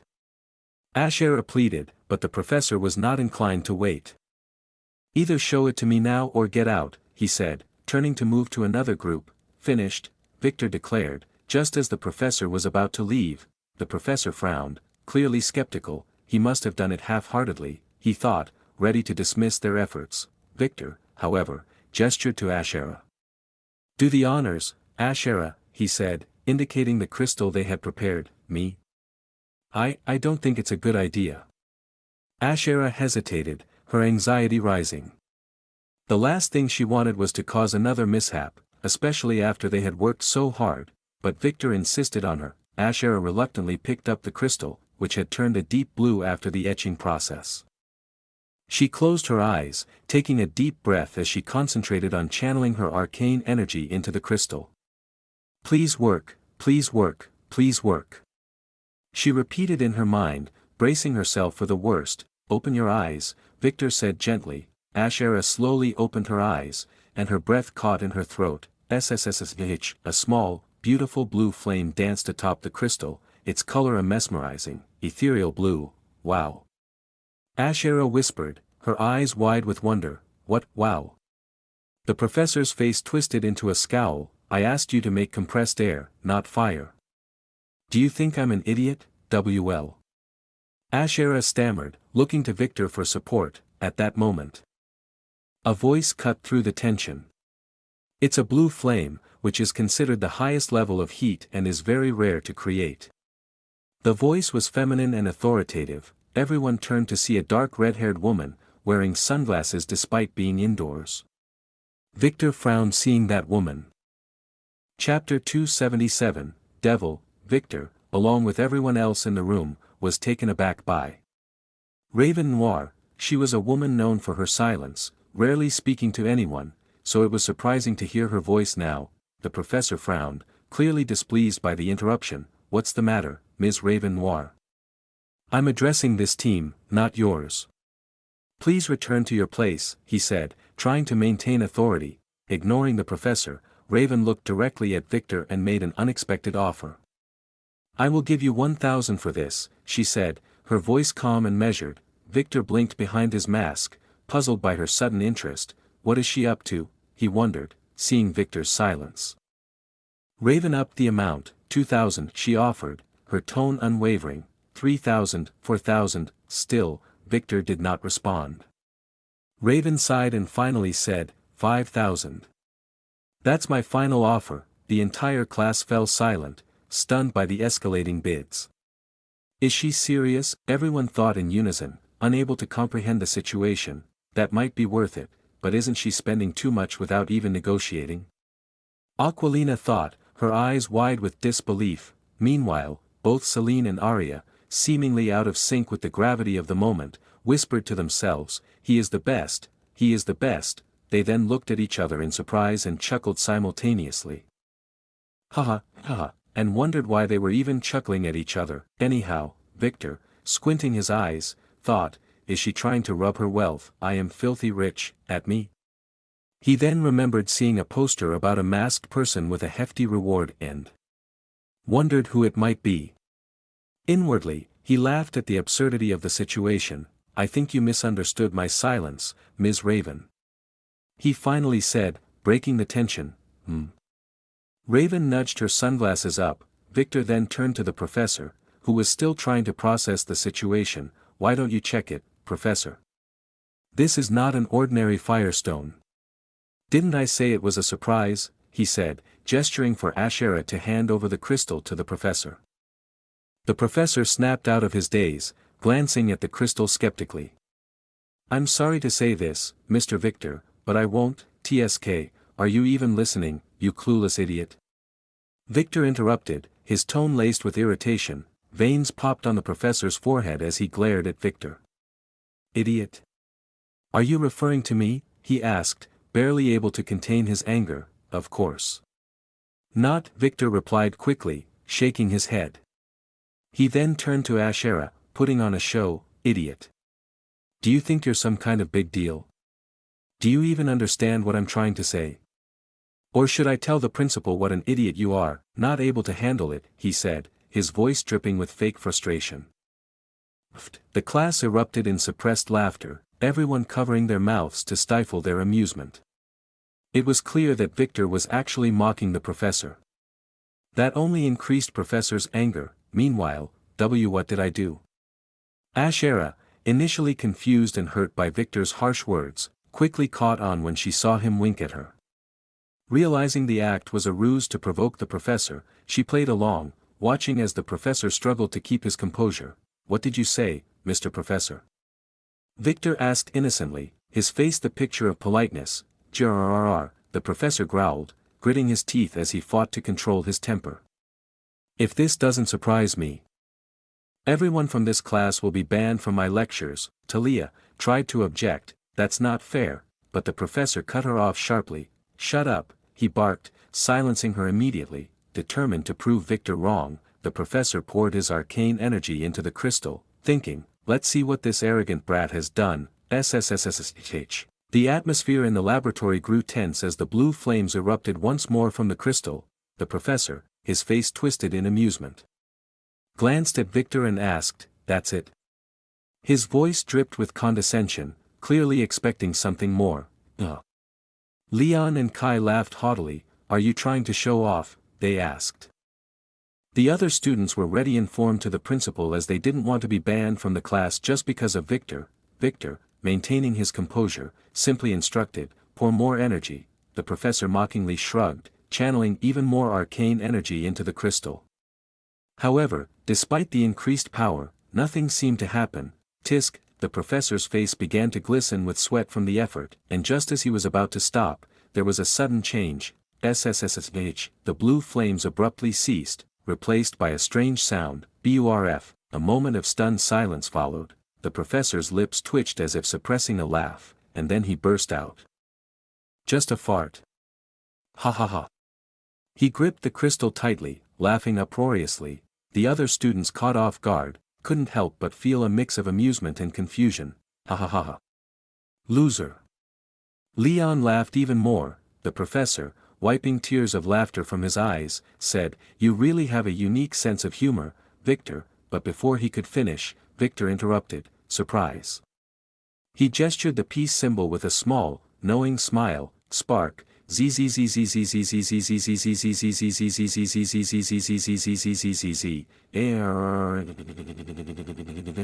professor let out a piercing scream as his entire body was enveloped in electric sparks as if struck by continuous lightning. Raven and Asherah, standing nearby, watched in shock as the blue crystal in the professor's hand crackled with white sparks and slowly covered the entire crystal. Raven's eyes widened, realizing the ingenious circuit, 2 different circuits in a single crystal. Quite impressive. He seems to have a good understanding, she thought, her eyes scanning Victor with newfound interest. "I will give you 10,000 for this product," Raven announced with a determined face. Seriously? Victor never thought that a small thing could cost this much. "We need to stop." Kai and Leon, seeing the professor in distress, rushed to help him, but were nearly struck by the erratic lightning. "Fuck." Kai exclaimed. Narrowly dodging the electrical arcs, Victor, wearing a sly grin, remarked, "Oh, I forgot to mention. Hee hee. The lightning won't stop anytime soon, because he poured too much energy." His words sent a chill through the room, and the students murmured in unison, "Devil."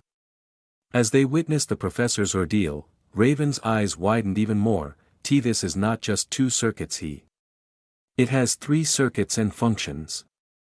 "Awesome," she then shouted. 50,000. Victor was taken aback. It was at this moment an idea popped into his head. "Fuck. Why didn't I think before?" He mused by the idea that just popped up. As a sly smile appeared on his face, hee. As he looked at Professor whose skin started to change dark. Did he feel sorry? Hell, and oh, this fucker looked at my Arya. In a different way, Victor thought. When they arrived at the laboratory, the professor lustfully looked at Arya, though it was for a second. It was enough to get Victor's eyes. And of course, Arya knew about it, but she didn't want to cause a scene, and as a woman who just divorced her husband, she knew how this world going to look at her, so she decided to take care later. But he is cute, Arya thought. Her eyes turned soft and gentle and felt really warm. Jack Sparrow, who watched the scene with quite an interesting face, thought, he might not be bad. Should I ask him? TSK, let's wait and watch. Helena, horrified, was about to intervene when Finian stopped her, shaking his head. Why? He is suffering. Helena protested, pointing at the professor, whose body was beginning to blacken. Just then, what's going on? Alaric burst into the laboratory, his eyes widening in shock at the sight before him. With a swift motion of his hand, he shattered the crystal, ending the torment and leaving the professor's charred body slumped on the floor. The pungent odor of burnt flesh filled the air. Alaric's face contorted with fury. Who dares to do this? He stopped mid-sentence, his eyes locking onto Arya, who was gazing at him with an unsettlingly serene expression. How? Alaric's subconscious voice trembled, his face paling. It was as if he had seen a ghost. He couldn't comprehend how she was standing there, seemingly unscathed by the events that had transpired. Arya's voice was cold as ice, dripping with barely restrained anger. How? What are you talking about, Professor? LACKEY'S. Her eyes were lifeless, filled with a dark intensity. She knew he was the one responsible for nearly losing her beloved and the dire situation involving her mother. I. Alaric stammered, stepping back in fear, his breath coming in short, panicked gasps. It's not possible, he thought frantically, there was no way they could have survived. I planned everything perfectly. There was no way. It must be so. His thoughts were abruptly interrupted as Helena, who had been tending to the injured professor, shouted, "We need to take him to the infirmary immediately." Chapter 278, Molester. In the principal's office, the principal sat at her desk, her eyes fixed on Aether, who lounged casually in a chair across from her. He was whistling a light tune, spinning a mask in his hands as if he wasn't related to the incident that almost cost a life. Despite the chaos he had wrought, the principal felt no anger. Yes, the principal didn't get angry. She'd spent enough time with Aether to understand his peculiar nature and his relentless tendency to flirt with her during their interactions, which was something she found both amusing and exasperating. And most of all, she couldn't help but be fascinated by his rapid progress. In such a short span of time, he's already grown this much, truly favored by the arcane, I suppose. She mused silently. With a resigned sigh, she broke the silence. I suppose Professor Kennedy must have done something to provoke you, right? Aether, still absorbed in playing with the mask, nodded and replied, yes, he did. The principal leaned forward, resting her elbows on her desk. Even so, attempting to harm a professor within the academy grounds is a serious matter. You do understand that, don't you? Aether shrugged, seemingly unbothered. It was an accident, he stated, his tone casual. The professor failed to check the experimental object, which was created by a student. So, really, it should be classified as an unfortunate mishap rather than an attempted murder. A small, almost imperceptible smirk appeared on his lips. No matter what others said, it was, after all, an experimental object. It was indeed Professor Kennedy's duty to check it before using it, so, this was undeniably his failure. The principal sighed again, rubbing the bridge of her nose in frustration. Technically, you're right. It was Kennedy's responsibility to ensure the safety of the materials before use. However, the fact remains that you nearly killed him. This is not something we can ignore. She glanced at Aether, who seemed utterly unbothered by the gravity of the situation. She needed to administer the correct punishment. Otherwise, other students might start to imitate this behavior, which was certainly something no one wanted. But Aether had created something truly remarkable, which indicated he had a knack for technology. Punishing him might discourage other technology enthusiasts from trying new things, fearing the repercussions. As she pondered her options, just then, knock, knock, at the sound, Aether quickly moved to put on the mask, but the principal held up a hand to stop him. Come in, she called, her voice steady. Aether turned in his seat, curious to see who had entered. However, something blocked his vision. MASSSSTTTRRR, 4000 AP. Suddenly, a small, cute snake darted into the room, flying straight towards him. Aether caught the snake mid-air, grinning. Snowflake. How are you doing? I'm sorry I couldn't get to you yesterday. I was a bit busy, he apologized, his tone genuine as he cradled the snake in his hands. Snowflake stared at him with an intense gaze, clearly displeased. She had been lonely. You know, 4000 AP, 4000 AP, 4000 AP, hat Snowflake softly said as she was still displeased by his actions, before slithering up towards Aether's face, her tongue flicking out to lick him. W8. Ha ha ha, that tickles, ha ha ha, no, no. That's my mouth, don't, MMFF. Ether laughed, trying to gently dissuade her. Delphine, who had entered with the snake, observed the scene with a mix of amusement and concern. 400 AP, she glanced at Aether and sighed seeing him doing fine, then turned to the principal, her expression turning serious. She handed over a small document. "Principal, you need to see this," she said, her voice steady but urgent. The principal frowned as she accepted the document. "What is it?" she asked, opening the file. Her eyes scanned the contents, slowly widening in shock. She looked up at Delphine, her voice low and controlled. "Who?" Delphine hesitated, then shrugged, looking down at her feet. The principal noticed Delphine's shadow flicker before disappearing. The principal's gaze shifted to Aether's shadow, which now flickered momentarily. Her eyes narrowed as she connected the dots. "I see, that made, she thought, her mind racing. Did Aether already knew? She wondered. She returned her focus to the document, her expression hardening. To think that bastard was molesting a few female students, under my very nose. She clenched her fists, anger boiling within her. How could I have let this happen? Pathetic. We need to gather evidence, she said, her voice cold and decisive. Summon the students who might have been affected. We need their testimonies. Delphine bit her lip, clearly troubled. They might be hesitant to speak up, principal. Many of them are commoners, and they might fear, you know. The principal's eyes flashed with fury. She understood the implications all too well. Even if they dismissed Kennedy and imprisoned him within the academy's walls, his noble status could still intimidate the victims. His friends and family might seek retribution. She took a deep breath, steeling herself. Tell the students that once the investigation is complete, I will personally ensure that Kennedy is stripped of his nobility and end his life. Their identities will be protected. No one should fear speaking the truth. Comma.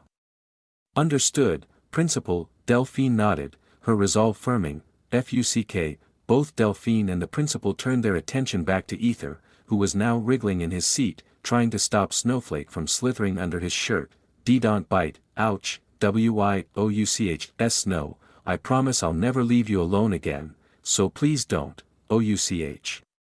Aether cried out as Snowflake nipped at his torso beneath his shirt, her small fangs leaving tiny marks on his skin. Ha, ha, both Delphine and the principal couldn't help but chuckle softly, a sense of satisfaction bubbling up within them.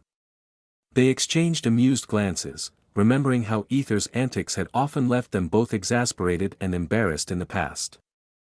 Aether, struggling to contain the writhing snake, finally tore his shirt open in frustration. Where is she? He muttered, scanning his upper body, which was now covered in small snake bites. Both Delphine and principal had a pitiful expression seeing the bite marks, but still, they felt immense satisfaction. But then, his eyes widened as he realized Snowflake wasn't there. Huh? He frowned, confused. Then, feeling a movement lower down, he froze. Hi, he yelped, looking down to see a subtle movement under his pants. Snowflake, Aether called gently, his voice taking on a softer, more coaxing tone. This was a delicate situation, and he needed to handle it carefully. Very carefully. There's nothing there, please come out, he pleaded, his voice almost a whisper. PFFTTT. The sight of Aether's sudden shift in demeanor sent both Delphine and the principal into fits of laughter. They couldn't help themselves, the usually confident and cheeky Aether was suddenly so cautious. This is not a laughing matter. Aether shouted, glaring at them. Both women quickly stifled their laughter, their smiles turning awkward as they were about to help him when, this is not only my future but also yours, idiots. 400 AP, both women flinched once again. Delphine's face turned bright red as she finally grasped the full meaning of Aether's words. The principal, too, frowned, understanding his implication. He's only indicating Delphine, right? She thought, a flicker of doubt crossing her mind. 300 AP, just as the tension in the room seemed to peak, Snowflake suddenly shot out from under Aether's pants, leaping towards Delphine. The snake disappeared into the folds of her dress, hiding in her cleavage, trembling slightly. Everyone blinked in surprise, the room falling silent for a moment. Then, Aether sighed in relief and said with amusement, "She must have been scared of another snake. Wait. Delphine, Principal is here, you perverted bastard." Her voice echoed and, Victor rubbed his jaw with a pained expression. "I couldn't believe she almost dislocated my jaw, TSK, he thought, shaking his head in disbelief. His eyes then settled on Snowflake, who was wrapped around his neck with a pouty expression. He sighed deeply, "Looks like I need to treat her," he thought, resigning himself to the task. Making up his mind, he headed towards a nearby restroom. Once inside, he transformed into Aether and walked out into the now empty corridor, the echoes of his footsteps the only sound in the stillness. Just then, a voice pierced the quiet. "Father," someone shouted. Aether flinched, the sudden call startling him. He turned around quickly and saw Kalen Darkfang. "I've been looking everywhere for you," he exclaimed. His voice tinged with urgency. Chapter 279, Good Family, Here. "Father," Kalen said, his voice tinged with fear. He held out a bouquet of vibrant, exotic flowers, their colors and fragrance filling the air. Aether blinked in surprise, his eyes darting between the bouquet and Kalen. "Father," he echoed, pointing to himself in disbelief. It was a strange and uncomfortable title for him. Yes, he did love children, but they were children, not a full-grown adult calling him father. Kalen's face flushed with embarrassment and a touch of fear and pitiful expression. "And my mother told me to call you that, or else." Gulp, he gulped, visibly uncomfortable. "Please. Father," he added, forcing the word out, feeling both awkward and ashamed to be addressing a younger man in such a manner. Aether sighed, rubbing the bridge of his nose as if trying to ward off a headache. He took the bouquet from Kalen, glancing at the flowers before meeting Kalen's eye. "You don't have to force yourself," Aether said gently. "You can just say no if it makes you uncomfortable." Kalen snorted, a mix of frustration and resignation evident in his expression. "You don't understand," he muttered, "you haven't seen mother. When she's annoyed or if someone disobeys her, they either end up in a fight to the death or, reduced to a lowly servant," he explained. His voice trembling slightly with the fear of past experiences, his eyes hinted at the trauma he had either witnessed or narrowly escaped. Aether stifled a laugh, covering his mouth to hide his amusement. "Well, sounds like you need to stand up for yourself, young man," he advised, as if imparting fatherly wisdom. Kalen's lips twitched, clearly not finding the situation as amusing as Aether did. Sensing the tension, Aether decided to take his leave, still feeling awkward about being called father. However, Kalen quickly stopped him. "You need to respond." "Father," Kalen insisted, motioning to the bouquet where a small note was tucked among the blossoms. Aether raised an eyebrow. Intrigued, he carefully pulled out the note and unfolded it, reading the message written in elegant, flowing script, ___________________________________________________________________________________________________________________ "Hello, my dear husband, how have you been? I hope this message finds you well. As for me, I am doing well. I heard humans enjoy receiving flowers as a token of affection, so I hope you like this, and I picked these with my own hands. Just want to point this, that's all. Today, we had a meeting with a few tribe elders. Only one was wise enough to see reason and join our cause. The others, well, they won't be causing any more trouble. I just finished off, praise me, but, it seems I've pissed off Melona again. She's such a sensitive soul. Ha ha ha. Watching her squirm in discomfort over my mistake, was quite the entertainahem. Anyhow, we are doing fine, it will be a matter of time before we take down Alaric, anyhow. Well, I love you, I guess. I'm sorry, I heard people say, I love you, here and there to prove their love, which is something I don't believe. Anyhow, so I just wrote it for the sake of it, and I want to mate with you. So, pretty please fall for me, darling, the weight is becoming unbearable, and all I want you inside him. Please fall for me faster, and then we can mate to our heart's end.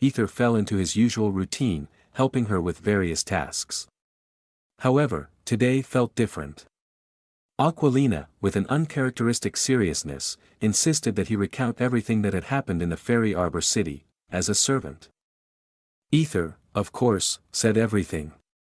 Mixed with tales, as he stepped out of her room, Aether sighed deeply, running a hand through his hair.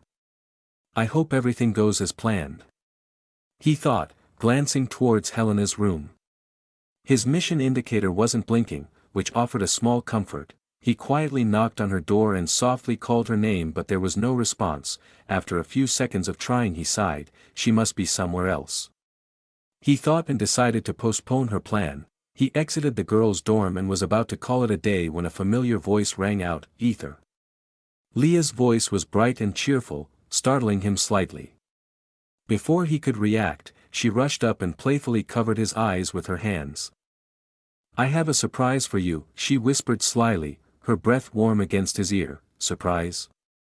Aether's lips curled, wondering what she was talking about and really curious. Chapter 280, Leah really surprised him. But she also shocked. It's taking a while, isn't it, Leah? Aether asked, his tone filled with a mix of curiosity and slight impatience. Though he was blindfolded, his other senses were heightened. The distant murmur of people and the tantalizing aroma of street food drifted through the air, painting a vivid picture of a bustling, lively place. It was clear they weren't anywhere near the academy. Leah turned to him, a playful smile dancing on her lips. Instead of answering his question directly, she asked, tell me something. I'm your friend, right? Aether's brow furrowed in confusion at the sudden shift in the conversation. Of course, you are, Leah, he replied, sincerity evident in his voice. Why would you even need to ask something like that? His confusion deepened, and he couldn't help but wonder what had prompted this unexpected question. Leah's smile softened, though a hint of seriousness crept into her expression. Then care to explain why I had to hear about your departure from others? She asked, her voice laced with a subtle note of hurt. Why didn't you tell me yourself? I thought we were closer than that. She took a step forward in the queue, gently pulling Aether along with her as she did so. Caught off guard by the sudden confrontation, Aether hesitated. I thought it would just be a quick trip, maybe a day or so, he began, his voice faltering as he tried to find the right words. My schedule was really tight, and I didn't think. I mean, I was already being pulled in different directions by others. He trailed off, realizing how inadequate his excuses sounded, but in reality, he hadn't given much thought to how his sudden departure might affect her. Leah listened intently, her expression remaining unreadable. She maintained her smile. I see. She murmured, almost to herself. She couldn't shake the feeling that, despite his busy schedule, he could have at least left a message with Celine. Instead, she had been left in the dark, forced to hear about his departure from others. It hurt more than she cared to admit, and the sting of it lingered. Aether swallowed hard. She seems really pissed off, he thought, noting her tone. He sighed inwardly. He wondered what kind of surprise/punishment she had in store for him now, as she placed something on his head. A soft, cloth-like object, and began tying his hands. His curiosity mingled with a growing sense of nervousness. What's she planning? It's not like she's going to hurt me, right? Next, the voice was authoritative, and felt familiar. Aether frowned slightly. Leah stepped forward, her grip on his arm firm. And he followed her lead, his mind racing with possibilities. Leah slowly removed the blindfold, her voice filled with excitement and a touch of mischief.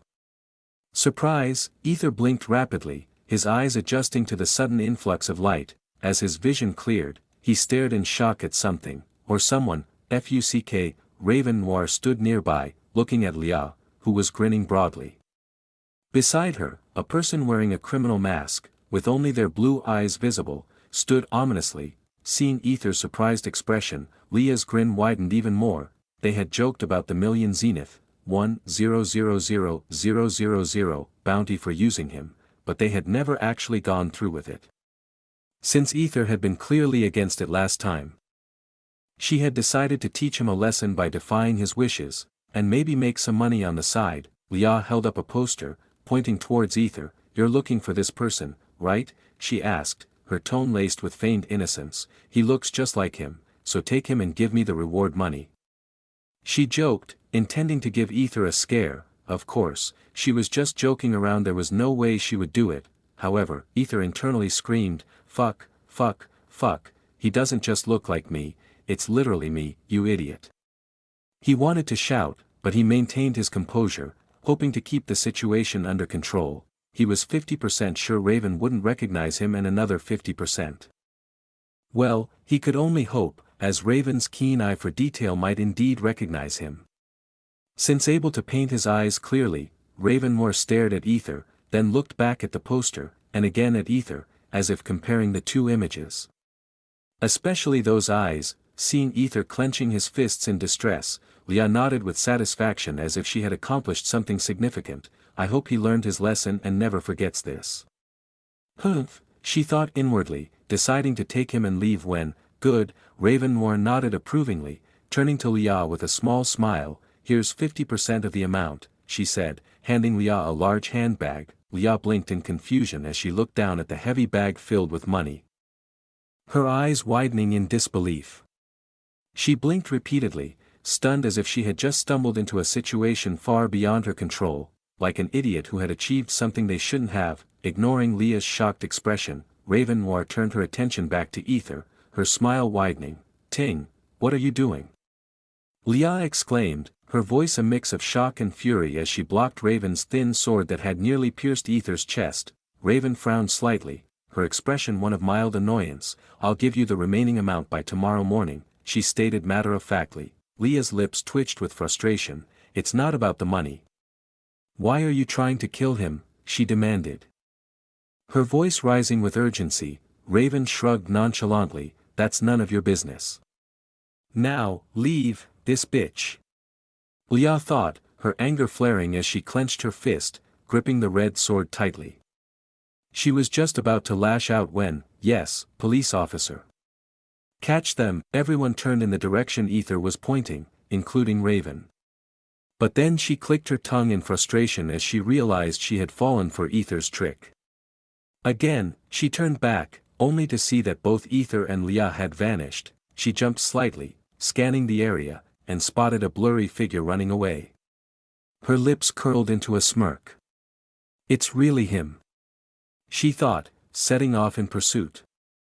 Meanwhile, Aether, carrying Leah in a Princess Carrie style, was shocked to see a long line of people wearing criminal-like masks, all for the promise of reward money. They even decided to become a criminal just for the money. Money really was something, he sighed, glancing down at Leah, who seemed stunned by his actions. Aether, you're fast." I'm sorry," she stammered, her face clouded with guilt. She had never anticipated that Raven would try to kill Aether. It was supposed to be a lesson for Aether, a bit of fun, and yet, yeah, you must be.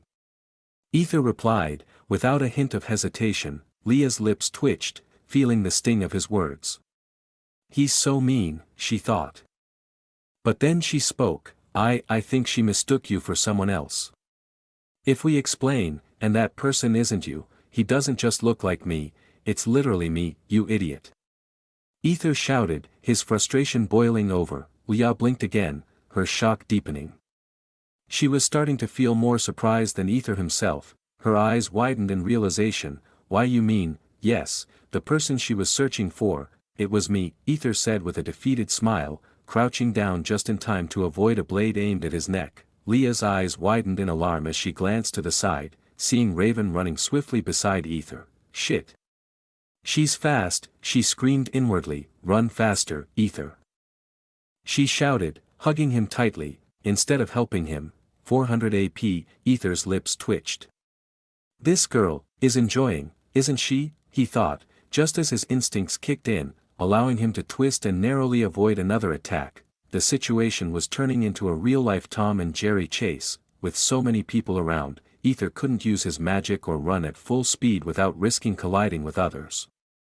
"And most importantly, you're heavy." Hearing that, Leah's face turned crimson with anger as she shouted back, "It's not me, you jerk.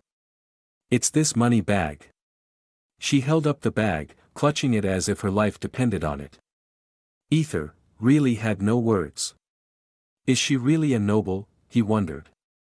Bewildered, meanwhile, Back at the academy, Aquilina stood inside Aria's room, her eyes flickering with a dangerous intensity, while Aria wore a smirk.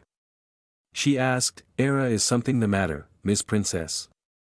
Her tone was mocking, almost mirroring her mother's when she taunted Leora. Chapter 281, Innocent Aether.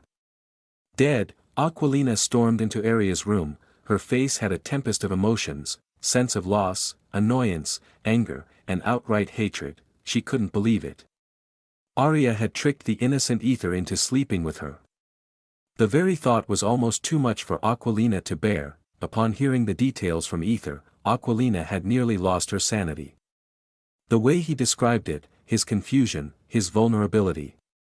It had all been too much. The realization that Aria had found a loophole in her carefully crafted orders and exploited it so cunningly left Aquilina seething with rage. She felt an intense wave of anger and disgust, not just at Aria, but at herself for not anticipating such a move. "Are you going to stand there and stare at me all day?" Aria asked, her voice dripping with mockery and amusement. She leaned casually against the edge of her bed, her posture relaxed and unbothered. Her gaze was fixed on the fuming Aquilina, who stood at the doorway, her body rigid with barely contained fury. Aria's nonchalant demeanor only added fuel to the fire burning within Aquilina. Aquilina, struggling to contain her emotions, clenched her fists so tightly that her knuckles turned white. Her voice trembled as she spoke, Did you?" She paused, taking a deep breath, clenched her teeth, forced herself to calm down, and then asked again, more clearly and forcefully, "Did you trick him into sleeping with you?" Aria's response was a small, knowing smile. That single, infuriating gesture was enough for Aquilina to understand the truth. Boom! Aquilina's killing intent exploded around her, causing the ground beneath her to ripple as if caught in a seismic wave. A blue blade of energy materialized around her feet, humming with the force of her unleashed anger. Aria, still wearing that infuriating smile, casually summoned her bow. She notched an arrow and aimed it directly at Aquilina, her eyes glinting with a mixture of amusement and challenge. The tension in the room was palpable, a heavy weight that pressed down on both of them. Neither woman looked away. Their eyes locked in a fierce, unyielding stare. Suddenly, ting, in a flash, Aquilina's blue blade shot towards Aria's heart, and Aria released her arrow. The two forces collided with a brilliant flash of light, the arrow deflecting the blade. Aquilina continued to glare at Aria, her chest heaving with suppressed fury. Her weapons dissipated into thin air. She turned sharply, her movement stiff with anger, and started to leave, her footsteps echoing in the heavy silence. Aria smirked, though she couldn't see Aquilina's defeated face, but she was sure a villainess like her would be fuming inside. As she reached the door, Aria's voice rang out, filled with a confident, almost smug tone. "I will win the trial and become the sovereign," she declared, her words dripping with determination and arrogance. Aquilina halted in her tracks, and then Aria continued, her voice dropping to a darker, more possessive tone, "He will be mine and mine alone. No one else will have him. If others want to take everything from her, then it would be over her dead body." Aquilina turned slowly, and stared at Aria for a few seconds before her lips curled up into a mocking smile. "Yours? Ha ha ha. Oh, please, bitch." She laughed, a harsh, bitter sound that echoed through the room. "You think just because you've betted him, you own him? Aether isn't some prize to be won by the likes of you. Haha." Her voice was filled with disdain. "Laugh all you want, but the winner will be the one who laughs last, and of course, that will be me." Aria retorted, her face serious. "Yet, pity," Aquilina said, her amusement giving way to a cunning expression. "I will show you who I am, bitch. Aether belongs to me. Me only." Aria's eyes darkened with a possessive gleam. She licked her lips seductively, her voice a sultry whisper, "He tastes so good." She ran her tongue along her gloved finger as if savoring the memory. "Very tasty." Aquilina's eyes widened in shock and fury, her hands shaking with barely contained rage. "You!" she choked out, her voice a mix of disbelief and anger. Veins bulged on her forehead as she clenched her teeth, struggling to keep her composure. Without another word, she spun around and stormed out of the room, slamming the door so hard it nearly splintered. Slam. Arya watched the door crack under the force, a satisfied smirk playing on her lips. She shrugged nonchalantly. "I'll have to inform the door manager about that," she mused aloud, her tone almost casual, but beneath her calm exterior, a flicker of fear surfaced in her eyes. Yes, even though she was determined and confident, a part of her knew that Aquilina held a significant place in Aether's heart. Could Aquilina's importance to Aether become a problem? The thought unsettled her, making her question the certainty of her plans. Let's hope it doesn't, Arya thought, pushing the unsettling notion aside. Meanwhile, in her own room, Aquilina was a whirlwind of destruction. She threw objects across the room, smashing furniture and decorations with a ferocity that mirrored her inner turmoil. "That fucking bitch, she touched my Aether," she shouted, her voice echoing in the chaos. She grabbed a table and hurled it across the room, the sound of splintering wood punctuating her anger. Thud. She was exactly like her mother. Aquilina slumped onto her broken bed, her breath coming in ragged gasps. Her mind raced with thoughts of Arya's sudden surge in power.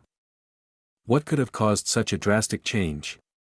It was unsettling, to say the least. After what felt like an eternity, Aquilina's rage subsided, leaving behind a cold, hard resolve. She sat up, her eyes dark with determination. Yes, she was sure she could win Aether back.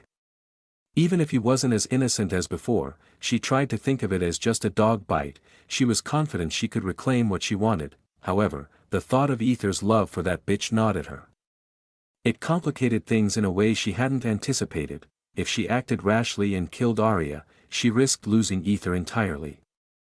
That was a risk she couldn't afford. I certainly don't want that, Aquilina thought, her face heavy with contemplation.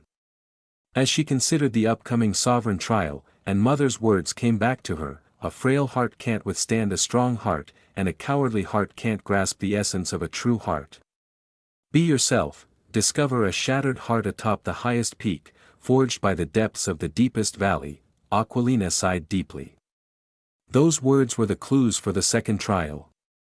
She understood the first part. It meant this trial was a test of their heart's true nature. In simple terms, those who wished to become sovereign needed to have strong, honest hearts.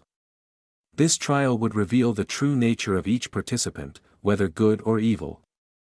There would be no hiding behind false pretenses.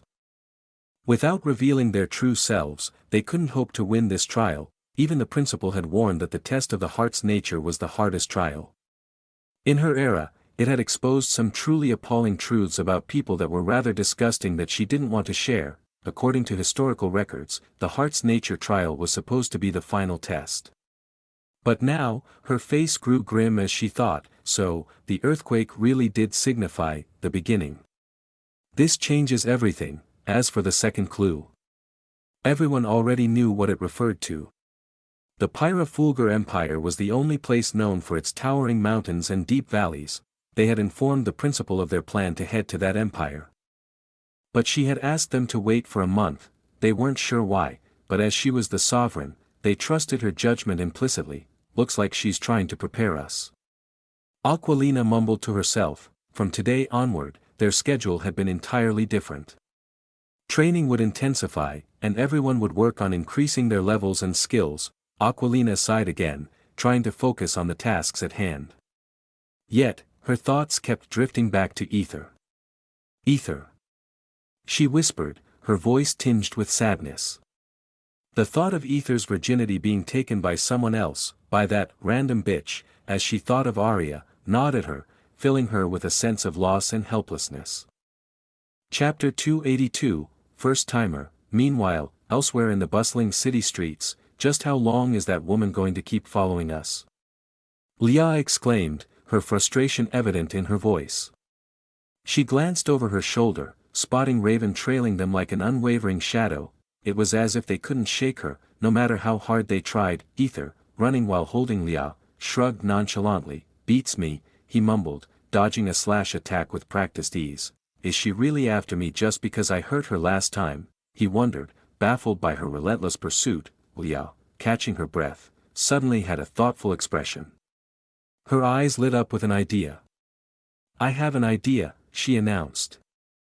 Her voice filled with excitement. Aether's curiosity was piqued. Which is? He asked, his eyes narrowing with interest. A mischievous smirk spread across Leah's face. I'll show you, she said, reaching into her bag. She pulled out a single zenith cash, a significant amount of money, and shouted, "Free money," as she threw it into the air. The people around them glanced at the single zenith and returned to their activities, uninterested. Aether stared blankly at Leah, his expression a mix of disbelief and disappointment. His face seemed to silently scream, "Are you fucking serious?" Leah frowned, seeing her plan not working, perplexed by the lack of reaction from the crowd. Shouldn't people be rushing to grab the money and fighting for it? She muttered. More to herself than to Aether, she shook her head in disbelief. If I were there, I would have been the first to dive for it. Tisk, we just wasted money, Leah said, clicking her tongue in annoyance. Aether, still processing the absurdity of the situation, looked at her with an unreadable expression before saying, "If you don't grab a whole bundle of cash and throw it in the air, I will literally throw you next." Leah jerked in surprise, seeing the seriousness in Aether's eyes. He looked dead serious, as if he really would throw her if she didn't comply. Aether, a bundle? That's almost 1,000 hayek, she stammered, her voice rising in pitch. Before she could finish, Aether lifted her slightly into the air and then caught her. As if emphasizing his point, "Do.it," he commanded, his tone leaving no room for argument. He dodged another of Raven's attacks before picking up speed, moving faster than before. "Tsk, he's getting faster," Raven thought, her eyes narrowing as she tried to keep up. Meanwhile, 400 AP, Leah gulped, her hands trembling slightly as she reached into her bag and pulled out a bundle of cash. With a heavy heart, she threw the money into the air. This time, Aether shouted dramatically, "Oh my goodness, it's a money rain." Ha ha ha ha. His laughter was over the top, echoing through the street like the maniacal cackle of a villainess. The street's atmosphere changed instantly. The sight of cash floating down from the sky caught everyone's attention. "Money," someone shouted, and the chaos began. "OMG, it's mine, bastard, don't step on the bills, you idiot, hey, lady, that's my fuck you, bitch." The entire street erupted into a chaotic scramble, people diving and pushing to grab as much money as they could. It was like a scene from a wild market brawl, with fists flying and curses being hurled. Tisk. Raven clicked her tongue in irritation as the crowd thickened, blocking her path. It became increasingly difficult to pinpoint Leah and Aether in the midst of the chaos. "I will definitely get you," she vowed silently, her frustration mounting as she turned away. 1 AP, meanwhile, in a quiet, empty alley. Ha ha ha. Aether panted heavily, pulling off the criminal-like mask he'd been wearing. He leaned against the wall, trying to catch his breath. Leah, on the other hand, was practically bouncing with glee. Ha ha ha. "Aether, we got the money," she exclaimed, her eyes shining with excitement. Aether's face twitched, torn between amusement and disbelief.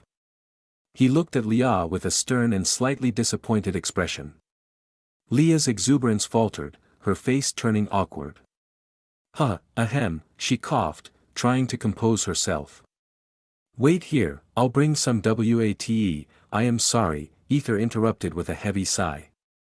His voice softened, filled with genuine regret. "I'm sorry for not telling you.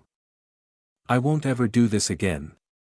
The sincerity in his words was palpable, his apology heartfelt. 400 AP, Leah's eyes widened, her expression softening. She finally smiled gently, her eyes misting slightly. "You finally said it," she murmured, walking towards him and hugging him tightly. Her voice trembled with emotion. "You might not understand this, but I was really sad and hurt when you left me without saying anything. I know what I did now was not right, and I'm sorry for that, but still, you're my only friend. How could you leave me like that?" Feeling the genuine emotions radiating from Leah, Aether felt a pang of guilt. He realized how deeply she cared about him, how much his actions had hurt her. He gently stroked her hair, his voice soft as he said, "I'm sorry, Aurelia Scarlet." He used her full name, acknowledging her feelings. 400 AP, they stayed like that for a moment, a silent understanding passing between them. Leah's crimson eyes flickered with a strange light as she inhaled his scent. Her nose twitched, her throat going dry. Abruptly, she pulled away, a faint blush creeping up her cheeks. 500 AP, cough, Leah coughed, trying to cover her embarrassment. Ahem, are we good now?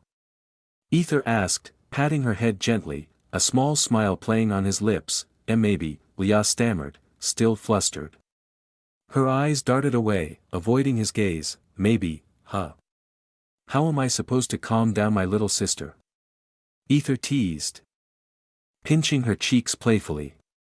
Leah's face turned an even deeper shade of red, and she swatted his hand away, shouting, I am not your sister, jerk, yeah. Aether responded, grinning at her reaction. His amusement was clear, and Leah's frustration only grew. Unable to meet his eyes, Leah muttered something under her breath, but it was loud enough for Aether to catch. Kiss, she said, her voice barely above a whisper. Realizing what she had said, her eyes widened in shock. Aether blinked, unsure if he had heard her correctly. Leah's mind raced as she tried to think of a way out. Her eyes darted around before she pointed to her cheek, her voice shaky as she clarified.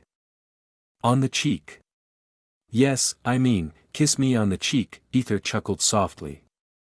I see. He said, nodding.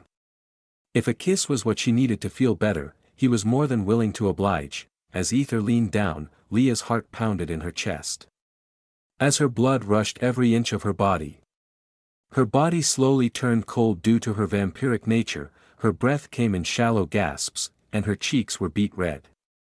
She closed her eyes, anticipating the touch. Chew, ba dump, 600 AP, the kiss was soft and warm, a gentle peck on the cheek.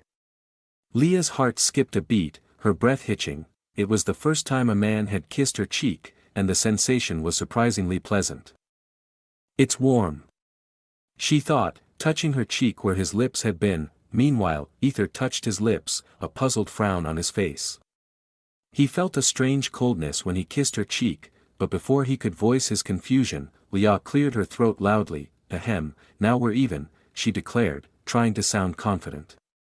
Her face, however, was still flushed with embarrassment. Aether sighed in relief, glad the tension between them had eased. However, his relief was short-lived. Hee, we're filthy rich, Aether, Leah said, her voice filled with glee as she held up the bag of money. A sly grin spread across her face, and she seemed to relish the sight of the cash. Are you really a noble? Aether asked, his voice tinged with disbelief. He couldn't believe what he was seeing. And the money, it had to be illegal, given the circumstances. Leah puffed out her chest with pride. Of course, I belong to a noble family, she declared, her tone dripping with arrogance. But her actions told a different story as she buried her face in the cash, inhaling its scent with a satisfied sigh. I love this smell, I am really not a thief. Aether screamed internally, feeling a mix of guilt and amusement. His lips twitched as he tried to process the absurdity of the situation. Still, money was money, and technically, they hadn't stolen it. It was rightfully his. As he was the person on the wanted poster, or so he told himself to ease his conscience. Just as they were about to leave, Leah suddenly asked, You haven't told me why she's after you. Aether sighed, recounting the events leading up to their current predicament. Well, it started when I first came here. He began, explaining everything to Leah as they walked toward the academy. Leah listened attentively, her expression shifting from concern to fury. She wasn't just angry at Raven, who had nearly sliced Aether, but also at the source of the problem. Kai, I cannot believe that jerk made you walk such a long distance and then wanted others to hunt you. That bastard, growling. She grumbled, clenching her fists in anger. But then she frowned, her mind racing. But that doesn't explain why she's so dead set on finding you, Aether shrugged, just as clueless. They continued walking until they reached the academy gates, and, fuck. Aether cursed under his breath, pulling Leah to the side. What happened? Leah asked, confused. Aether pointed at Raven, stood at the gate with an air of calm determination. Why is she? Leah's words trailed off as she realized the answer. Oh, fuck, she exclaimed, her face paling, which amused Aether. the duo had forgotten one important thing. Aether had been wearing a criminal-like mask, but Leah had shown her face. And since Raven was in the same class as Leah, she knew where Leah would be. What should we do now? Aether asked, frowning. It was clear they couldn't get into the academy without confronting Raven. Suddenly, Leah's eyes lit up with an idea. She only knows me. I'll take care of it, and you, take this money and wait for my signal. Aether tilted his head, confused.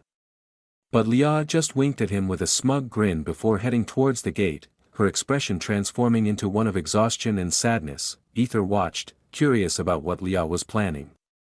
Suddenly, a notification popped up in his vision. Ding! Aether frowned, looking at the mission notification. Helena's mission started to blink slowly. Just then, he spotted Helena and Finian walking out of the academy and heading away. Aether hesitated, holding the bag of money. He glanced back at Leah, who was putting on an Oscar-worthy performance.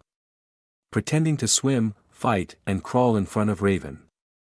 Aether wasn't sure what the hell she was doing, but Raven seemed to be listening intently. Seeing that things were under control, Aether clenched his fist. He decided to follow Helena. Chapter 283, No Face Slapping. Aether quietly trailed behind Helena and Finian, who were walking with a steady, purposeful pace through the bustling streets. The mission tab began to blink faster, its urgency matching the growing tension he felt. What's going to happen?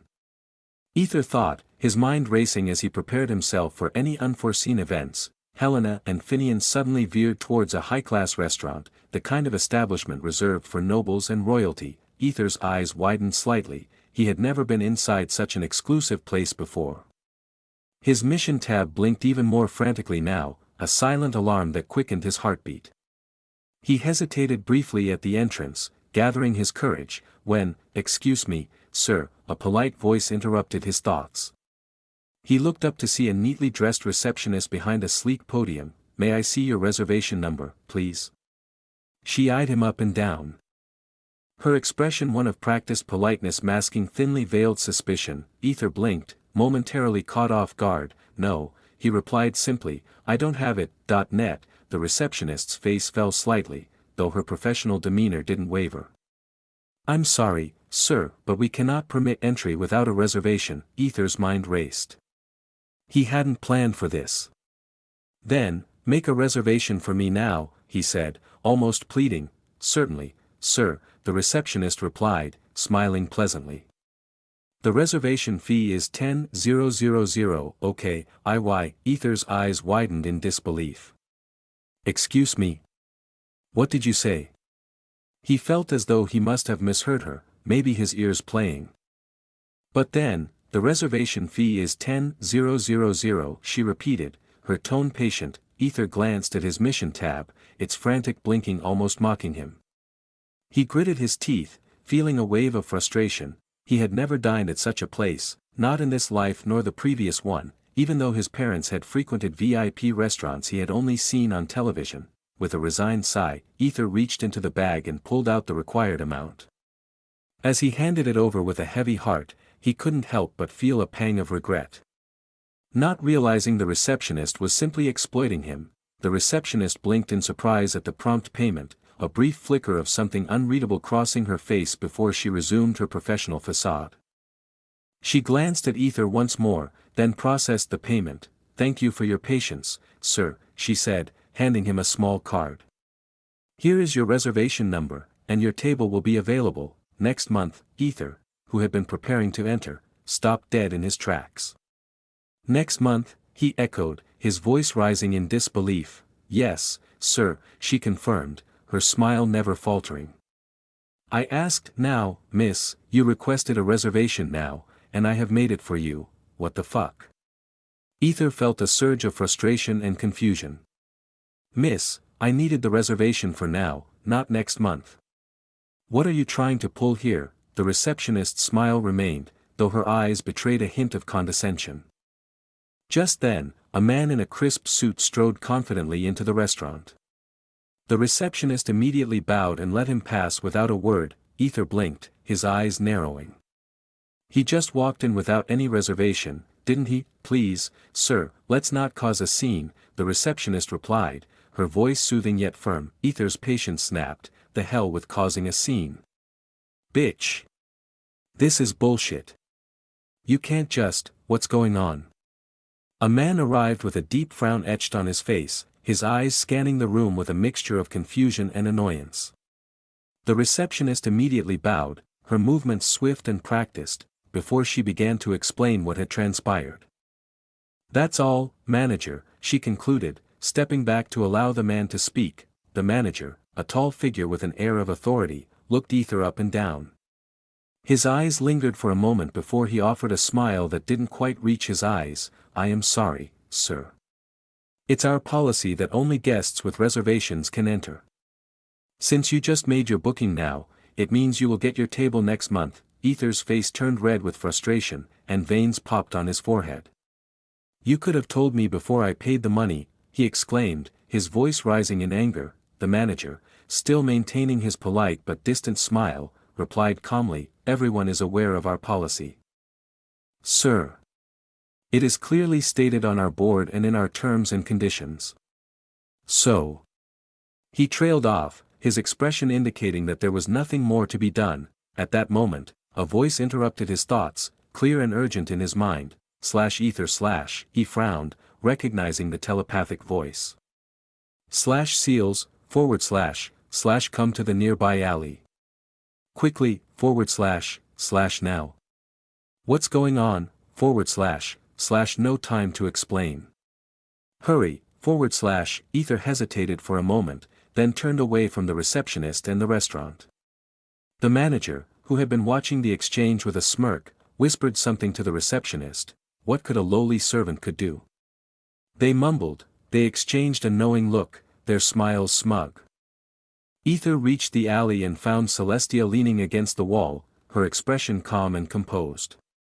What is it? He asked, slightly out of breath and still fuming from the encounter. Celestia looked him over, noting his plain servant's attire with a sigh. Aether, you must understand that in this world, appearances often dictate how people perceive and treat you.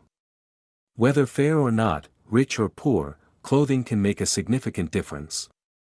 She gestured, and in an instant, his clothes transformed into a stylish black and white ensemble. She stepped closer, brushing a strand of hair from his forehead and smoothing it back. How long have you been watching me? He asked, a mixture of curiosity and awkwardness. Always, Celestia replied with a soft smile, her eyes twinkling with a hint of mischief. Aether sighed awkwardly. It was always hard to pinpoint her presence, like she was a shadow watching over him. After ensuring his appearance was impeccable, she replaced his simple money bag with a more elegant one. Her expression grew serious. Those smiles weren't just professional courtesy, they were mocking you, treating you like a naive child to be toyed with. I hope this experience has taught you a lesson. She could have intervened earlier to prevent him from being humiliated, but she had deliberately held back. She wanted him to experience the world. After all, words never fully capture the actual experience.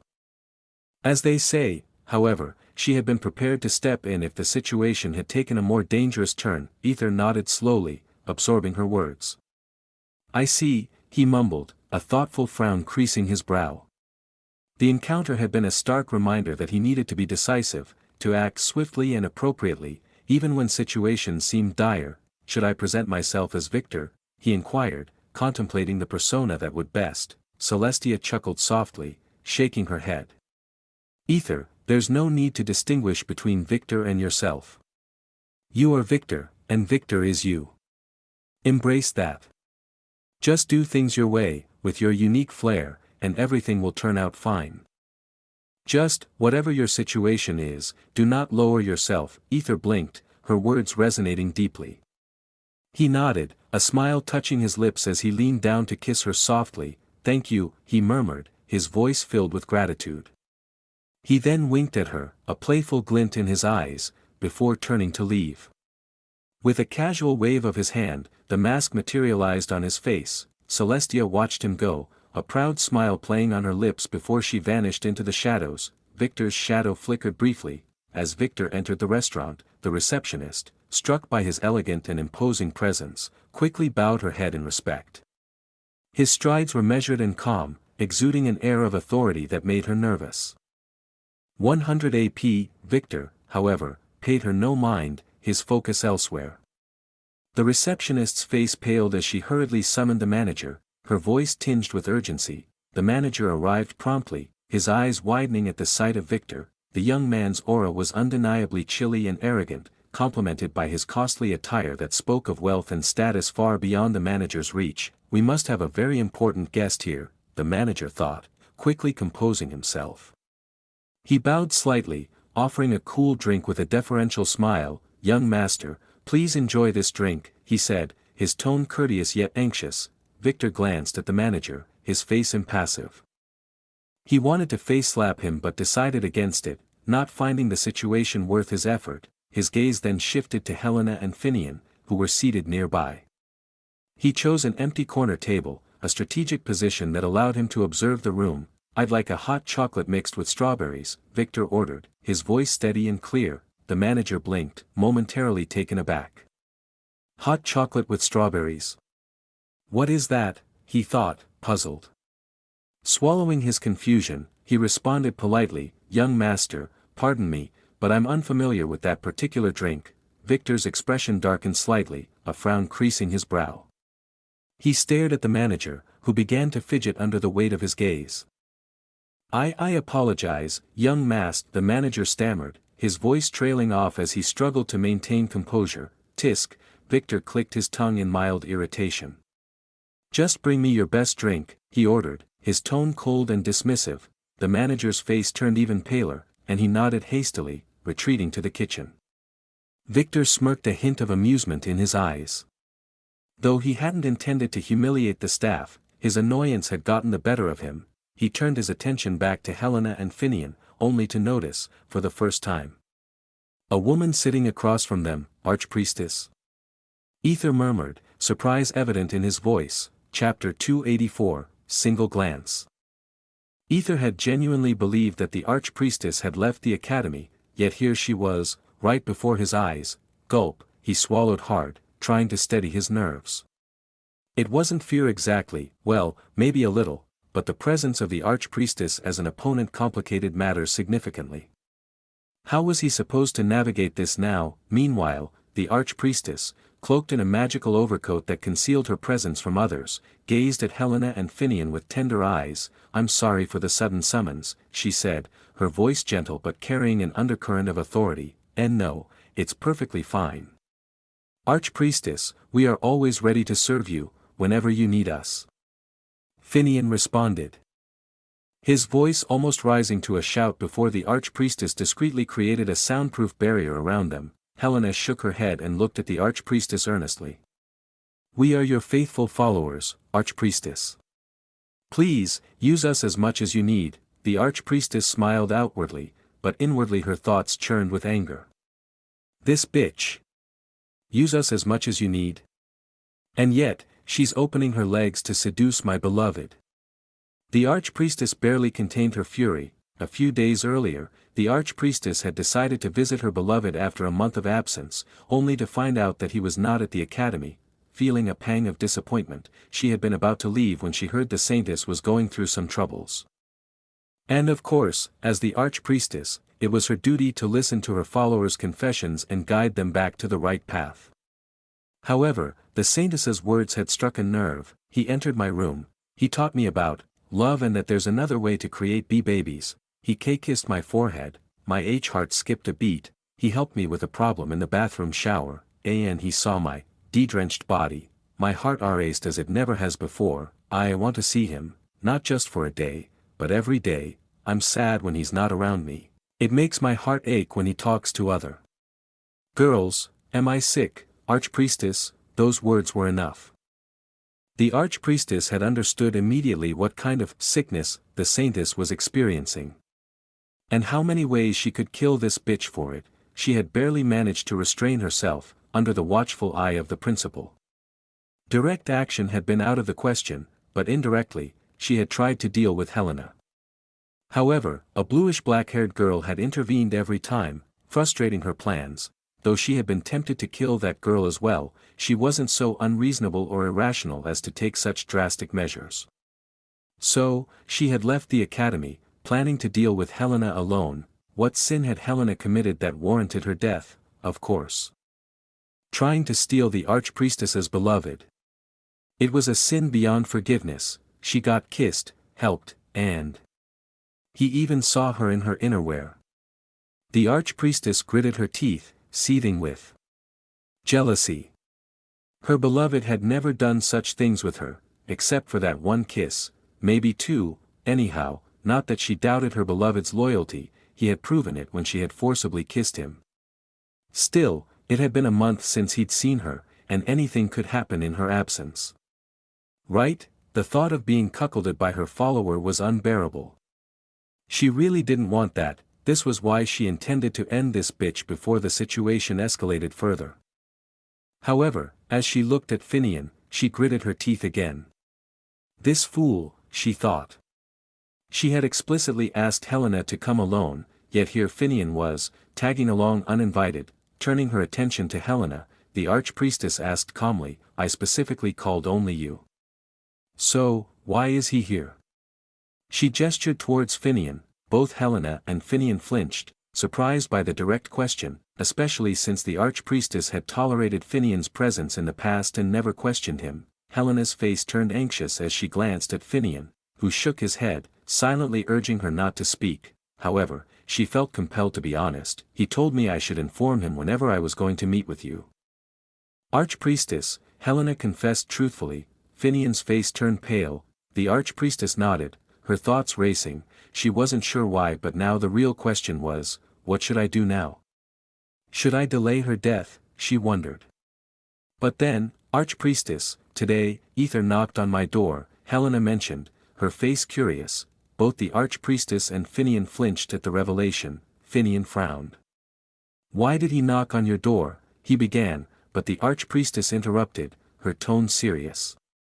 What happened? She demanded. Well, he knocked on the door, but I didn't open it. Since, you said I shouldn't see him or talk to him, and I've strictly followed that, Helena explained with a smile.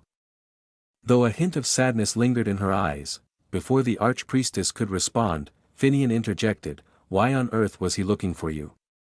And what do you mean, since then? Have you been seeing him secretly? Well, it's not like I wanted to hide it. I just felt there was no reason to, Helena replied awkwardly. Veins bulged on Finian's forehead, and before the archpriestess could intervene, he shouted at Helena, You let a man into your room? The archpriestess's lips twitched, bastard. Let me ask her details first, staring blankly at Finian, is that wrong? Helena asked, her gaze doubtful. Finian's veins bulged even more as he retorted, of course it is. What if he had done something inappropriate? Finian, the archpriestess called out quietly, yet her voice carried a weight of authority. She didn't like the way that he called her beloved. I can't believe you let a lowly servant, FNN. The archpriestess's voice cut through the air like a knife. The duo turned and saw her eyes were dark and devoid of emotion. The next time you call him a servant, I will ensure you understand what it means to be one. The cold, emotionless word struck Finian's heart like a dagger. His face turned ashen, fearing he had crossed a line and earned her ire, a situation he desperately wanted to avoid. Your next read awaits at mv-novelbin.net. Archpriestess, he began to stammer. Seeking forgiveness, but the archpriestess turned her attention back to Helena, asking the one thing that truly mattered to her, was he sad when you didn't open the door? Her voice was laced with a mix of concern and dread. She hoped it wasn't as she feared, yet, Helena remembered how Aether had looked when he turned to leave. Yes, he looked tired, she admitted, her voice soft, that's it. She must die. The archpriestess concluded, her resolve hardening. There was no more room for hesitation. Helena was encroaching on her beloved's heart, a sin of the highest order. The archpriestess had been the first to recognize Aether's good heart, so she knew that Helena was somehow slowly making her way into his affections. It was an unforgivable transgression. A sin among sins. As these thoughts raced through her mind, she felt a surge of darkness well up within her. She no longer cared for Finian's presence, her focus was solely on Helena. With every fiber of her being, she channeled her power, intending to eliminate this threat to her future happiness. Her hand reached out, inches from Helena's face, ready to unleash her wrath. But then, "Please forgive me, young master," the loud cry shattered the tension, drawing everyone's attention to its source. They turned to see the manager kneeling before a striking figure. A white-haired, masked man, radiating an aura of mystery and power. Ba dump, 10,000 AP, the archpriestess's heart skipped a beat, a sudden rush of emotion overwhelming her. Helena and Finian recognized Victor and realized he was causing yet another scene. Not wanting to get involved, they turned back to their conversation, but Helena noticed something strange. The archpriestess's hand was hovering near her face, almost touching her. "Archpriestess?" Helena asked, her voice laced with concern and confusion. The archpriestess snapped out of her daze, quickly withdrawing her hand. She stammered, "Ahem, WL, there was some dust." "Yes, just a bit of dust," she said, awkwardly brushing at Helena's hair in an attempt to justify her actions. Helena's expression softened, and she offered a gentle smile. "Thank you so much for your care," she said warmly, her voice filled with genuine gratitude. Those words cut into the archpriestess's heart like a dagger. Forcing herself to maintain composure, she replied, It's fine, really." Chapter 285, Bonus Chapter. A few moments earlier, I couldn't quite catch what they were discussing, but... Victor frowned as he observed the archpriestess's eyes growing cold and dark, her expression shifting ominously as if she were on the brink of taking some drastic action. Aether glanced at his mission tab, the alert blinking furiously, signaling urgency.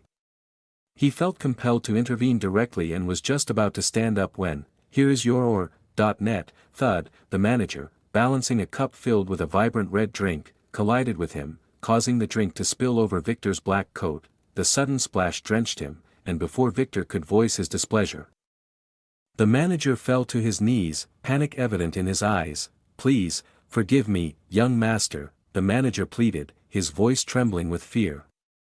His outburst drew the attention of the nearby patrons, turning all eyes towards the scene. "Tisk," Victor clicked his tongue in irritation, glancing down at his soaked coat. He was in no mood to deal with this inconvenience and was about to walk away when, ding, 10,000 AP, Victor blinked in confusion, momentarily distracted by the sudden notification. He looked at his mission tab, which had stopped blinking. His gaze then shifted to the archpriestess, who was now smiling gently at him. A smile that sent a shiver down his spine. How did she know?" he mumbled under his breath, still reeling from the unexpected turn of events. "Why, young master?" The manager's voice quivered as he looked up, his eyes filled with hope and desperation, clearly seeking forgiveness. Victor's lips twisted into a faint, forced smile. He took a deep breath, removed his black coat, and spoke with a stern tone, "Since you have shown humility by kneeling, I will let this slide." The manager's face brightened with relief, but Victor wasn't done. However, Victor continued, his voice cold, "You must ensure that the stain is completely removed from my coat. If not, there won't be a restaurant here come tomorrow." "Why, young master?" The manager's relief quickly turned to fear. His face paling. "Here," Victor said curtly, tossing the coat to the manager. The man hesitated for a brief moment, but seeing the serious expression on Victor's face, he quickly sprang into action, eager to rectify his mistake. Victor sighed inwardly, feeling the weight of the situation. He glanced towards the table where Helena had been sitting, only to find it empty. "Where did they?" Victor's frown deepened, but before he could speculate further, "Are you looking for someone?" The archpriestess's voice cut through his thoughts. She had taken a seat across from him, her face lit up with a small, mischievous grin. Victor maintained his composure, masking his surprise. "What do you mean by that, miss?" he asked, his voice steady. "Miss." The archpriestess feigned a pout, her lips curling into an amused smile. "Come now, there's no way I wouldn't recognize my beloved."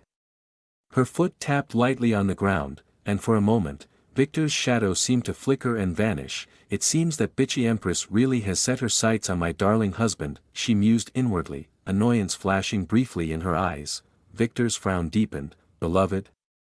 He kept his voice even, trying to mask the unease creeping into his chest. "What exactly are you insinuating, woman?" The archpriestess's grin widened, a hint of playfulness in her eyes. "Of course, it's you. Darling," she cooed, letting her leg brush seductively against his under the table. Victor felt his pulse quicken. He glanced at her, taking in the sight of her small grin and the way she leaned forward, her cleavage prominently displayed. He swallowed hard and averted his gaze, sighing deeply. "How?" he asked, struggling to keep his voice steady. The archpriestess struck a triumphant pose, her eyes twinkling with mischief. "It's because of my love," she began, but Victor's stern expression made her pause. She cleared her throat, pointing to his white shirt. "Those clothes are enchanted, crafted by my own 2 hands. Of course, I would recognize them instantly," she explained, but it was a half-truth because she indeed felt because of her love. Inexplicable connection to him, as if fate itself had drawn them together. Or maybe because Aether visited the mother recently, enchanted. Victor's thoughts raced. He hadn't realized that the clothes sent by Stella were enchanted by her sister. Damn it! He rubbed his temples, trying to process this new information. Just then, a waiter arrived, interrupting his thoughts. "Please forgive us, dear sir. This is our special dish for the day," the waiter said, placing a beautifully presented plate beside Victor. "Enjoy it while we attend to your coat." Victor glanced at the waiter, noticing the beads of sweat forming on his brow. The man was clearly nervous. Meanwhile, the archpriestess watched Victor intently, her gaze softening. She marveled at how much he had changed in such a short time. "He's become more manly," she thought, a mix of admiration and longing in her eyes. "Sigh, whatever," Victor muttered, dismissing the waiter's nervousness. He turned to the archpriestess and said, "Bring another plate, sir." The waiter looked puzzled, glancing at the empty seat. "I said, bring another plate." Victor's voice held an edge of impatience. "Oh, of course, sir." The waiter bowed quickly and hurried off, eager to comply. The archpriestess chuckled softly, her laughter carrying a melodic quality. "And what's so amusing?" Victor asked, slightly irritated by her lightheartedness. "Well," she began, her eyes twinkling with amusement, "even though you hate me, you still worry about my comfort." Her tone was teasing, but there was a note of sincerity that caught Victor off guard. "Of course I worry," he thought to himself. "If I don't, who knows what chaos she might unleash." The archpriestess reached out, gently taking Aether's hand in hers. Her voice softened, a rare vulnerability showing as she whispered, "I've missed you so much." Aether blinked, surprised by the raw emotion in her eyes. It felt as though they had been separated for centuries, not just weeks or months. He almost smiled, caught up in the intensity of the moment. "When, 10,000 AP. Yep, that's exactly why I'm on edge," he thought, realizing the implications. Those readings meant the archpriestess's feelings were genuine and intense, bordering on obsessive. If he gave her any sign of encouragement, she would surely take it as a green light to act on her desires. She would be riding on him. Well, to be honest, he wouldn't mind having a great beauty, but something about her was unsettling. What's more, there was Stella, who was a weak girl, so he wondered how she would feel first. That's why he was hesitating. Victor pulled his hand away, trying to maintain a neutral expression. The archpriestess's face fell slightly, a shadow of disappointment passing over her features. Victor sighed, feeling the weight of the situation, and awkwardly said, I also missed you." Hearing this, the archpriestess's eyes lit up, her smile growing wider. She knew he was only saying it to keep her from feeling too hurt, but even this small acknowledgement was enough to make her day. Just then, the waiter returned, placing another plate before Victor. Victor frowned slightly and opened his mouth to speak, but the waiter quickly bowed and retreated, clearly wanting to avoid any further reprimand. "Tsk, what a subpar establishment," Victor muttered under his breath, pushing the dish towards the archpriestess, who laughed softly, her eyes never leaving his face. She was well aware that others couldn't see her, thanks to the magical overcoat she wore, but why could Victor see her? Maybe it was love. Hell no. It was the enchantment she had placed, allowing Victor to see her just as clearly as Helena and Finian could. the archpriestess watched Victor eat quietly, her gaze lingering on his features. "What's wrong?" he asked, noticing her not touching her food. "Well, I haven't seen your face, so," she said, her voice trailing off, her expression hopeful. Victor shook his head, indicating he couldn't reveal his face since others might see him. But then the archpriestess snapped her fingers, and a thick barrier appeared around them, cloaking them in privacy. The world outside seemed to fade away. Leaving only the two of them, Victor sighed, resigning himself to the situation. He slowly removed his mask, revealing his face, and ran a hand through his hair, a small gesture that seemed to heighten his allure. The archpriestess's heart was pierced by a heart-shaped arrow, her gray eyes locked onto his piercing blue ones, and she felt a wave of heat wash over her. His handsome face had matured, becoming even more striking than she remembered. She could feel her body reacting, her throat going dry, and a tingling sensation coursing through her. She rubbed her thighs together, struggling to maintain her composure, fighting the overwhelming urge to leap across the table and 10,000 AP, 10,000 AP, 10,000 AP, 10,000 AP, Victor, too, was feeling the tension. He knew she was a lost cause, but her affection seriously amused him. He couldn't help but smile slightly, and in that moment, snap, she lost control. Without warning, she reached out, grabbing Victor by the collar and pulling him close. Their lips met in a searing kiss, filled with all the pent-up emotions she had been holding back. "It's his fault for being this irresistibly handsome," she screamed inwardly, savoring the moment before reluctantly pulling away, her eyes searching his face for any sign of response. Victor sighed wearily, his expression a mix of exasperation and resignation. "It seems you truly do love me, The archpriestess was momentarily taken aback by his weary tone but felt a surge of happiness at his acknowledgement of her feelings. Yet, there was a part of her that hated how easily he accepted it as if it were a given. She turned sad as if she lost something. "But then, if you truly love your little sister, could you please tell me whether she would be happy to share her husband?" Victor asked, his voice calm but serious. 10,000 AP, Chapter 286, Bonus Chapter. "If you truly love your little sister, could you please tell me whether she would be happy to share her husband?" Victor asked, his voice calm but serious. 10,000 AP, Victor felt a surge of anticipation mingled with a flicker of unease. He had thought that mentioning Stella would calm the archpriestess, but instead, it seemed to ignite a deeper, "I really don't understand her." He mused, both intrigued and puzzled. Meanwhile, the archpriestess felt a thrilling rush. For a moment, she had feared that Aether, disguised as Victor, might have changed. But his evident concern for Stella, spoken with such earnestness, reassured her. It was as if nothing had changed. He was still the same caring soul, and this realization made her heart race with joy.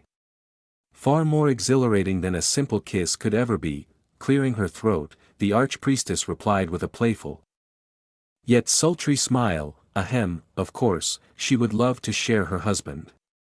She reached out, her fingers lightly grazing his hand, sending a tingling sensation through her. Victor shook his head, his gaze steady and penetrating. "I won't believe it until I see her and hear it from her," said with genuine conviction. The archpriestess pouted, her lips forming a delicate, enticing curve, but her heart fluttered wildly. His insistence, his firmness, only fueled the fire of her desire, intensifying the strange, electrifying connection she felt towards him. 10,000 AP, Victor, ignoring her pout and the strange surges of affection points, focused on his meal. Actually, the dish was delicious. The archpriestess, her face now showing a satisfied expression, picked at her food, her eyes never leaving Victor. As she noticed a bag beside him, curiosity flared. "What's that?" she asked, her voice dripping with intrigue. Victor flinched slightly, then glanced at the bag containing the illegal money. He hesitated, his mind racing for a plausible explanation, before he smiled, a hint of mischief in his eyes. "I was planning to donate this to an orphanage, but I've been hesitant, unsure if they are trustworthy." The archpriestess paused, her breath catching as she processed his words. And 10,000 AP, 10,000 AP, 10,000 AP, 10,000 AP, 10,000 AP, 10,000 AP. Her eyes widened, filling with a mix of admiration and longing. He hasn't changed at all, she thought, a thrill running down her spine. Calmly, she said, why don't you give it to me? As the archpriestess, I oversee several orphanages. Victor pretended to consider her offer, then nodded. Please, take it, he said, handing the bag over to her. The archpriestess snapped her fingers, making the bag vanish. She didn't care about the amount, it was the thought of her beloved's goodness that sent her heart soaring. Her expression softened, her eyes gleaming with a mix of affection and desire. She found herself craving another kiss, her mind racing with thoughts of how to orchestrate it. Meanwhile, Victor sighed inwardly, I'm sorry, Leah, but that money doesn't belong to us. Yet, there was also another hidden agenda that he liked to see. Just then, the manager arrived, looking flustered and anxious. He scanned the room, searching for Victor, only to find the place seemingly empty. Where is he? His voice trembled, fear creeping into his eyes.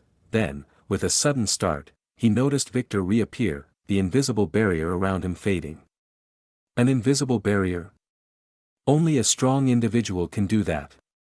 Thank goodness, he thought, bowing deeply as he handed over the freshly cleaned coat. Victor inspected the coat meticulously while a waiter approached with the bill. Before the waiter could speak, the manager slapped the bill from his hands and turned to Victor, his voice trembling, please forgive him, young master. The mistake was mine, so there's no need to pay. Victor looked at him coldly, a dangerous glint in his eyes. Do you think I can't afford to pay? Oh, of course not, young master, the manager stammered, his face paling.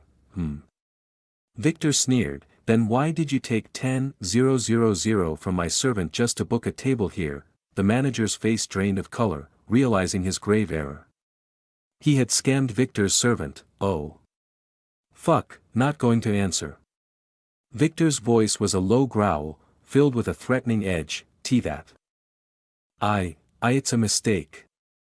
We will refund it now. The manager's voice quivered, unable to meet the intense gaze directed at him. The archpriestess, who had been watching the exchange with interest, asked curiously, what's going on? Of course, Victor told her why he was there because he knew she really wanted to ask as she was a little doubtful about the coincidence. So he told the story of a low-level person who worked hard to earn money just to eat what he loved in a high-class restaurant. However, he was scammed, and in order to enter it, that low-level person changed his attire to the highest class so that he could eat what he wanted. Truly a wonderful story. Hearing this, the archpriestess's expression darkened, her eyes narrowing with cold fury. They scammed my beloved? Her thoughts were a storm of anger and protectiveness. Her lips curled into a dangerous smile, her mind already plotting something. Victor noticed her reaction and smiled inwardly. There was no need for a simple face slapping when you could just obliterate it entirely, right? And Victor was all too willing to take that step. The archpriestess gently pulled Victor away from the restaurant, the manager too terrified to speak, fearing any words might worsen his plight. Thank goodness. As they walked away, he sighed in relief, believing he had narrowly avoided a disaster. Unaware that the archpriestess's followers were already on their way to shut down his business permanently, meanwhile, on the empty night road, the archpriestess clung to Victor, her grip tight and possessive. 4,000 AP, Victor frowned at the sudden change of affection points, glancing at the archpriestess who giggled softly, her eyes alight with joy and something deeper, more primal, then remembered something. Looks like our courier did his job, he thought, nodding in satisfaction. Suddenly, with a swift motion, the archpriestess pulled Victor into a dark alley, pinning him against the wall in a classic cabotin pose. Her eyes, dark with desire, locked onto his lips. I'm worried now, she whispered, her voice a husky, tremulous note. Victor tilted his head, curiosity and a flicker of anticipation in his eyes. What if my little sister doesn't want to share you with me? I can't think of anything else. I'm a little worried. No, I'm afraid, she confessed, her voice shaking with genuine fear and a hint of desperation. Victor nodded, understanding her turmoil. I suppose she really is worried, he thought. He removed his mask, revealing his true face, and gently cupped her cheek. Serafina Ashwood, he murmured softly, his voice carrying a tender, reassuring tone. Serafina's eyes widened, surprise flickering across her face as Aether, now fully himself, called her by name. "There's no need to be scared. I'll be there," Aether said, his thumb brushing over her skin, leaving a trail of warmth. "For me?" she breathed, hope and longing in her gaze. Read latest stories on m_VLE novelbin.net, of course, for Stella, Aether replied, a playful smile dancing on his lips. Serafina's face twitched with a mix of emotions before she playfully punched his chest. "You," she exclaimed, her voice tinged with a mix of frustration and fondness. Aether chuckled, the sound rich and warm. "I love Stella, and there's no way I could ever betray her trust. If she doesn't want to share me, I have to respect her wishes." Serafina smiled, her heart swelling with happiness. She admired Aether's loyalty. 10,000 APT then, can I get a kiss? As a last memory of you and me? She asked, her voice breaking with emotion, her eyes pleading. Aether sighed and said, "If you truly want me, we could talk to Stella. Since she's your sister, I think she might accept you if you try hard enough." Serafina nodded with a smile, but still, she asked, "Please, a single kiss?" Aether sighed, "I suppose I should be happy that she didn't force herself. Let's do it before she gets out of control and might rape me," he thought as he gulped inwardly. He looked at her seriously, his gaze unwavering. "I will definitely tell Stella about this. Are you okay with that?" as he tried to use his last hope. But 10,000 AP, yes. Serafina's voice was filled with joy, her eyes shining with a mix of triumph and longing. As Aether leaned in, her breath hitched, her heart pounding in her chest. Their lips met in a passionate, electrifying kiss, sending shivers down their spines. Aether's hand slid down to her hips, pulling her closer, while Serafina wrapped her arms around his neck, pressing herself against him, desperate to feel every inch of him. The kiss deepened, their bodies molding together. Serafina's lips parted, inviting Aether's tongue into a heated dance. She sucked on his tongue, savoring his taste, as if she could drink in his very essence. Aether's hand slipped to her backside, squeezing gently her ass. Aether's breath hitched at the sound, and he kissed her more deeply, lost in the moment. Meanwhile, Celestia, watching from a distance to avoid the archpriestess's wrath, thought with a mix of amusement and excitement, "He's really playing with fire. I love him." She nodded in satisfaction, always playing with fire. She was more excited than Aether, wondering how many sisters she was going to have. Chapter 287, bonus chapter, 500 horsepower. After spending quite a good time with Serafina, who seemed to be calm and avoided getting raped, for now, she reluctantly left his side and Aether returned to the academy. Now, it's time for his night training session with the principal. When he finally arrived, he found the principal glaring at him with a furious expression that sent a chill down his spine. "What happened?" he asked cautiously as he settled onto the sofa before her. He was certain he hadn't done anything to warrant such anger, but the intensity of her glare made him second-guess himself. The principal snapped out of her thoughts with a heavy sigh, her shoulders sagging as if the weight of the world rested upon them. "Nothing," she muttered. "Come on, principal, I am your favorite disciple," Aether said with cheerfulness, trying to lighten the mood. The principal snorted, her eyes narrowing. "Favorite? You are just a pain in the butt, bastard." Aether felt a sharp pang of hurt at her words. He hadn't done anything wrong, yet. So, with a mixture of pride and defensiveness, he retorted, "I never poked your ass." How could she say that? He had not done any anal. Yet, even with his ex, he had never done it. The principal's face twisted with disgust. "That's the worst thing a disciple can say to their master," she spat, her voice trembling with a mix of anger and disbelief. She couldn't believe the audacity of his words. Aether snorted again, though this time it was tinged with frustration. "You called me a pain in your butt, right?" The principal's face twisted further in anger. "That doesn't mean you pee," she cut herself off with a curse. Fuck. She was on the verge of losing her temper completely. Talking to him was like walking through a minefield. No matter what he said or did, he always managed to get on her nerves, as if he was doing it on purpose. The principal massaged her temples, trying to stave off the headache that was beginning to form. Today's incident with Kennedy's problem wasn't helping either. Aether stared at her tired face, his heart softening. Looks like she is really tired, he thought, feeling a surge of empathy. He stood up and walked around to stand behind her. If you're planning a prank, don't do it now. I'm really not in the mood to play around, she said wearily. But then she flinched when Aether's hand gently touched her shoulder. She frowned and was just about to turn and ask when, she groaned, her eyes widening in surprise at the sudden relief that washed over her. Please enjoy your disciples' play, ahem, skilled fingers, Aether said with a serious, professional masseur's face as if he didn't have any hidden agenda. The principal felt a wave of weirdness at the situation. No, thanks. She would be an idiot if she didn't know what he was up to. However, Aether, still maintaining his professional demeanor, said, believe me, master, I'm trying to help you. He then smiled slyly, adding, are you having any naughty, do it, brat, the principal snapped, her face flushed with a mix of annoyance and reluctant amusement. She really hated it when he played with words, but she couldn't deny the relief his touch brought. Aether nodded with a satisfied smile. He slowly pressed his fingers on her shoulder, his touch firm yet gentle. He may not have known massage techniques, but his knowledge of human biology gave him an advantage. He expertly targeted the pressure points, massaging slowly and methodically. HMFF, the principal let out a muffled, satisfied moan, her eyes widening in surprise. To think this brat is good at this. TSK, the woman who marries him is surely going to have a hell of a life, she thought as she let herself relax, closing her eyes and leaning her head back comfortably.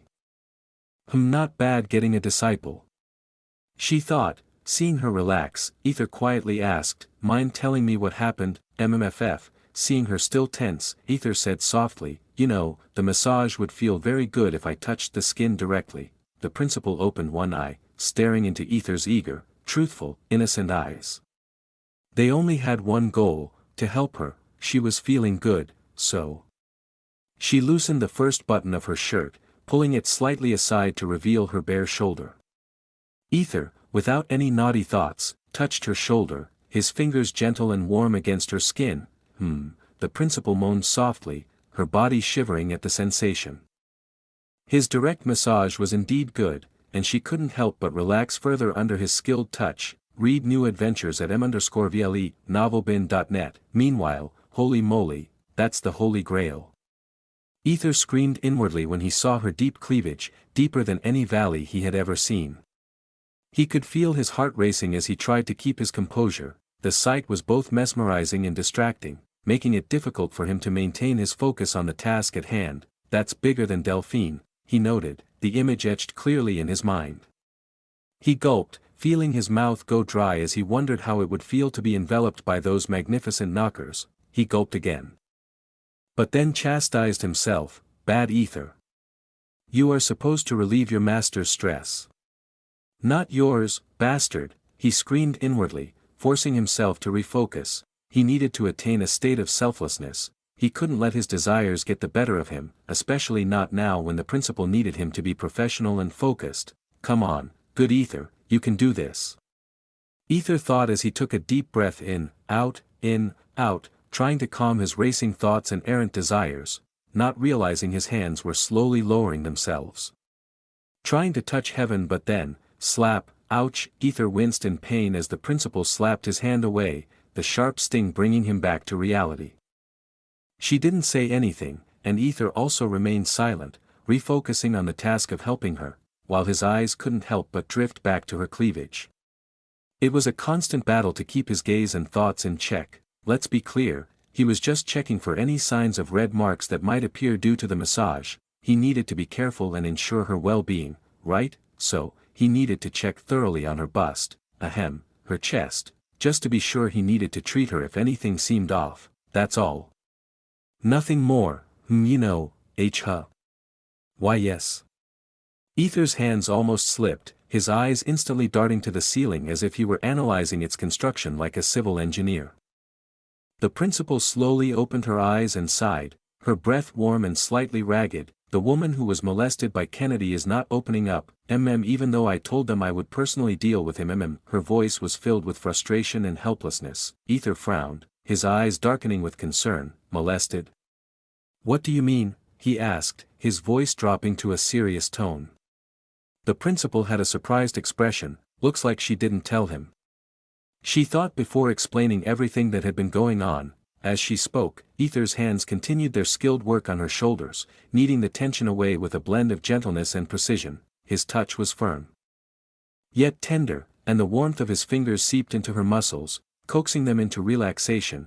After hearing everything, Aether's face turned dead serious. So those women are hesitating to come forward and tell the truth, right? He asked, his eyes staring at her with pure anger. Yeah.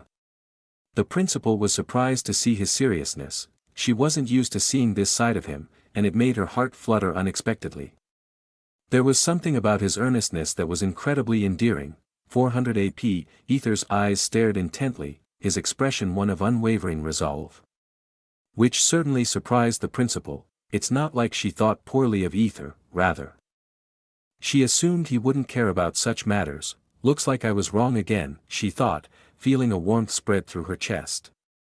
He always managed to surprise her with his talent, his personality, and even his flirting. There was a depth to him that she was only beginning to understand. 500 AP, can I ask them? He asked. Chapter 288, Principal was molested. The principal instantly dismissed Aether's proposal, despite the evident difficulty she and Delphine faced in communicating with the girls. It was a challenging situation, and she questioned what a man could possibly contribute under these sensitive circumstances. Those girls had endured molestation and might understandably harbor a deep-seated fear of men, which made the principal hesitant to endorse Aether's suggestion. However, Aether was determined. Please, just give me the opportunity to meet with them, he pleaded, his voice earnest. I know it's a delicate situation, but let me at least try. The principal shook her head, her expression firm. I'm sorry, Aether. It's not that simple. There are protocols and consider it. Her sentence was cut short as she moaned, bringing a hand to her mouth in surprise. Aether had inadvertently pressed too hard on her shoulder. That felt really good. She shot him a death stare dagger at him, but Aether only smiled, his touch becoming more gentle and reassuring. Just give me a chance, he repeated, his tone softening. I know I can make a difference, even if it's just with one girl. Let me prove it. Please. The principal looked into Aether's eyes, seeing the sincerity and determination there. Finally, she asked the question that had been on her mind since the beginning. Why are you so interested in helping them? Hearing the principal's question, Aether's eyes softened as a vivid memory surfaced. One that had profoundly changed his life. Please help me. A girl trembled in fear, her voice quivering as she tried to stop the hand that was attempting to grope her. You fucking bastard. You rotten monster, a boy shouted as he charged at the adult man harassing the girl. With a swift, powerful kick, he struck the man's crotch and spat, why don't you grope your mother and sister? You fucking monster. The boy then turned to the girl, who had teary eyes, and snapped, the fuck? Why are you crying like an idiot? Huh? Kick his balls, girl. Every man has those weak points. Crying won't help you next time. Man up, girl, or girl up, girl, TSK, whatever. He shrugged with an annoyed expression before delivering another brutal kick to the man's crotch, enjoying the man's screams of pain with an evil smile. That was the beginning of a transformation, where a weak girl turned into someone more resilient, stubborn, and determined. Qualities that would later break through the boy's stone heart and become a pain in the butt. Aether. The principal called, bringing him back from his reverie. Snapping out of his past, Aether replied with an amused face, to be honest, I just want to kick his balls. The principal blinked a few times in surprise before bursting into laughter. Ha ha ha. She laughed so hard that tears almost started to spill out, completely taken aback by his unexpected answer. 500 AP, seeing the principal laughing so heartily, Aether couldn't help but smile. Looks like she's letting loose. His thoughts trailed off as his gaze inadvertently fell on her busty boobs, which seemed on the verge of bursting through the straining second button of her shirt. The tantalizing sight set his pulse racing. Holy moly! Come on, Button. Aether screamed inwardly, his heart pounding with anticipation. He was consumed by an overwhelming desire, hoping for something beyond even the realm of scientific possibility. The bulge was almost there. The time had come, his perverted lucky time, the button holding his very hope. It was as if the universe itself was making him bet everything he had. Aether held his breath, his entire body tense with excitement, as the moment of truth revealed itself. We shall see the Holy Grail, he shouted inwardly, the words echoing through his mind with fervent desire. But then, then what should we do about a student who was harassing his teacher and principal? The principal stopped laughing and asked with a knowing smile. Her eyes twinkling as if she had seen exactly where his gaze had wandered. Aether flinched before looking away, attempting to change the topic. Ahem, what are you talking about now? Kennedy, right? The principal grinned wider, her expression turning almost predatory. Nah, we're talking about the student who was harassing his teacher and principal. Should we also kick his balls? Her eyes flickered dangerously as if she might actually follow through on the threat. Gulp. Aether swallowed hard, fully aware of who she was talking about. There's no need to go to such lengths. I'm pretty sure that both the teacher and principal were the ones harassing him. Oh. The principal nodded a few times, clearly unconvinced. She was about to say something when Aether hastily intervened, sensing that his manhood might face unprecedented danger. So, can I speak with one of the girls? He blurted out, desperately trying to change the subject. The principal stared at him for a long moment before sighing.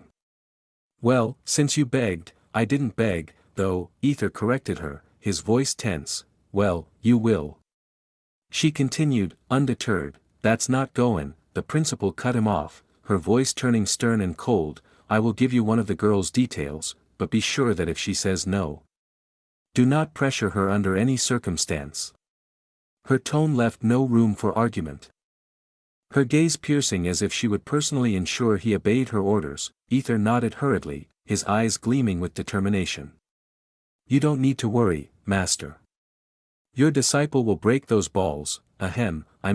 Get the truth. The principal's lips twitched in a mix of amusement and exasperation. Now I'm really getting worried. She murmured under her breath, her gaze lingering on Aether. Aether, who had been diligently massaging her shoulder, leaned in closer, his touch becoming more intimate. You know, master, he began, his voice dropping to a husky whisper. The principal flinched slightly at the unexpected tenderness in his tone. Her heart skipped a beat as she thought. What is he up to now? Why yes, you must feel really sore in your shoulders, right? He asked, his fingers kneading her flesh with expert precision. Yes. I wonder why. The principal responded, her tired face softening as her breasts jiggled slightly with each movement. I know why. Aether thought, his heart racing. He swallowed hard, summoning the courage to continue. You know. There's a full-body massage technique I know.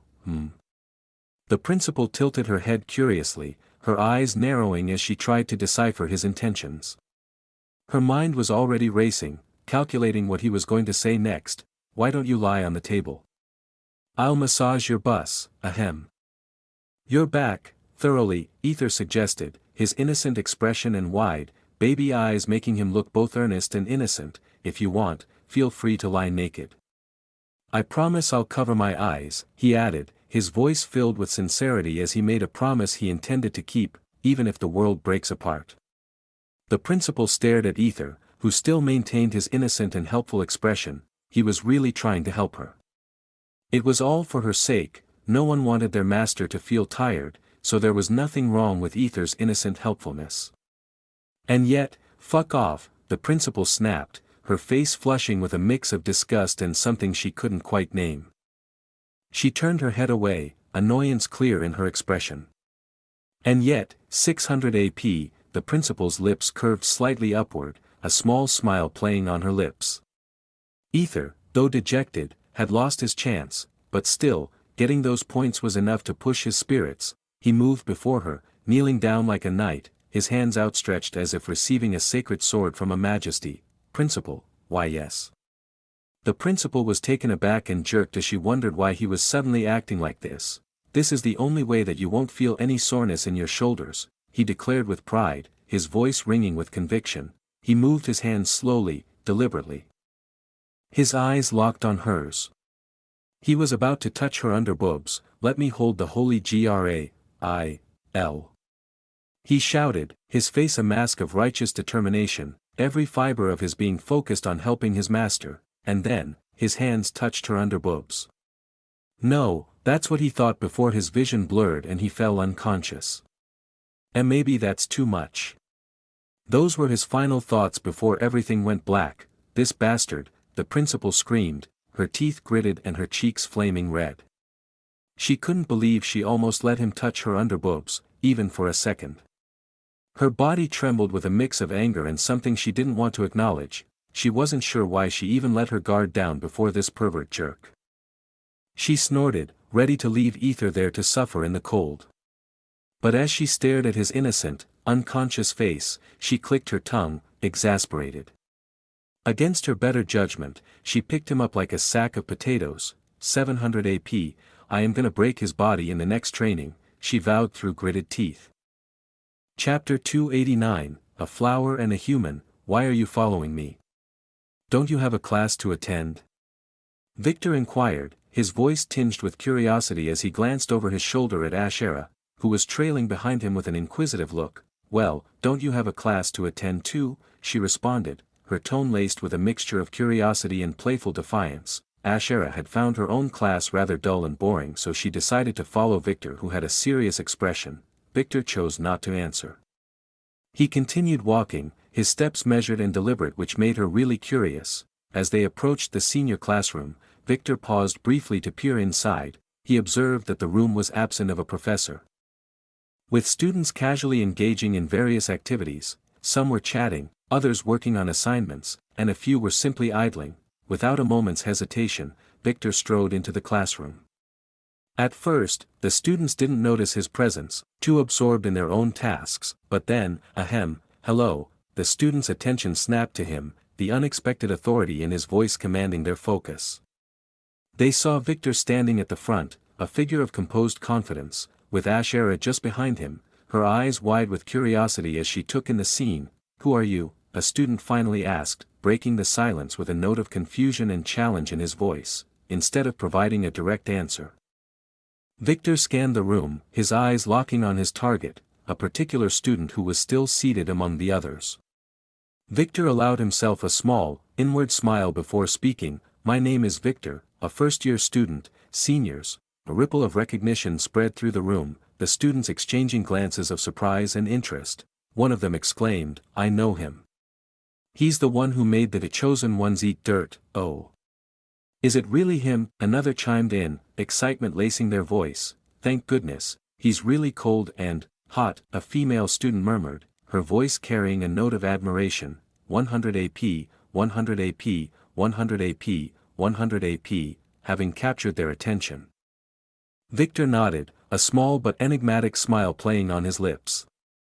I wonder if the seniors would indulge me by listening to a small story from their junior. Though most students were puzzled by the situation and unsure of Victor's intentions, a few nodded in agreement, their curiosity piqued by the prospect of something unusual breaking the monotony of their day. Good. Victor's smile widened slightly, the expression softening his features and adding an almost charming allure. The women in the room, in particular, seemed captivated by his presence. Pouring their affection to him, he began his tale, his voice steady and clear, each word carefully chosen. Once upon a time, there bloomed a flower of unparalleled beauty. Her petals were delicate and vibrant, their colors so vivid they seemed to shimmer in the sunlight. Anyone who laid eyes on her would pause, mesmerized, and whisper in awe, beautiful. Her petals would dance gracefully in the breeze, a living testament to the admiration she received. She was like a joyous child, full of life and innocence, basking in the warmth of the world's praise. The bees, drawn to her allure, danced around her, their buzzing a gentle hum of appreciation. Victor's gaze moved over the room, his expression softening as he spoke. There was a subtle shift in his tone, a hint of something deeper, almost wistful. Behind him, Aether furrowed her brow, trying to grasp the meaning behind Victor's words. Victor continued, his voice taking on a more somber note, but one day, a greedy human, consumed by desire, wanted to claim the flower for himself. He looked around furtively, ensuring no one was watching, before reaching out with a rough, careless hand to pluck her. The flower, sensing danger, tried desperately to sway away from his grasp, her petals trembling in fear. Despite her efforts, the human managed to tear away one of her petals. She cried out in pain, "Please, stop," but her pleas fell on deaf ears. The human could not understand her sorrow. As Victor narrated, the classroom grew quiet, the weight of his words hanging in the air. The students were transfixed, caught up in the vivid imagery of the story. Just then, a bee arrived. Victor continued, and, seeing the flower's plight, stung the human's hand in defense of the flower. The human yelped in pain and fled, leaving the flower behind. Sigh. A collective sigh of relief seemed to sweep through the room as Victor described the bee's intervention. However, though the human didn't achieve what he wanted, still, the damage was done. She was scared, she was lost, she felt disgusted. Most of all, she felt a profound sense of betrayal of humans, and lost a part of herself, no matter how much water and care she received. The flower could no longer shine as she once did. It wasn't just the lost shine.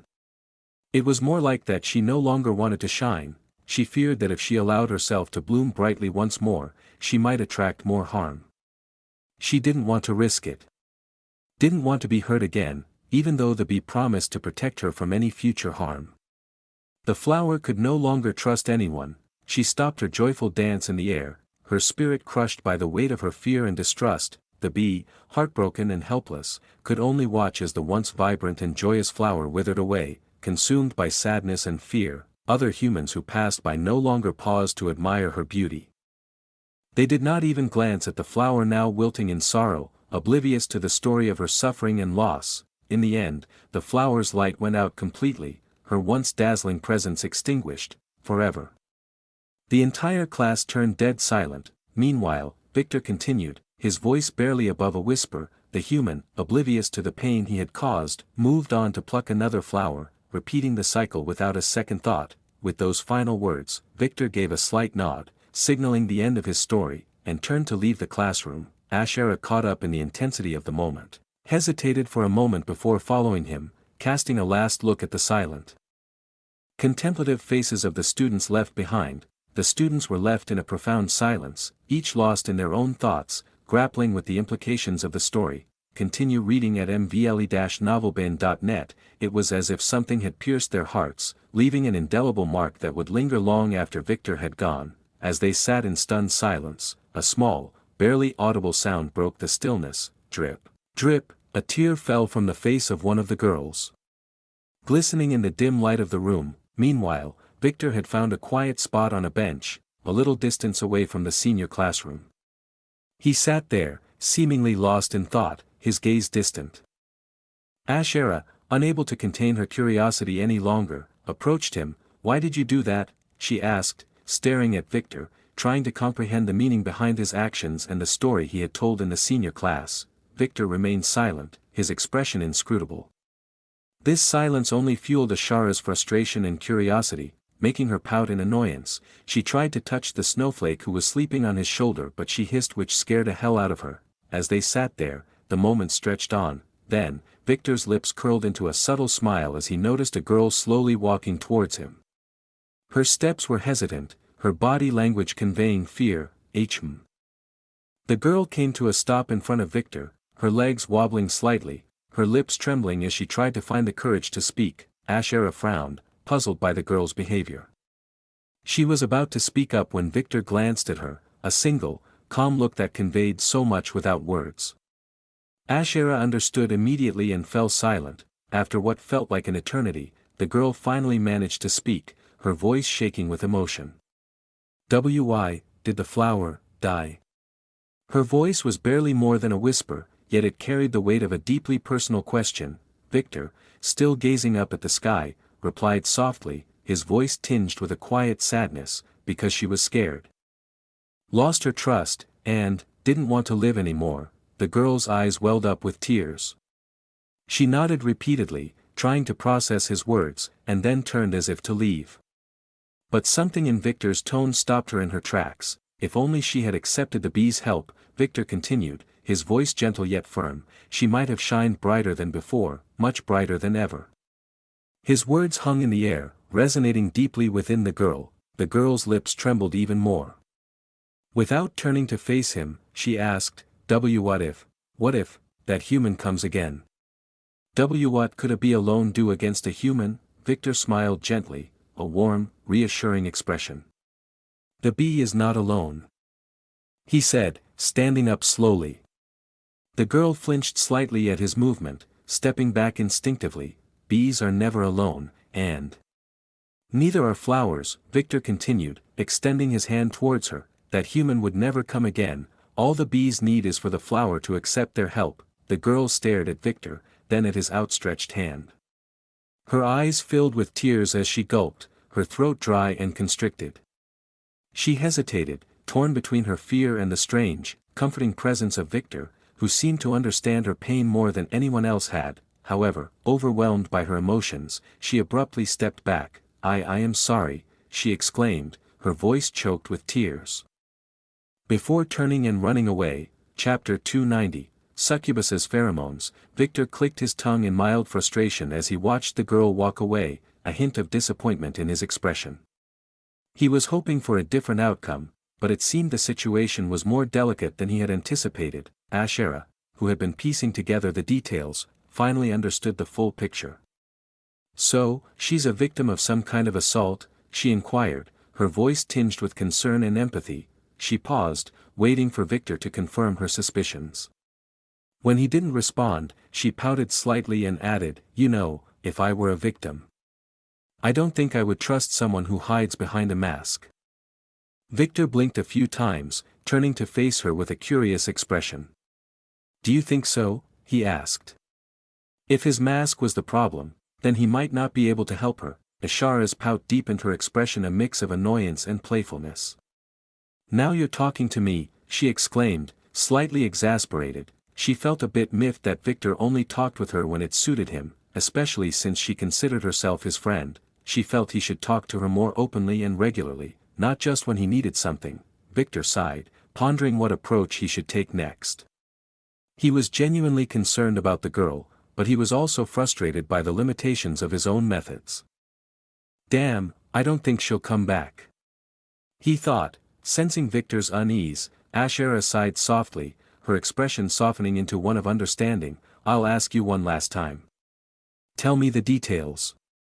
I might be able to help, she offered. Victor hesitated for a moment, weighing his options before sighing again and explaining the situation to her. As she listened, Asherah nodded in understanding. I see, she said thoughtfully as she blankly stared at Victor. 10 AP, Asherah smiled gently. Well then, I'll help you, she declared confidently. Without waiting for Victor's response, she turned and headed in the direction the girl had gone. Wait, don't worry, Asherah interrupted, glancing back at him with a reassuring smile. I won't pressure her. I know how to handle this. Her tone was confident. With that, she continued walking away with a determined look on her face. Victor sighed deeply, feeling a mix of hope and apprehension. He trusted Asherah, knowing that as a fellow woman, she might have a better chance of reaching the girl. He sat down on the bench, waiting for her. Meanwhile, Asherah approached the girl, her voice soft yet assertive as she called out, "Excuse me." The girl flinched, turning around with wide, fearful eyes. She seemed ready to bolt at any moment. I am sorry, please, the girl cried out, her voice laced with panic, just as she was about to run again. Asherah quickly intervened, her tone filled with empathy and shared pain. I've experienced something similar, she said, her voice tinged with sadness and a deep understanding. Just because I'm a succubus, people often harass me. Hearing this, the girl froze, her eyes widening in shock. Stay connected through mvlenovelbin.net. After a minute or so, Asherah returned, along with that girl. Victor blinked, genuinely surprised to see them both. The girl looked at him with a shy but sincere smile. Thank you, Victor. You've earned my trust, she said softly, her voice trembling slightly but filled with gratitude. 10 AP, oh. Thank you. Victor replied, still caught off guard by the sudden sincere. He glanced at Ashera, who gave him a knowing wink and a thumbs up, her expression triumphant. Victor then carefully asked, are you comfortable speaking to the principal? His voice was gentle, trying not to pressure her but also wanting to ensure she received the help she needed. The girl hesitated, glancing at Ashera for reassurance.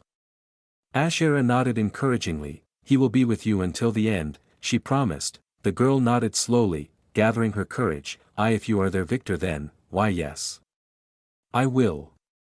She agreed, her voice shaky but resolute. Victor nodded in acknowledgement, leading the way to the principal's office. Soon, they arrived at the principal's office. The principal listened intently to the girl's story. Her eyes welled up with tears as she hugged the trembling girl, offering her comfort and support. You are a strong girl, my dear. She whispered, her voice choked with emotion.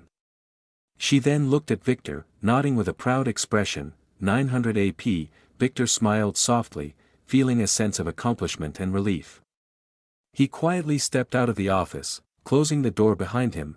Thud, outside, he found Ashera leaning against the wall, waiting for him with a serene expression. You could have come in, you know. Nah, I'm fine out here, Ashera replied nonchalantly, shrugging as if it was no big deal. Victor shook his head, a small smile playing on his lips. He reached out and patted her head. 10 AP, as they walked away, Victor couldn't help but ask, what exactly did you tell her? He was genuinely curious about what had transpired. Ashera glanced at him. To be honest, I didn't do anything. She was already moved by your story. It's just she needed someone like her so. She began, her voice steady and serious. I shared some truths about how people sometimes harass and molest me, and that's it. Yes, most victims need just one person to step up and show understanding, Ashera explained, her expression earnest. Victor was impressed, thinking to himself, not bad. I suppose. But then, Ashera added with a mischievous grin, and I might have added a few lies, saying that you helped me like a hero, saving a damsel in distress and killing those filthy pigs for me, even wearing a mask so I wouldn't get scared. I made you sound like a really trustworthy guy. Victor blinked in surprise. That's not a few, that's a lot of lies. Ashera just giggled. Victor smiled as they continued walking silently. He then asked quietly, are others still harassing you? His tone was serious. Well. Yes, Ashera answered truthfully. Even within the academy, there were a few students who tried to take advantage of her because she was a succubus. Victor's expression turned serious. Next time, if they come after you, tell me, he said, his voice firm with care. Ashera paused for a moment, blinked a few times and then nodded with a soft smile. Of course. That's what friends are for. 100 AP, but you know, to be honest, I can take care of myself. Is that so? Yes, I always kick their balls. She said with a grin, mimicking a kicking motion that made Victor chuckle in surprise. You are quite an amusing one. Victor said, ruffling her hair gently. He was surprised by how soft her hair felt and, without thinking, leaned down to take a sniff. Smell it. Victor's eyes went blank for a moment. A distant look overtaking his features. Ashera immediately pushed him away, alarmed by his sudden change in demeanor.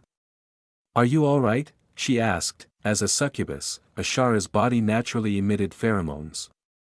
Acting like an aphrodisiac, her pheromones affected both men and women, often leading to uncontrollable desires making their minds filled with procreation. She worried that Victor might have been influenced by her pheromones and might act out of character, not just towards her but potentially towards others nearby. She readied a spell, her heart pounding as she watched Victor closely. He seemed to be in a daze, staring blankly at the walls. Victor, please snap out of it. Ashera pleaded, her voice filled with urgency and worry. She didn't want her only friend to succumb to such a state. She had always been vigilant about her pheromones, but she had let her guard down around Victor. However, in reality, something else was happening. Victor, or rather, Aether, found himself standing between two domains again. Drip, drip, Aether stared at the white drop of liquid staining his transparent arcane card and then, ding, chapter 291, New Powers. When Aether handed the money to the archpriestess, he did it with a deliberate purpose, driven by two distinct reasons. First, the obvious one, he had a strong displeasure at how he had acquired the money and yet to notify Leah. Second, it was a test, a crucial experiment, for his ethereal domain. It was essential to aid the pure beings who were in dire need of assistance. The first thought that came to his mind was the orphanage. The orphanage was a place filled with pure beings, children, who were innocent and in desperate need of support. They were the embodiment of purity, untouched by the corruption and complexities of the adult world, so, he decided to give the money to the archpriestess, hoping it would find its way to the orphanage. He wanted to see if there was a possibility that this money would truly help the children in need in their lives. As he had hoped, the money did reach the children who needed it the most at the moment. When Aether saw his arcane card etched with a pure white drop, he couldn't help but smile. The balance between the black and white energies within him was becoming more equal. Then, a notification sounded, ding, tolerance of a 15% difference between the domains is maintained, initiating hashtag card. The card that had been hovering in the middle of the domain suddenly flickered before swirling around Aether like a tornado. It then dispersed into countless particles. These white and black particles quickly entered Aether's body. His form glowed black for a moment, then white for another, as immense power coursed through him, making him feel as if he was about to burst. What in the? He muttered, frowning as he tried to process the overwhelming sensation. Then, another notification chimed, ding, upon summoning your hashtag card, you will be able to utilize origin/desired weapons from the seduced individuals listed in the log, ding, Stella, error. Unable to use due to your current level, Aria Zephyr, origin weapon Twilight Eclipse, Aquilina Naiadia, origin weapon Oceanic Tempest. Aether blinked a few times before ecstatic, fucking OP. I can really use others' weapons. He screamed inwardly. He never thought this was possible, but then his excitement turned to confusion as he looked at Stella's details. Is she really more powerful than me? He wondered. His brow furrowing in thought. No matter how he looked at it, Stella had always seemed weaker than him. However, something had changed. Maybe her healing powers have increased now. Aether thought, his gaze doubtful. Suddenly, his body glistened, and his arcane card appeared. Aether stared at the transparent card. Only a small portion, half an inch, of it was filled with white and black diagonally. He let out a wry smile. It's really going to take a long time, isn't it? He mused. Ding, the aforementioned actions occur only when you maintain tolerance, otherwise, you cannot use the weapons. I see. Aether nodded in understanding. Looks like I need to maintain them equally. Just as he was about to move to touch his card hovering in the middle, his consciousness returned to his body, and, Victor, hearing a trembling, feminine voice, Victor snapped back to reality and looked down. Only to see Ashera. Her face was red, shy, and teary-eyed. She was backed against the wall, cornered by him. It was like a cute little puppy caught by the lion. Seeing her vulnerable expression, Victor inwardly gulped. He wanted to move away, but he needed to maintain his arrogant facade. Gently, he took a strand of her gray hair, startling Ashera again. She watched as Victor sniffed her hair, her breath hitching. W8. Dawn, her words were cut off when. Your smell is really unique and quite exciting. Victor mumbled softly. He wasn't saying this to escape, he genuinely meant it.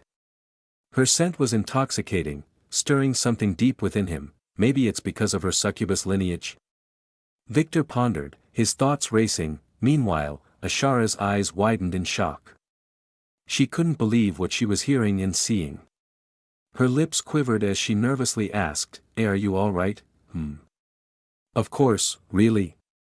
Ashera leaned in closer, scrutinizing his face for any signs of abnormality. If it had been Aether, he might have stepped back, but as Victor, he stood his ground and replied, Yes, is something the matter? Huh? And nothing. Ashera quickly backed away, her face turning a bright shade of red as she felt his warm breath against her skin. 200 AP, Victor couldn't help but grin at her reaction. Your blushing face, it's kind of cute, he teased, his voice filled with playful. 200 AP, find adventures at m_vlenovelbin.net. Ashera's face instantly flushed an even deeper shade of red. She hurriedly pushed him off and shouted, a friend shouldn't tease another friend, before turning and walking away, more like running away. Victor laughed, the sound deep and resonant, before turning his attention to the principal's house. He had something important to test, since the principal's house was technically his own. He had keys and entered without drawing attention. Alaric, who was watching from a distance, gritted his teeth in jealousy as Victor entered what he considered his beloved home. Victor stood inside the training room, a spacious area designed for honing one's skills. He took a deep breath, and summoned his arcane card and, Twilight Eclipse, he murmured, his voice filled with anticipation. The card suddenly dispersed, transforming into a pure white compound bow with a sleek black string. It was identical to Aria's, except for the color. Victor's face lit up with amusement and excitement. If she saw this, she'd be over the moon, knowing her beloved had the same weapon as hers. He pulled the string, and an arrow materialized out of thin air. Remembering Aria's teachings, he took a deep, steadying breath. Aria had always emphasized the importance of focus and precision. Your aim should not be on the target, rather, it should be on the mark. She meant that when aiming at an object, like a deer, his target was the deer, but that didn't mean he could fire the arrow anywhere on it. He needed to focus on a specific spot. The mark, every target had a mark. If you wanted the target to suffer, the mark was where it would die a painful death. If you didn't want it to suffer, the mark was where it would die instantly. A true hunter. Victor smiled, her words echoing in his mind. He aimed at the apple, focusing intently on the mark, and released the arrow. SSSSH, thud, hee. Victor giggled, a sense of accomplishment swelling within him when the arrow hit the stem. He was satisfied with his progress, but his training was far from over. He knocked another arrow, aiming at a series of targets at varying distances and powers of the arrows. She told him she could put a magic spell on the arrow, so he was about to knock another arrow when /ether /cell Victor frowned, sensing the urgency in Celine's telepathic message. Could you come to the library? It's urgent. Hearing her serious tone, Victor immediately abandoned his training and hurried to the library. As he arrived, he was met with a shocking sight. Aquilina. NTR, Chapter 292, Aquilina. NTR, Victor's face contorted in shock as he peeked through the bookshelves. The scene before him was utterly unexpected. A boy with bluish-black hair kissing a girl with bright yellow hair. Brother. Celine mumbled, her voice barely a whisper as she mirrored Victor's shock. She, too, had caught a glimpse of the intimate moment. Her eyes widened, reflecting a mix of disbelief and confusion. Have I seen her before? Victor pondered, his expression growing serious. The girl seemed vaguely familiar, yet he couldn't quite place her. The sound of their escalating intimacy broke through Victor's thoughts. Instinctively, he covered Celine's eyes.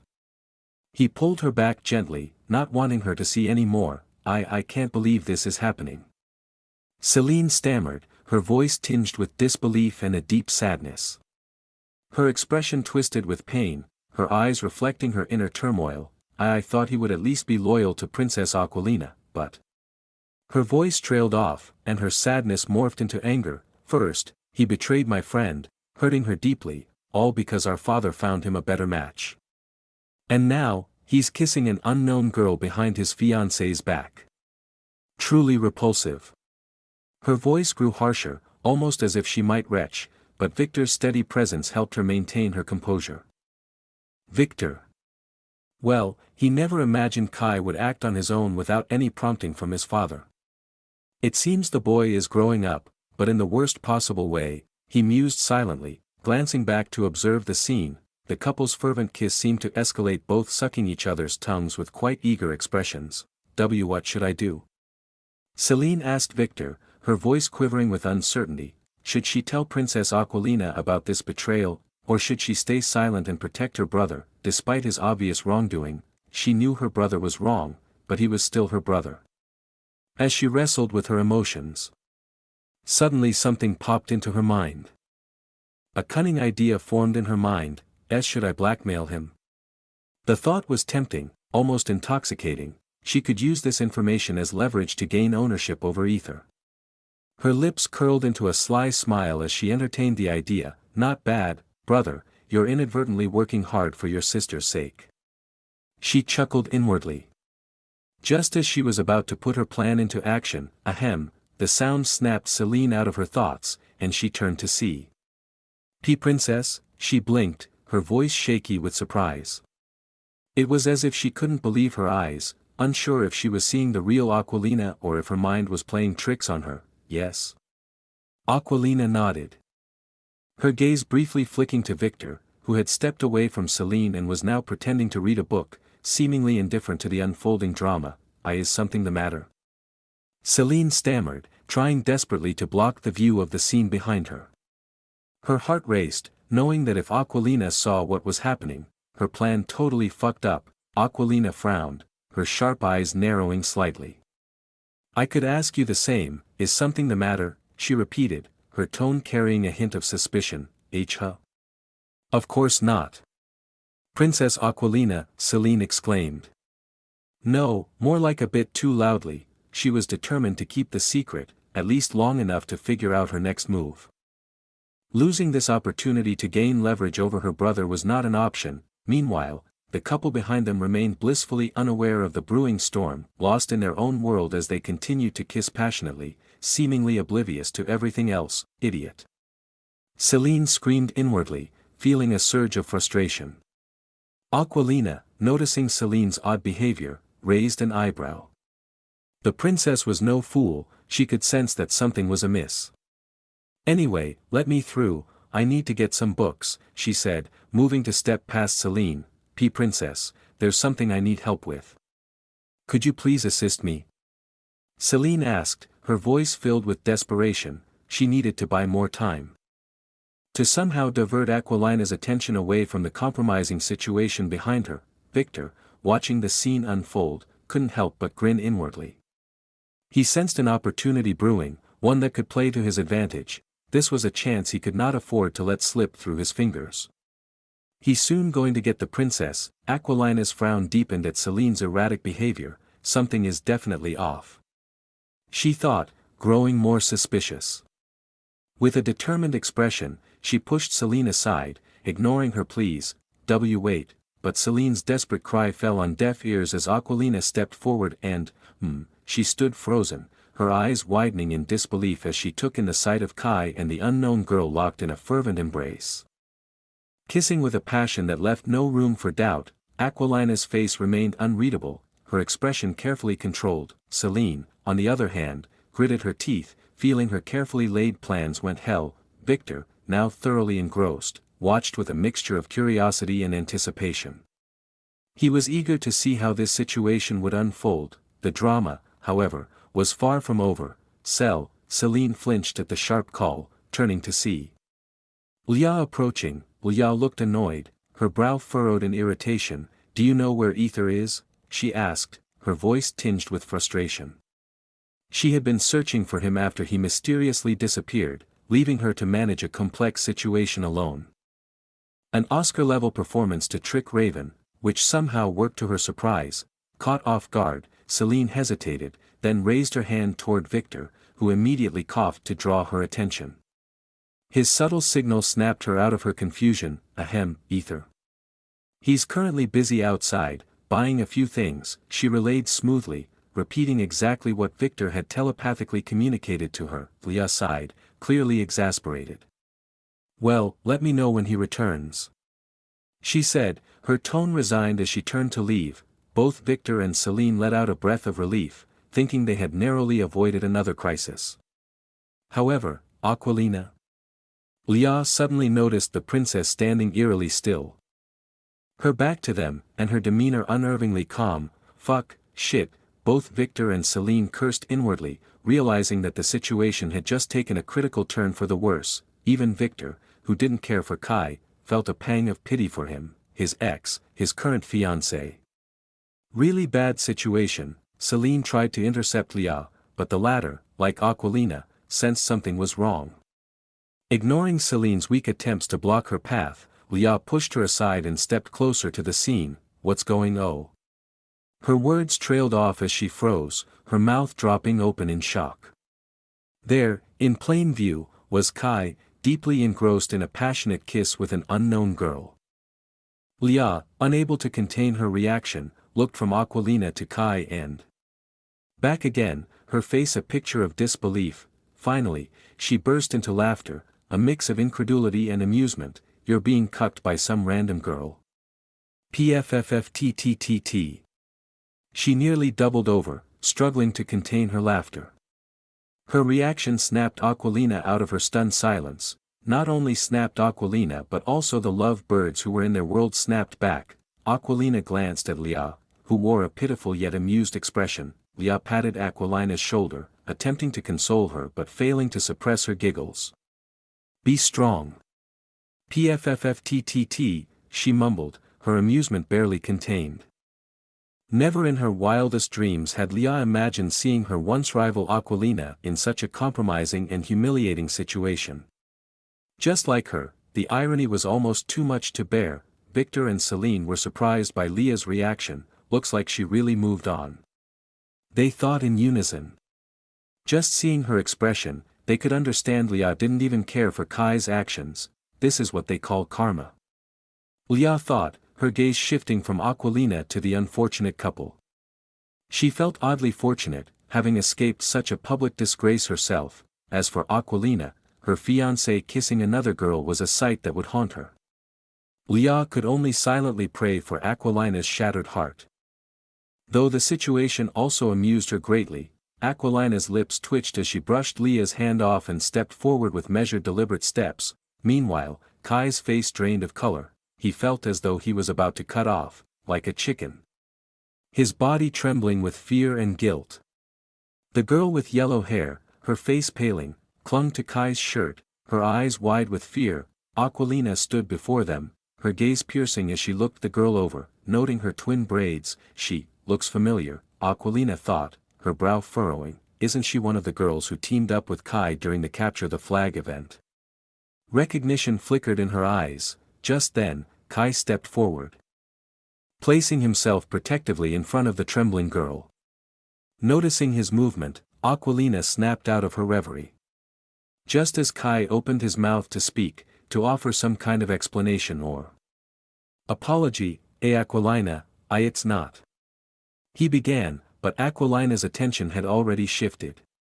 She turned her head to the side, her eyes scanning the bookshelves as if searching for something specific. Ignoring Kai's desperate attempt to explain, Aquilina calmly perused the books, her demeanor cool and collected. Kai's face fell, the realization of her indifference hitting him hard. After what felt like an eternity, Aquilina spoke. But, I found it, she said softly, pulling a book from the shelf. She turned to leave, her expression serene, as if the whole situation had not affected her in the slightest. Seeing Aquilina not even glancing in his direction, Kai's face drained of color, his expression one of sheer terror. Princess, he began, his voice trembling with a mix of fear and uncertainty. Aquilina, without turning around, halted in her tracks and said, you have the freedom to do whatever you want. No one is going to control your life. Kai's heart skipped a beat at her words. Relief washed over him like a tidal wave. He exhaled deeply, a mix of gratitude and disbelief in his eyes, feeling that he had found an understanding woman. He was truly grateful that Aquilina was taking this lightly and hadn't made a mess out of it. Aquilina. He began, his voice filled with tentative hope. If she is okay with this, then I have both of them, even Leah, he thought. His heart melted once more for her. However, Aquilina continued, her voice taking a cold, indifferent voice. Let me remind you. Just like you, I also have my freedom. As the future empress, I could have as many consorts as I desire. I hope you understand that, she said, her tone chillingly calm. Without another word, she walked away, leaving Kai and the girl standing there in stunned silence. He was beyond shocked and his world shattered. Chapter 293, Eunuch or a Braindead MC. Aquilina lay on the bed, staring at the ceiling with an indescribable expression. The events of the day played back in her mind. To be honest, she was genuinely shocked by what she had witnessed. She never imagined Kai would act so impulsively, kissing a random girl without any regard for his commitments. I suppose humans do change. Aquilina muttered to herself, feeling a strange mix of emotions. There was anger, disappointment. That's all. Her thoughts drifted to Leah, who had appeared at the scene and couldn't contain her laughter, that bloodsucker laughing her ass off. Aquilina thought with an annoyed expression, however. She couldn't deny that Kai's actions had given her an unexpected opportunity. Kai's impulsiveness helped her to achieve what she wanted. So she was a little grateful for Kai's impulse act. She was really happy that she found a way to execute her plan. Aquilina smiled slyly to herself, a plan forming in her mind. Hee, soon everything will fall into my hands. She chuckled, the sound low and sinister, like a true villainess basking in the anticipation of her schemes coming to fruition. Thud, a sudden sound snapped her out of her thoughts. She looked over to see Aether arranging some materials for the day. He seemed engrossed in his task, oblivious to her gaze. Aquilina watched him intently. Her thoughts shifting to something more personal and unexpected. I wonder what a kiss feels like.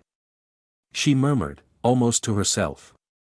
The words hung in the air, causing Aether to stop what he was doing. He turned around, his innocent face flushed with embarrassment. Aquilina repeated her question, her cheeks tinged with a rosy hue. I wonder what a kiss feels like. Aether, clearly flustered, stammered, "Well, it feels slippery, soft, tasty."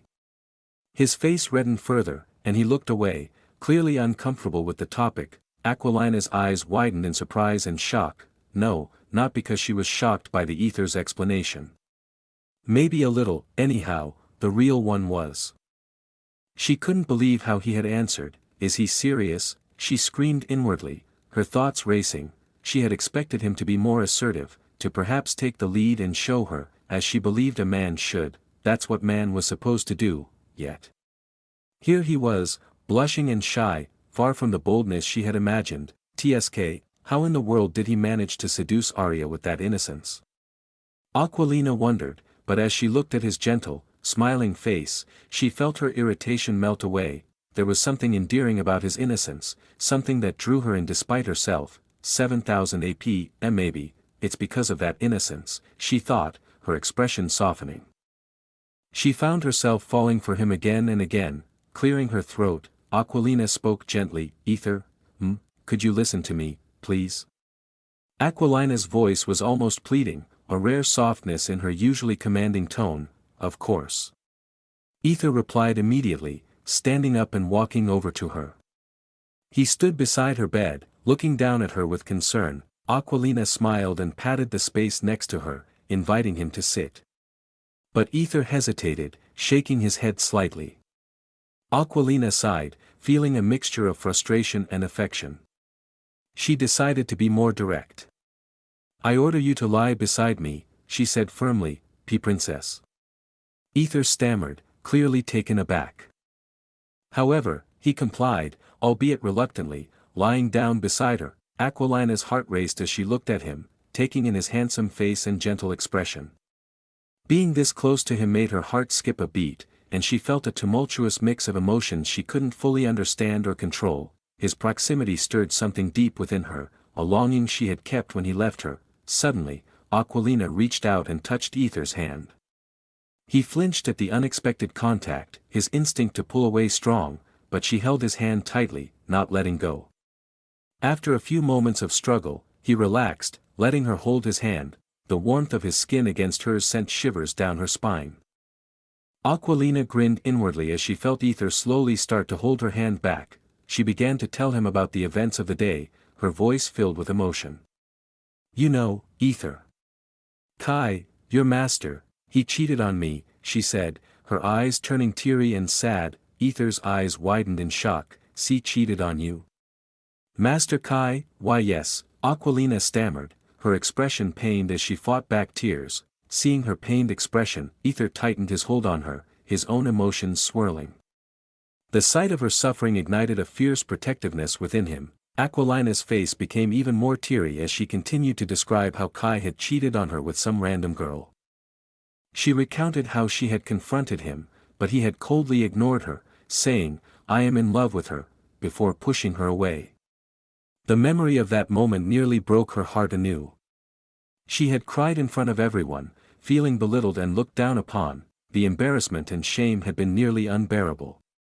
Continue reading at mvle-novelbin.net. As Aether listened to her heartfelt story, he gritted his teeth, his anger simmering just beneath the surface. He was ready to kill anyone who made his princess sad. The thought of Kai causing her such pain made his blood boil. "You don't need to worry, princess. I will take care of that woman. Even killing her. Master Kai will love you once again," Aether said with determination and worry, his voice a mix of anger and resolve. Aquilina, with teary eyes, looked at Aether and said, But isn't that wrong?" Aether gently smiled as he rubbed the corners of her teary eyes with his thumb. "Right or wrong doesn't matter," he said, his eyes turning sad and gloomy. "I cannot watch you suffer alone." Dump, 8000 AP. Aquilina's lips trembled with a mix of happiness and sadness, her emotions overwhelming her. I am really happy that at least you are by my side." Sob, she started to cry, her voice breaking into soft, heart-wrenching sobs. Princess. Aether was shocked to see her cry for the first time. This was the first time he had seen her vulnerability. And it almost shattered his heart. The woman who had always been so strong, so resilient, now seemed so fragile and in need of protection. Veins bulged on his forehead as he barely held his anger back. "I am gonna kill that woman," he shouted furiously, his fists clenching tightly. He was just about to stand up when, no. Please don't leave me alone." Aquilina cried out in pain, pushing him back onto the bed with surprising strength. She jumped on and held him on the bed and clung to him tightly, her sobs growing louder as she buried her face in his shoulder. She held him as if her life depended on it, fearing that being alone would drive her to unwanted thoughts and despair. Seeing her crying, Aether's heart broke even more. He bit his lip in pain, his hands moving to comfort her. But knowing their difference in status, he hesitated. He knew he was just a servant, and she was a princess. Yet, the sight of her suffering was too much for him to bear. Still, he lowered back, but then, wow. Aquilina's cry prompted him to move and hug her tightly. Abandoning all thoughts of status, I am here, princess. I won't leave you. Ever. Aether quietly whispered in her ear as he embraced her trembling small body. He felt her pain, her sorrow, and he wanted nothing more than to take it all away. Sob. Aquilina cried softly in his tight embrace. Her magic tears drenching Aether's shoulder. She thought inwardly, he. How is my acting? She grinned inwardly while continuing to hug him tightly. Meanwhile, Aether stared at the crying girl and thought, I will give her 60 marks, not bad. Not bad at all. He sniffed her hair, savoring the scent of her lavender smell, before using a spell to create a water flow from his eyes. Then he softly called her, Princess, are you all right?" Aquilina, who had been using the water spell to fake her tears, stopped and lifted her head from his drenched shoulder. That's too much, she thought when she saw his shirt, almost half of it soaked. She turned to look at Aether, only to be shocked by what she saw. What? Aether? Why are you crying? Aquilina's heart skipped a beat when she saw Aether's tears. She had never seen him cry before, and the sight stirred something deep within her. Because you are hurt and crying. Sob, Aether stammered with a pained expression, which made Aquilina feel a little guilty.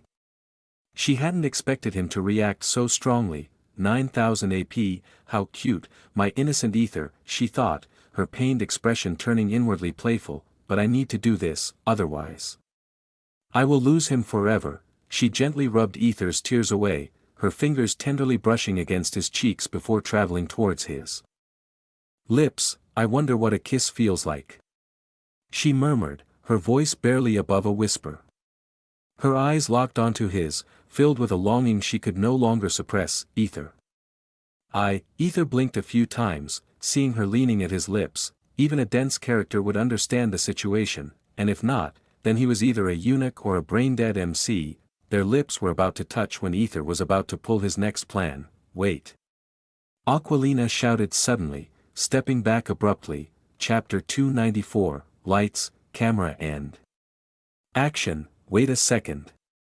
Aquilina's voice trembled with urgency as she dashed into her bathroom. Aether watched her retreat with a puzzled expression. Blinking a few times before shaking his head in confusion, inside the bathroom, Aquilina's heart raced. She leaned over the sink, desperately sniffing her breath. It doesn't smell, does it? She muttered to herself, anxiety bubbling up. The thought of her first kiss being tainted by bad breath made her stomach churn. She couldn't bear the idea of that moment being anything less than perfect, especially with Aether, the man she adored. She took a deep breath, relieved that there was no unpleasant odor. But as she glanced at her toothbrush, doubt gnawed at her. Better safe than sorry. She murmured, grabbing the toothbrush and hastily brushing her teeth. Find exclusive stories on m_VLE Novelbin. Net, rinsing her mouth, she hurried back out, only to find Aether engrossed in his work, his back turned to her. The sight made her heart sink. Had she missed her chance? Was her meticulous planning for naught? Aquilina rubbed her temples, trying to dispel the rising panic. She had worked so hard, crafting the perfect scenario to confess her feelings, just to lose everything for the breath. Aether. Her voice was soft, almost timid, as she called out to him, trying to gauge his mood. Aether remained silent, his focus unwavering. Aquilina swallowed hard, her throat dry with fear. Had she ruined everything with her momentary hesitation? The thought made her chest tighten. This was supposed to be her moment, the culmination of all her efforts to win him over. Aether slowly mumbled, I am not a substitute for Kai. Hearing that, Aquilina flinched. Shit. He got everything wrong, she screamed inwardly. Aquilina answered, it's not like th. Her worst fears were confirmed when Aether spoke, his voice low and distant. I'm in love with Arya, princess. The words hit her like a physical blow, her heart clenching painfully. A wave of nausea washed over her, and she felt her face contort with a mix of disbelief and disgust. She had known about Aether's feelings for Arya, which was why she had approached him cautiously, planning every step to perfection. She needed to ensure that his eyes were only for her, that his heart belonged solely to her. Yet, fuck. Aquilina screamed inwardly, anger and frustration boiling over. How could she have let this happen?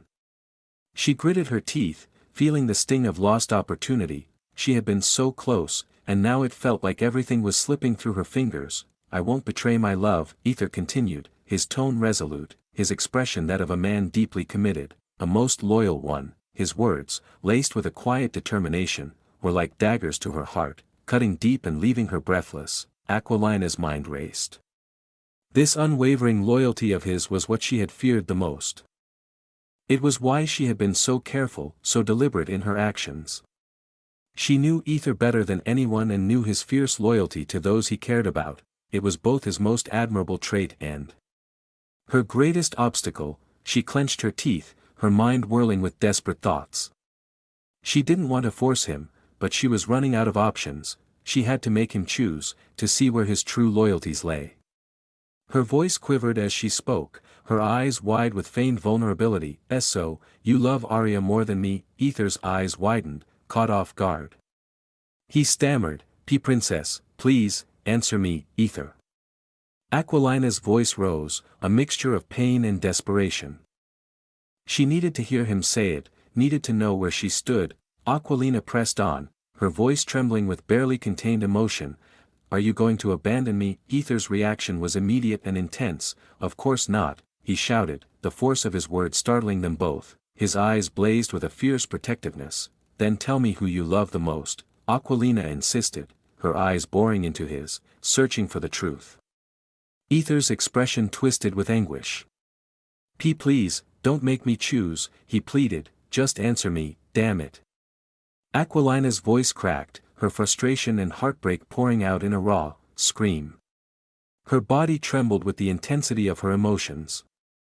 Tears welling up in her eyes, Aether bit his lip, lowering his head in silence, unable to meet her gaze. Aquilina took a step closer, little more push. She thought to herself, her mind calculating.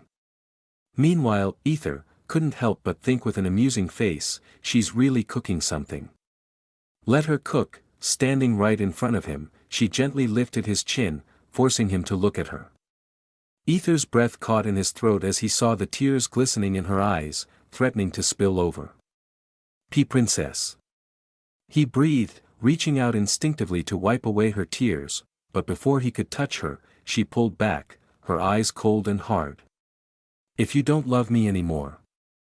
Don't touch me, Aquilina said, her voice like ice, freezing the moment between them. Aether's hand hovered in the air, trembling. He hesitated, torn between his feelings and his loyalty. Princess, why are you doing this? I just don't want to see you sad. His voice was a mix of confusion and pain, as if he were struggling to understand her actions. I told you not to touch me if you don't love me. Her voice was stern, but there was a crack in her resolve. Aether clenched his fists, feeling a knot of fear tighten in his chest. Seeing his hesitation, Aquilina felt a pang of panic. Was Aria's hold on him stronger than she had anticipated? Was she losing him? The thought was unbearable. She needed to act, to pull him back to her. She used her last trick, drip, drip. Aether's eyes widened as he watched the tears flow freely, the drops glistening like diamonds as they slid down her cheeks. She blankly stared at him as she asked with a shaky voice, and not LLO love me anymore. To be honest, he was actually really shocked. Is she for real? He wondered. He couldn't tell if she was acting or if she was truly on the brink of despair. Without thinking, driven by an instinct to comfort her, Aether reached out and wrapped his arms around her. He pulled her close, holding her tightly against his chest. Chapter 295, He is definitely not innocent. Aether hugged her tightly. Aquilina blinked, momentarily stunned, before trying to push him away. Why are you hugging me? And no love. Her protest was cut short as Aether, his voice low and intense, firmly whispered, sorry. I've always loved you, before, now, and until my last breath. Aquilina. He held her tightly, his embrace conveying a depth of emotion that words could barely touch. Her eyes widened in shock, then softened, her lips curving into an inward smile. Yeah, she screamed inwardly, elation flooding her. She wrapped her arms around him, holding him close as her true, joyful tears spilled over. At this moment, she wanted to shout to the world that this man, this wonderful, loyal man, was hers and hers alone, especially to that elven bitch who had stolen his love. What can that bitchy old hag do now? Aquilina thought triumphantly, a victorious expression spreading across her face. As they slowly separated, Aquilina looked up at him with shining eyes and asked, really? Yes, Aether confirmed, his voice warm and sincere. My Aether, Aquilina whispered, her voice dripping with affection as she placed a hand on his cheek, leaning in closer. But then she noticed the conflicted look on his face, his hesitation palpable. He still struggled with his loyalty to that elf, that obstacle in their path. Gritting her teeth inwardly, she decided to shift next tactic. Gently probing, you love me, right? Yes, Aether answered firmly, making her heart skip a beat. Then, in a softer voice, he asked, does Princess also? Seeing his worried face, Aquilina giggled softly, a sound full of warmth and reassurance. There is no man in my heart except you from the very beginning, to now. Until my last breath. You are definitely not anyone's substitute, she declared, her voice smooth and seductive. Princess. Aether's eyes widened, his cheeks flushing a deep red. His eyes shone with a mix of love and desire as he leaned in, almost unconsciously. But then, he hesitated again, caught in his internal struggle. Aquilina felt a surge of confidence. She didn't need to worry anymore. She had him now, she just needed to play her cards right. You used your tricks to get close to him, didn't you, bitch? She thought of Arya, her face twisting with cunning determination. I'll show you what real tricks are, she inwardly chuckled, placing her hands on Aether's shoulders. She let her cheeks flush with a deliberate touch of vulnerability. You're not cheating, Aether, she whispered, her voice soft and persuasive. Aether looked at her, puzzled. Yes, she continued, her voice a sweet, teasing murmur. I am your princess, your master. So, of course, I have rights over you. Kissing me, that's not cheating. You're just following my orders. No cheating, not at all. Her words were like a devil's temptation, laced with the promise of something forbidden yet irresistible. Oh. Really? Aether asked, his curiosity piqued. Inwardly, he thought, not bad, seeing his curiosity and the subtle shift in his demeanor. Aquilina smirked inwardly. She knew he was falling for her words. Yes, she affirmed, her voice honeyed and smooth. If you feel bad, you can just say I ordered you. To be honest, she wanted him to tell the truth to Arya, to see her fume with the same jealousy and frustration she had felt, but... Seeing his hesitation, Aquilina quietly hugged him and said, you can say anything. I am here for you, she gently whispered. I love you and, also Arya. So I don't know what tea. Before Aether could say anything, Aquilina placed her fingers on his lips and gently whispered, it's fine Aether. You don't need to think too much. Just let us handle the situation. Aether blinked curiously before asking one that he wanted to know, so, you will be fine if I kiss Arya? Because she isn't ordering me, right? Aquilina's lips twitched as her lips trembled before forcibly nodding. She thought, for now, this is enough. I will slowly make him look only at me, she vowed inwardly before saying, I don't care. Because my love for you is more than you think, I see. Aether nodded, his eyes darkening with a dangerous intensity as he gazed at her lips.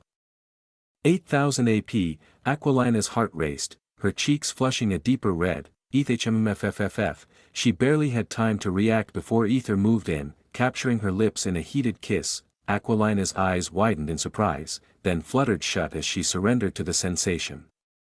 Her first kiss, and it was everything she had dreamed of and more. It really tastes sweet and slippery, she thought with a satisfied face. She finally got her kiss, MMFFF, but then, Aether's hunger became more apparent, his lips moving against hers with a voracious appetite. He sucked on her lips, his teeth grazing her lower lip before he bit down gently, sending a shock of pleasure through her. HMMFF ETH MMFF, Aquilina's muffled moans escaped as she felt his hands move down, squeezing her ass with a possessive grip. The unexpected touch sent a jolt of electricity through her, making her knees weak. Where is my innocent Aether, she screamed inwardly, though she couldn't deny the thrill of his newfound boldness. She was caught in a whirlwind of emotions, torn between the shock of his assertiveness and the intoxicating pleasure of his touch. After what felt like an eternity, they broke apart, both panting heavily. A silver string of saliva connected their lips, a testament to the intensity of their kiss. Ha, ha, Aquilina looked at Aether, her face flushed and her breath coming in shallow gasps. He's a monster. She thought, her body still tingling from the kiss. Just as she began to move, trying to catch her breath, Aether suddenly pushed her onto the bed with a swift, fluid motion. Thud, Aquilina's heart raced, its frantic beating echoing in her ears.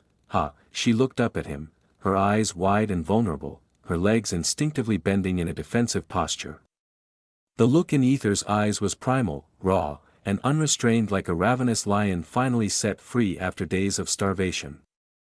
There was no hint of the gentle, familiar Aether she knew. Instead, he was a force of untamed passion. You really taste good. Princess, Aether whispered, is that so? I am glad you liked it. You, well. Yeah, it's not like it tastes good or anything, but Elle liked it too, her eyes averted as her cheeks painted red as she unconsciously swirled her hair with her finger. I see. Then let's taste more. As his hands slowly traveled towards her cheeks, she was scared now. Aether, let's sto, HMFFFFW 8000 AP, his lips were on hers again, silencing any protest she might have had. Her words were muffled, lost in the heat of his fervent kisses. MMMT timeout time OUMMFFF, Aquilina gasped for air as Aether momentarily pulled away, his chest heaving. But before she could speak, he was on her again, capturing her lips in another searing kiss. Time OUMMFT MMFF time, MMFF. Continue your journey on mvle-novelbin.net, no. Let me taste you more princess, no. Ah, at that moment, as Aether's hands roamed over her body, and his kisses grew more demanding, she felt something entering her mouth. Aquilina realized the truth. Her innocent Aether was no more. The man before her had transformed into a creature of raw desire, a being awakened by the very mistakes she had made. Her legs became tangled with his as their bodies twisted and turned on the bed. Every movement between them was a fervent dance of urgency and unrestrained longing. Princess, S.L. Sloth, his hands roamed over her with a desperate intensity. Exploring every inch of her body as if he were discovering a hidden treasure, his fingers traced along her ass, each caress igniting a trail of heat that surged through her. The sensation was overwhelming, leaving her body quivering with a mixture of pleasure and anticipation. Her body responded instinctively, her cute flower trembling with every touch and kiss. Chapter 296, Alaric's sudden visit, after thoroughly teasing the trembling, haughty princess. Now it's Aether's time to tremble, stop it. Principal. Aether's voice echoed through the training hall, filled with pain and frustration as the principal twisted his body with her bare hands. What for? Supposedly, it was all part of his training regimen. At least, that's the excuse she kept giving. Aether knew better, she was exacting revenge for yesterday's event, where he'd accidentally embarrassed her. Oh. Come on, Aether. If you can't handle this, how are you going to manage when I start breaking bones for real? The principal's grin was as sharp as a blade, her eyes gleaming with a dangerous, almost predatory intent. This old hag. Aether cursed inwardly. His thoughts must have shown on his face because the principal's lips curved into a serene smile. Did you think something bad about me? Oh, of course not, Trerahar. Aether's denial turned into a scream as she twisted his body further. The pressure on his bones intensified until he heard a sickening crack. Crack, crack, fuck. Aether yelled, panic lacing his voice at the sound of cracking bones. Before he could react, the principal flung him across the room with a force that would have shattered anyone else. Instead of crashing to the ground, Aether's body moved with an unexpected fluidity. He landed smoothly, his feet barely making a sound. Huh.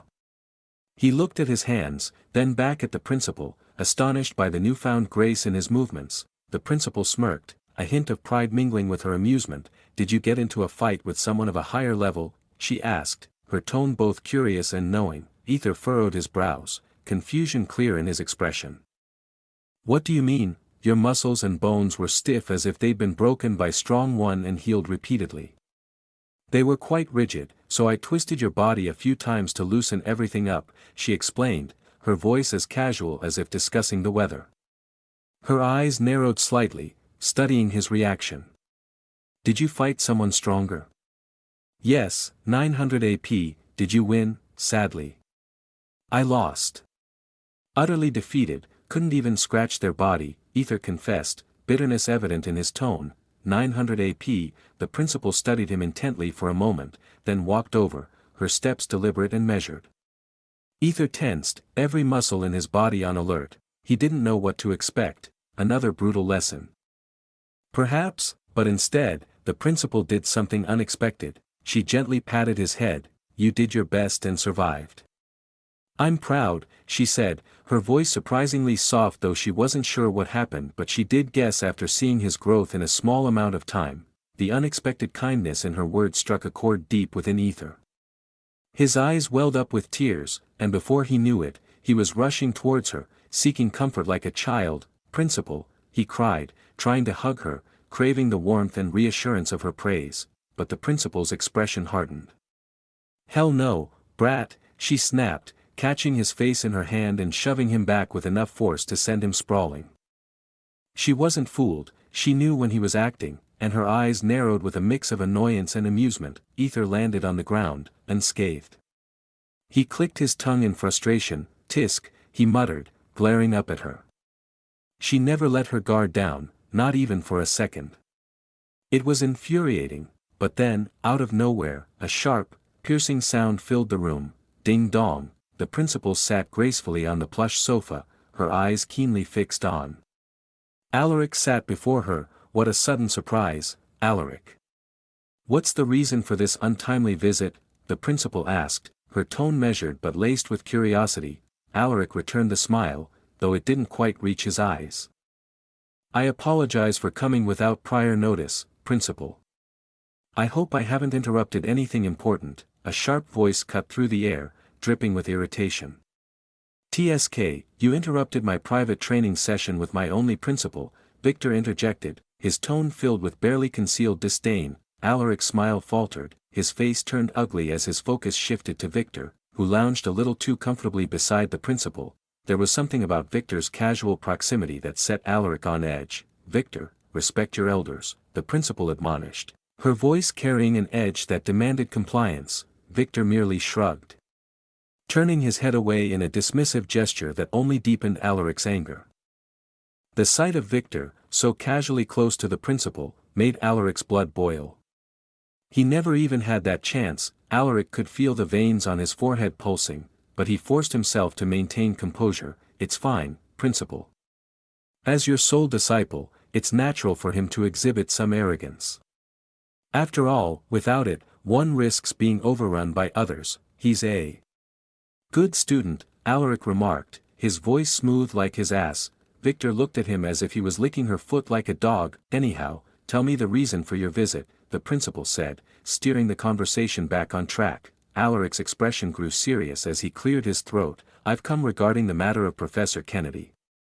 His voice trailed off as he noticed Victor inching closer to the principal. Go on, Principal said. Ahem, I've heard that one of the victims has made a full confession. Alaric paused again, his jaw tightening as Victor's hand casually rested on the sofa behind her back, and slowly that hand subtly brushed the principal's shoulder. The sight made his blood boil. Alaric, why yes, where was I? Ah. I was wondering if I could speak with the victim, Alaric continued, trying to keep his voice steady despite the anger simmering beneath the surface. His eyes flickered with a dangerous glint, barely holding back his rising fury. The principal's frown deepened slightly. I'm sorry, Alaric, but I cannot disclose details about the victim. It's a matter of confidentiality, she explained, her tone firm and unyielding. Alaric pressed on, his voice taking on a pleading edge. Principal, like you, I want to support our students. I believe it's important for me to understand the full context. Before the principal could respond, Victor, who had been silently observing the exchange, interjected, his voice sharp and accusatory. And what exactly do you intend to discuss with the victim? Experience exclusive tales on Chapter 297, Someone's Framing Me. Victor, who had been silently observing the exchange, interjected, his voice sharp and accusatory. And what exactly do you intend to discuss with the victim? Alaric's lips twitched in irritation at the interruption, but he quickly masked his annoyance with a tight smile, and before he could respond, Victor continued, are you a therapist? No, right? Then there's no need for you to interfere after the principal herself has handled the matter. Alaric clenched his teeth, feeling the conversation slipping from his control. Just as he was about to argue further, Victor leaned forward with a grin, his eyes glinting with mischief. Or, are you trying to help your professor?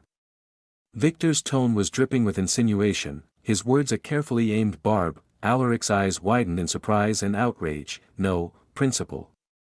I'm not siding with a molester. I simply want to uncover the truth, he exclaimed, turning to the principal with a desperate plea. His voice was earnest, but beneath it lay a seething fury directed at Victor. The principal looked between Victor and Alaric, her expression inscrutable. There was a moment of silence. Before, I believe you, Alaric.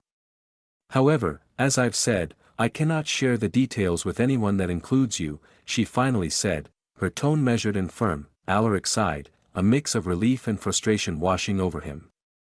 He was about to thank the principal and leave when Victor's voice cut through the air once more. Oh, but I do know. Victor's smirk widened, his eyes flickering with amusement. It seems the principal trusts me more than the vice principal, he muttered, loud enough for everyone to hear. The principal's eyes narrowed, her gaze shifting to Victor with a hint of displeasure. Alaric, on the other hand, felt a surge of disbelief and anger. No, not because of Victor's words. Maybe a little, but more importantly, Victor's thigh was now subtly touching and tapping against the principal's. Fury surged through him, his body tensing with rage. Veins bulged on his forehead and arms as he clenched his fists, barely holding back the urge to lash out.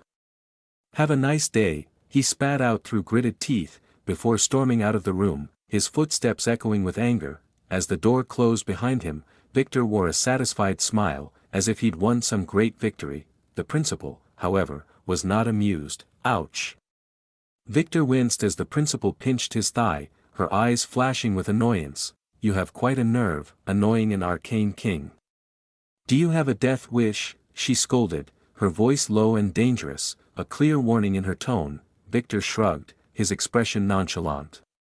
He's the one who I fought before and almost died." Principal's eyes widened in big surprise. 1000 AP. Meanwhile, Alaric marched through the academy's corridors, his mind a whirlwind of anger and frustration.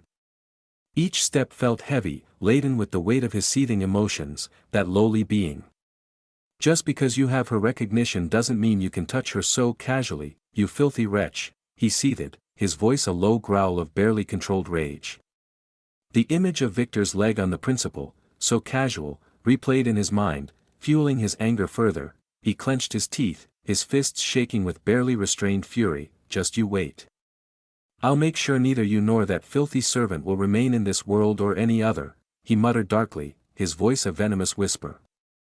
The taste of blood filled his mouth as he bit down on his lip, his rage so intense it was almost palpable. As he reached the academy's prison, Alaric's eyes burned with a cold fury. He strode purposefully towards a particular cell, where a baldy middle-aged man wearing glasses. Professor Kennedy awaited. The man's face lit up with a hopeful expression as he saw Alaric approaching, his hands clutching the bars of the cell. "Vice Principal. Have you found out who it is?" Kennedy asked eagerly, desperation clear in his voice. There was a gleam of hope in his eyes, as if Alaric's presence could somehow change his fate. Alaric stood just outside the cell, his expression unreadable. He shook his head slowly, his voice carrying a note of finality. "No, it seems the principal isn't interested in sharing anything," he said, his tone cold and detached. Kennedy's face twisted with anger and disbelief. "That fucking bit, error." His insult was cut short as Alaric's hand shot through the bars, gripping his throat with a vice-like grip. Kennedy's eyes bulged in shock and fear, his hand scrabbling at Alaric's arm in a futile attempt to free himself. "What?" Alaric's voice was icy, his eyes locked onto Kennedy's with a chilling intensity. "And no, cough, thing," Kennedy choked out, his voice barely a whisper as he struggled to breathe. His face was pale, eyes wide with terror as he felt the strength of Alaric's grip. Alaric tightened his grip for a moment longer, his eyes never leaving Kennedy's. Then, with a look of disdain, he released the man, who collapsed to the floor, gasping for air. "Cough." Kennedy coughed violently, tears and snot running down his face as he struggled to regain his breath. "Vice Principal, please believe me. I didn't do it. Someone's framing me. If you bring the girl to me, I can make her tell the truth. You're the only one who can help me." Kennedy's voice was desperate, his eyes pleading as he looked up at Alaric from the floor. Alaric's expression remained cold and distant, his eyes hard as stone. He shook his head slowly, a look of disappointment crossing his face. "I'm sorry, but the principal is personally handling the investigation. There's nothing I can do," he said, his voice emotionless as he turned to leave. Read new adventures at m_VLE novelbin.net. Vice Principal. Kennedy's voice was filled with disbelief and betrayal. You, how dare you? I helped you every time you asked, created numerous crystals, and did all the dirty work, and this is how you repay me? Bastard! You filthy bastard!"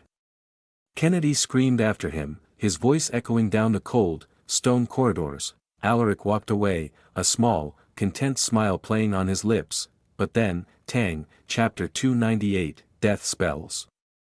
"No, that's not possible, Aether," the principal stated firmly, her face set in a stern expression. She had just listened to Aether's story, and her reaction was one of unwavering disbelief. "What do you mean?" Aether's brow furrowed in confusion. He literally told her how he and Arya were almost killed by Alaric, according to the timeline of your attack. Alaric was already here, the principal began, her voice steady and calm. We were engaged in a discussion with the archpriestess at that time, and hell, Alaric had arrived at the academy well before the incident occurred. Her gaze bore into Aether's. Seriously? Aether's face contorted into an expression of disbelief and bewilderment. He couldn't fathom how this could be true. Yes, the principal affirmed, her nod slow and deliberate. You didn't see the attacker's face, did you? She inquired. Aether hesitated, a lump forming in his throat. He had to admit it. He hadn't seen the attacker's face, just heard the voice. Those angry, hate-filled words. Yet, in his mind, there was no doubt. I didn't, he finally murmured, the words feeling heavy on his tongue. The principal's eyes softened with empathy. I can't say for sure. Maybe you misunderstood, she suggested, her voice gentle yet firm. She was trying to be reasonable, to offer a logical explanation, but Aether's expression showed he was far from convinced. If that's the case, then who was that person, and why did they come after us? Aether's voice echoed with a mix of confusion and anger. It will be difficult to determine, the principal admitted, her gaze becoming distant as she considered the implications. Their plan was executed flawlessly. Whoever they were. They knew exactly what they were doing, she added. You mean? The principal looked at Aether for a long moment, as if weighing her words carefully. There were 3 death spells cast on you, she finally said. Huh? Aether's eyes widened in shock. Death spells? What on earth does that mean? He thought. The principal sighed, rubbing her shoulder, her eyes filled with tiredness after training Aether. As if she indicating something, Aether's lips twitched into a half-smile. Just you wait. You're the one who's going to be rubbing my, he. He thought, his mind briefly wandering to a more dangerous thought. He stood and began to massage the principal's shoulder and of course, his eyes, unconsciously, drifted to her cleavage. Death spells. These arcane incantations are typically cast on a person, allowing the caster to know instantly when that individual dies. This magic is often used by noble houses to monitor their heirs and ensure their safety. Death spells are not easily performed, only those who have deeply comprehended the mysteries of life and death can wield them. There are a few exceptionally talented casters who also gain a vision of the person's last moments, providing them with a fleeting glimpse of the death scene. Oh! Aether exclaimed, absorbing the information. He then asked, curiosity piqued, so, 3 people cast the spell on me? Yes. The principal confirmed, her eyes studying Aether's reaction.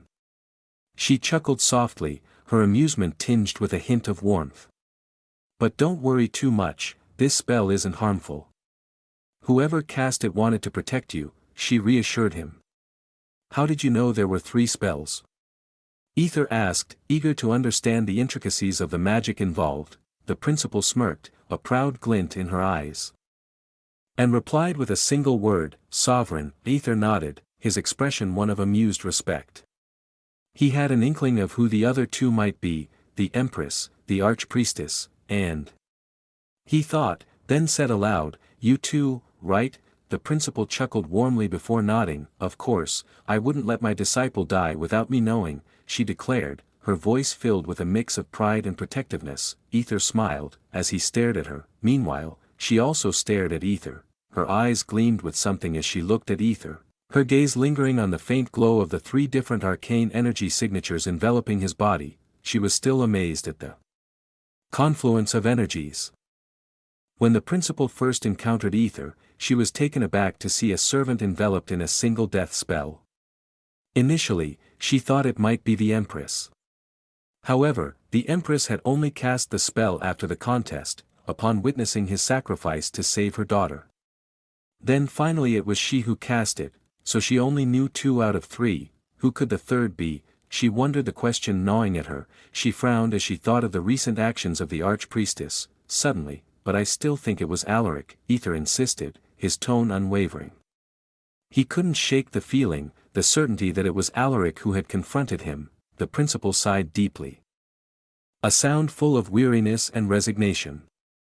There was no concrete evidence, and without seeing the attacker's face, it was all speculation. She decided it was best to steer the conversation in a different direction. Since you helped with Kennedy's case, I'd love to reward you. So, what do you want? She offered, her voice lightening, trying to bring some levity to the situation. Aether blinked a few times, caught off guard by the sudden change in the topic. Enjoy more content from mvlenovelbin.net. Then a grin slowly spread across his face. This was the moment he had been waiting for, the opportunity to ask for something valuable, something he had been planning for. Yes, he genuinely wanted to help the girls, but he also had another motive, to have the principal owe him a favor. He had grand plans for his future, plans that required specific things from the principal, or rather from the academy. That was of course to get those tools from the laboratory. For his plans, meanwhile, the principal watched him, her brows furrowing slightly. She could see the hesitation in his eyes. I know exactly what you're going to ask for. TSK, you perverted bastard, she thought with a mix of amusement and exasperation. It was obvious, he'd always asked for a hug in the past. The principal shook her head, a smile tugging at her lips. Well, it's just a hug. She thought, before saying, I'll let you hug me, though it'll only be for a secco. Well, since you're pestering me, I want tools from the lab aura. Their voices overlapped, trailing off as they both looked at each other in surprise. They spoke simultaneously again, the confusion palpable. What did you say? What did you say? 1000 AP, they stared at each other, the silence stretching, before bursting into laughter. Why you go first, Aether, the principal finally managed, still chuckling. And no. It's always master first. Aether insisted, his laughter infectious. It's fine, you don't need to hold back. The principal urged, trying to coax him into speaking. I respect my master more than anything. Aether retorted. They started to act like weirdos. The principal's lips twitched, a mix of amusement and exasperation. Respect? Him, she thought, incredulous. She sighed, shaking her head, and then asked, Are you not going to tell me? Aether immediately nodded, his expression serious again, causing the principal to sigh once more. With a determined look, she suggested, Let's say it at the same time again, on the count of 3. Aether nodded, his smile returning.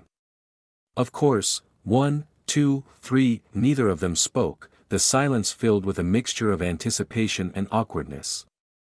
Their lips twitching in mutual annoyance. I thought we were going to say it, I also thought that. The principal sighed deeply, seeing this wasn't getting anywhere.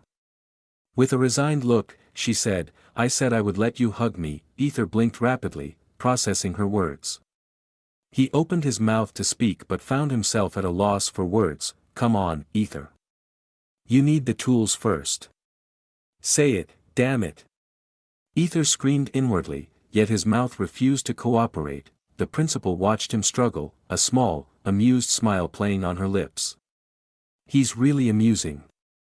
She thought, her eyes softening as she observed his internal battle. 1000 AP, come on, Aether, focus on your future. Your future. Not women.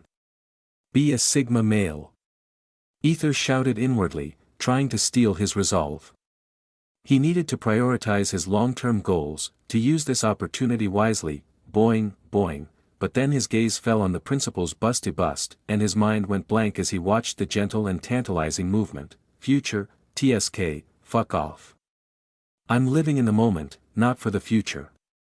Aether shouted inwardly, his resolve crumbling. Without warning, he lunged toward the principal, shouting, I want a hug, principal. The principal's lips twitched, then curled into a dangerous smile. Yep, I knew it, she thought before. Boom, a powerful gust of wind erupted from the principal, sending Aether crashing into the wall with a heavy thud. Principal.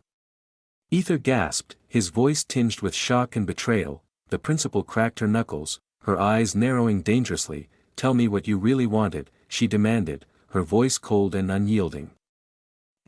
Boom. Chapter 299. A man could have as many as he loves. After being physically and emotionally battered by the principal, Aether found solace in the tender care of Celestia. Her gentle touch and soothing songs eased the pain that lingered in his body, and he felt a strange mix of relief, next morning, here. Aquilina's voice broke through his thoughts, her tone sharp and indifferent. She handed over her bag to Aether, her movements brisk and precise. Aether accepted the bag without a word, his expression neutral. Celine, standing nearby, noticed Aquilina's demeanor as well. Her frown deepened. Is she still upset about something? Celine wondered, her eyes narrowing as she observed Aquilina's stiff posture and tense expression. However, in reality, Aquilina struggled to keep her flustered cheeks in check. Her lips were slightly swollen and wounded, and she fought to maintain her composure, her anger bubbling just beneath the surface. She glared at Aether, gently rubbing her lips, still shocked by how forcefully he had bitten them, leaving a bruise she hadn't noticed until later. The memory of his aggression sent a shiver down her spine, a mixture of fear and unexpected excitement. She glared at Aether, a mix of anger and confusion swirling in her eyes. I knew he was corrupted, but I never realized just how deep it went, she thought, biting her lip to hold back the torrent of emotions threatening to spill over. She felt a strange mix of emotions, anger at his actions, a desire to set him straight, and a longing to bring back the innocent Aether she once knew. I don't mind if he acts sometimes aggressive, she thought, her emotions conflicted and turbulent. To be honest, she really liked it when Aether pushed her to the brink. His aggressiveness and needy actions were totally different from the Aether she knew. As if he wanted her more than she did. Of course, she was over the cloud and she found herself irresistibly drawn to this new side of him. Her stomach tingled with sensitivity, a sensation that spread through her entire body. She stared at his lips before biting her own. She wanted to devour him. And yet, her mother was in the path, a constant reminder of her royal responsibilities. As a royal princess, she knew her purity was more important and sacred. She couldn't just let it slide, which would surely anger her mother and might even kill Aether. That's something she couldn't allow. So, for now, she needed to draw a line. Only kissing, she told herself strictly. Her resolve hardening despite the tumultuous feelings within her. After the classes were over, she was going to ask Aether to teach her how to kiss, so that she could also devour just like he did yesterday. The thought sent a rush of excitement and anticipation through her, making her cheeks turn bright red. She immediately lowered her head and took a deep breath, trying to calm herself. She could not allow herself to show emotions, otherwise, she would be losing as a princess. Ha ha ha. Hearing laughter, Aquilina snapped out of her thoughts and looked over to see Celine closely hugging Aether. Aquilina shrugged as she was already used to this scene. However, this time felt different. Fuck. I forgot about this crazy bitch. Aquilina screamed inwardly in surprise and shock. Until now, she had been used to Celine's antics and had forgotten there was not just one rival but rather two. Your next read awaits at mv-novelbin.net. How the hell did I not notice this before? She screamed inwardly, clenching her fist as she saw Celine's boobs pressing against her beloved Aether's arm. The sight ignited a fierce sense of possessiveness within her. Not a Yandra level though. Is she trying to seduce him? She thought, annoyed, before walking forward and glaring at Celine. Don't you think it's inappropriate to hug a servant? Celine frowned, her eyes flashing with annoyance. What the hell? Didn't we agree on our deal? Celine thought, wondering why Aquilina was suddenly acting so weirdly now. I can do whatever I want. Celine said with a straight face, her tone defiant. Veins bulged on Aquilina's forehead before she glanced around, her heart pounding. Hesitating for only a moment, she took Aether's other arm, determined to stake her claim. She was not going to lose what was hers. What the hell are you doing? Celine's eyes turned dark and void, an intensity that made Aquilina flinch and let him go. However, she immediately caught Aether's hand again, refusing to back down. She needed to be more assertive, and more dominant. I can do whatever I want. He is my servant. Aquilina haughtily declared, her voice filled with determination and defiance. Celine gritted her teeth, her thoughts racing. Is this bitch trying to use my Aether to annoy my big brother? Or, has she finally opened her eyes and seen my Aether's greatness and decided to steal him from me? The more she thought about it, the more her emotions became a tangled mess of anger and jealousy. Her emotions started to mess up. Meanwhile, Aether, who was enjoying the attention of two girls, couldn't help but grin inwardly. looks like my plan is going perfectly." Just then, Taylor loudly coughed, and said, "Master Kai," everyone startled, separating from each other.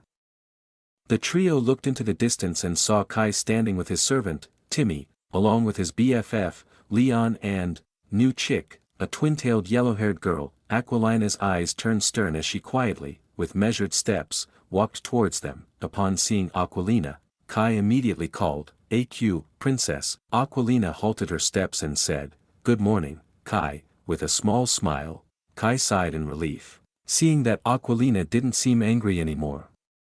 He glanced at Leon, who gave him a thumbs up, before turning his focus to Celine. "She's growing even more beautiful," he thought as he stared at her. Meanwhile, Kai gulped before stepping forward and motioning towards the yellow-haired girl to introduce her. "Her name is Vesperine." The girl stepped forward, her nervousness palpable. She bowed deeply, her voice trembling as she spoke. Hello, Princess Aquilina. I've heard a lot about you, your elegance, beauty, knowledge, everything from Kai. He really adores you. I hope we can be friends." She extended her hand, her eyes filled with hope and fear. Aquilina stared blankly at her. The silence was deafening, and Vesperine gulped in fear but didn't lower her hand. She held her breath, waiting for Aquilina's response, her heart pounding in her chest. Seeing the tension, Kai stepped forward with a serious and pleading expression. "I really hope you two can be friends.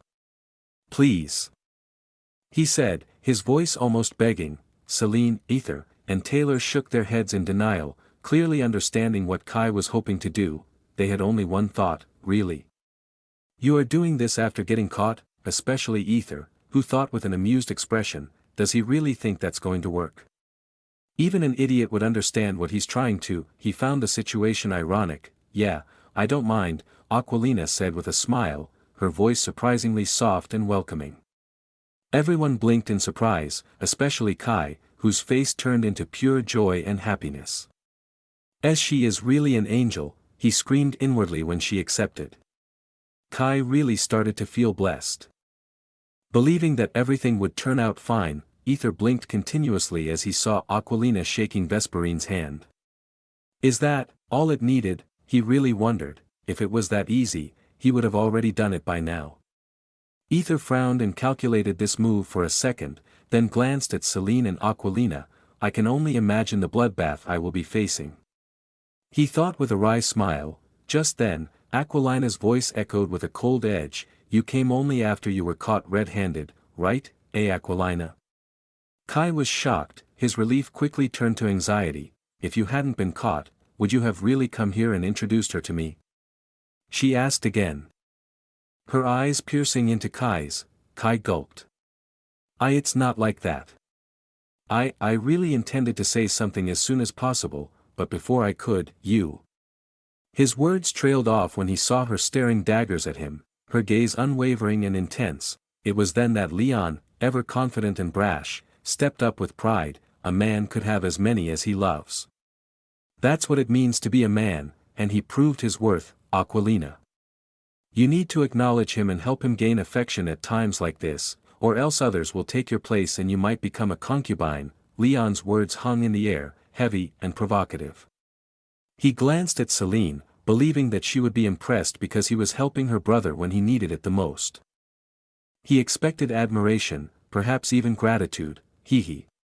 Did she fall for me? Leon thought when he saw Celine staring blankly and indifferently at him. Aquilina gave Leon a death glare, her fury barely contained. Before walking away, her steps resolute and unwavering. What's wrong? Leon wondered aloud, baffled by the reactions of the others. He watched in confusion as Celine, looking at him like he was garbage, turned and walked away without a word. Chapter 300. "He is my friend, Russell." Delphine stared at Aether, who was changing clothes in her office room without a hint of embarrassment or shame. His movements were confident and unhurried as if he had every right to be there. "I heard, you helped that victim girl?" Delphine asked curiously. She had only heard about it from the principal and not from Aether, who usually took every opportunity to show off before her just to spend time with her. But now, things seemed different, Aether simply nodded, kind of.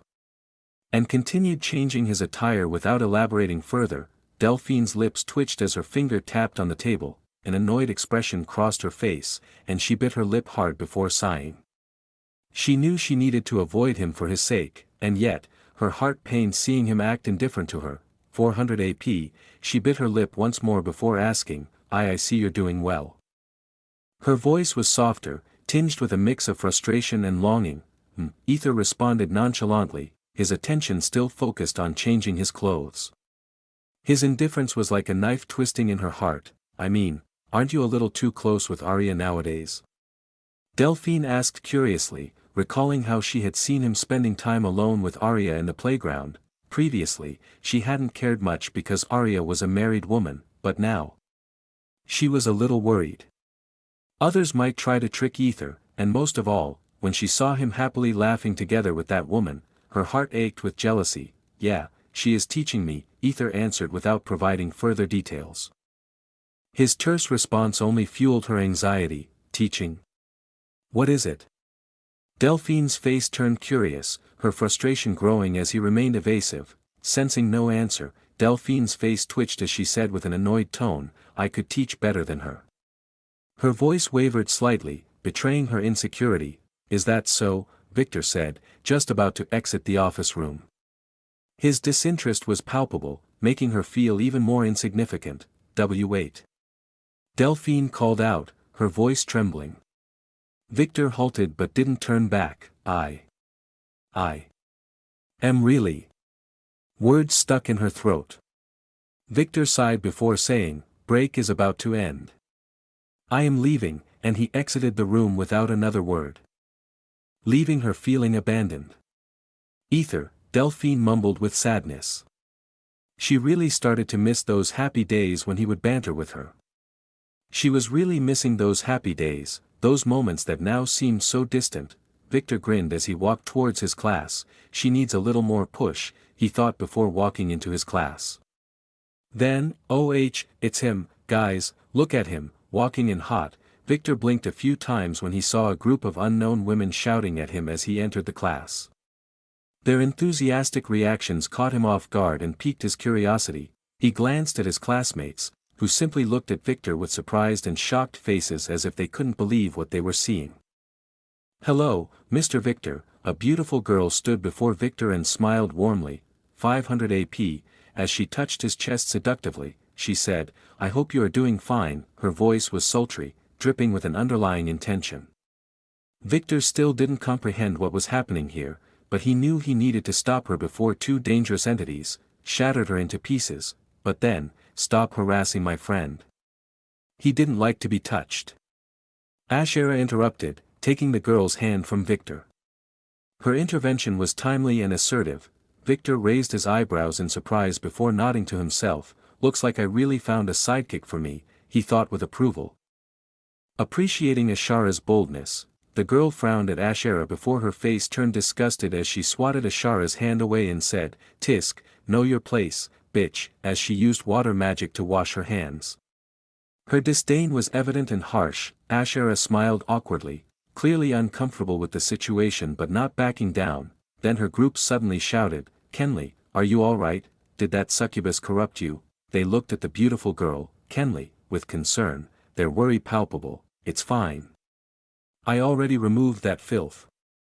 Kenley said with a disgusted face as she looked at Ashera. TSK, I cannot believe they are now even allowing a whore to study.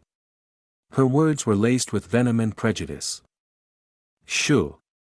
Come on, Kenley, didn't she say she was his friend? You need to calm down. One of her friends said in a hushed tone, trying to diffuse the tension. Kenley clicked her tongue, looking at the handsome man. She already knew they were more than just friends. TSK, that whore is just a toy for him. There's no way she is a friend, she spat, her eyes filled with contempt.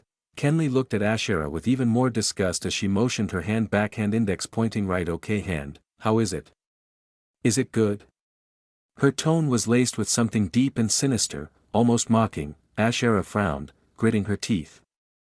He is just my friend, she declared, her voice filled with determination and hurt. Yeah, yeah. Kenley had an amused expression before saying, a friend who can fuck you anytime and anywhere, right? Her words were crude and cruel. Ashera clenched her teeth. This discrimination and harassment was something she faced everywhere she went, just because she was a succubus. Net, Senior, please refine your words. Helena, who had been watching this, said with a frown. Her tone was authoritative and disapproving. Kenley turned back and saw it was the saintess and chosen one. Pardon me, saintess.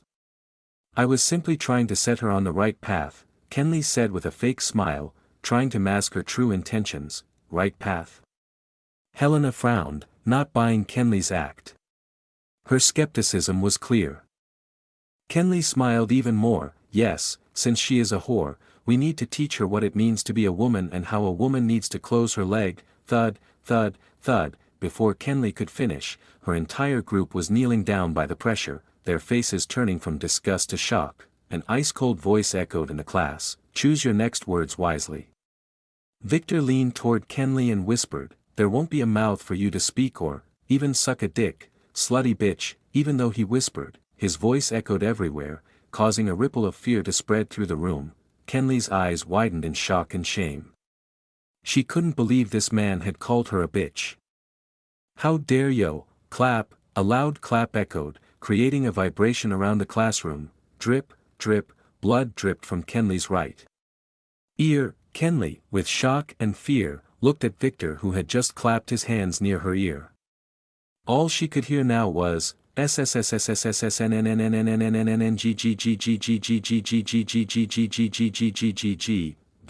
with a cold smile, said, choose your words. Kenley gulped. He is really stronger than us, seniors, she wondered before saying, I would like to talk with you about that girl. Her voice was shaky, and her confidence was shattered.